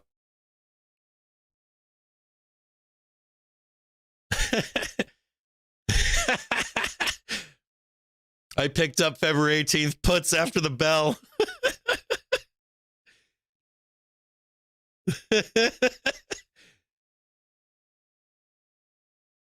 Yeah, hit that thumbs up button if you're poor. Hit that subscribe button if you're poor. Donate to the channel to keep this stuff going so I can keep this note. I mean, you guys aren't getting news like this from anybody. Definitely not with a half-minute fucking delay. I'm going to post an updated. I'm actually shaking. This is pretty fucking wild. We haven't seen a moment like this in some time. I got to be honest with you. We have not seen a moment like this in some time. I got to be honest. This is even in, I think, the June or July, we had some capitulation moments in June or July of last year or this year. But this one right here,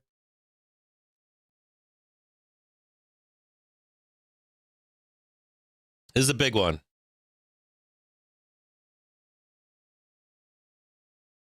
Matter of fact, I'm gonna post some stuff to you guys. Make a couple more posts on Twitter right now for you on @CaptainsAlpha. And I'm gonna do a small one with some updated flow, and then I'm gonna show it to you for the entire day. Okay, I'm gonna show you what came in on IWM and SPY into the end of the day. Surprisingly, they've been hiding whatever QQQ stuff they got, but I'm gonna show you the SPY stuff right now. In full, I'm going to show you, panorama, all this SPY stuff. I'm going to show you all the IWM stuff all day long, how nasty it is.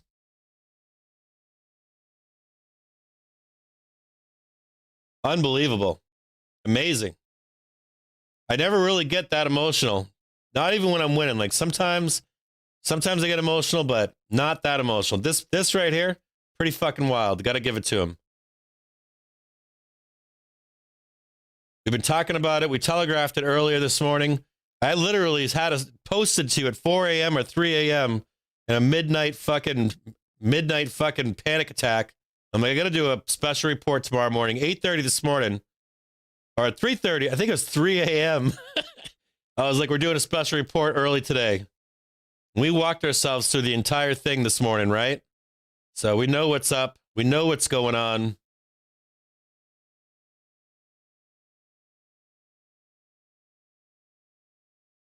Amazing. I mean, it really is. It's feeling the same giddiness that I feel when the same inverse, right? When we know we caught a bottom, we're heading on our way up. So there you go. There's a couple. I just sent out a couple tweets to you on @CaptainsAlpha. If any of you are not members of @CaptainsAlpha, get in now, because try to follow now, because going behind a wall at some point here coming up. We're not behind a paywall, but we're not going to keep it public in even a private setting on Twitter. So the doors are going to be shut here soon. Follow along @CaptainsAlpha. Just request a friendship or whatever. I don't know how you do it, and then you can get in and you'll get all this information before other people. All right. You guys have yourselves a wonder. We got 4 more minutes left until the bell. We will check and see if there's any other flow coming in to the bell. If you're a bull out there and you're long this market in stock, I fucking know what to say to you. I apologize. It's got to be brutal. Brutal being a bull right now out there. Yeah, you guys all have a wonderful afternoon. Everybody have a wonderful afternoon out there. Binky, have a great day. Desperado, Hutch, have a great day. Stonks Anonymous. Patrick, have a great day. Desperado, thanks for the tip. Appreciate it, brother. Partin25, thank you for subscribing. JK, thanks for tipping. Quantum Leap, thanks for subscribing.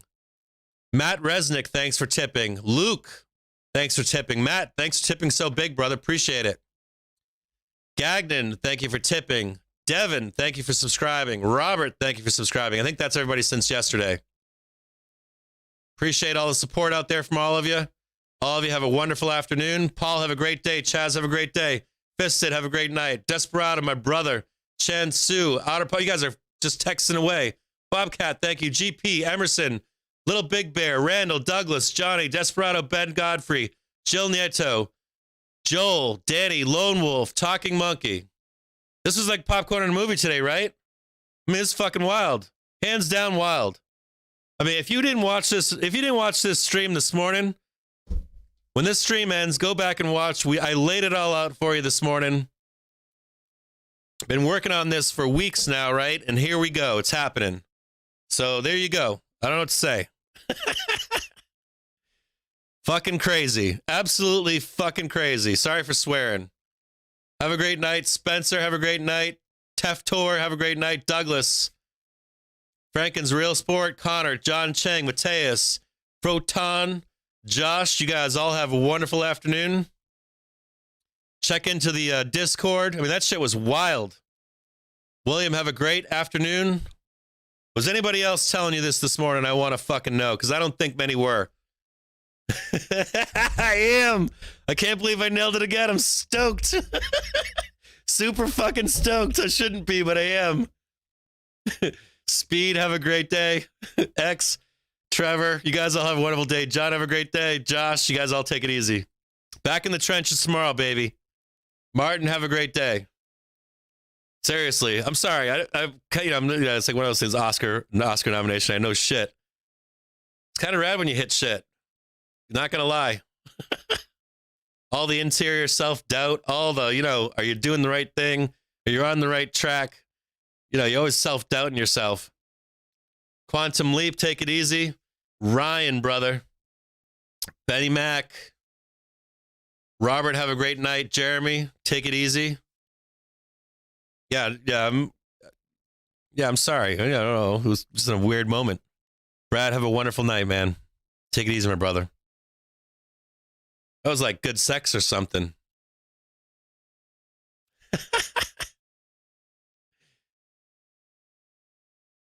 Yeah, right on, Joey. I'll talk to you in a minute, my brother. Let's do this now. I mean, there you go. Fucking A, man. Sorry.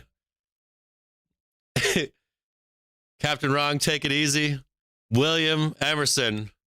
You see that, Emerson? Emerson was here this morning, brother. There you go, doggy. Tegan, take it easy. Stop Run City, ciao. You guys all have a wonderful afternoon. 4:15, cutting this stuff short. Do not miss the Daily Brief live every single morning. Usually around 9 a.m. if I can get to it. I got to run my dogs out every morning. Usually I'm here at 9 a.m. If you see a special report posted on @Captain's Alpha, sometimes I'll come out a little bit earlier.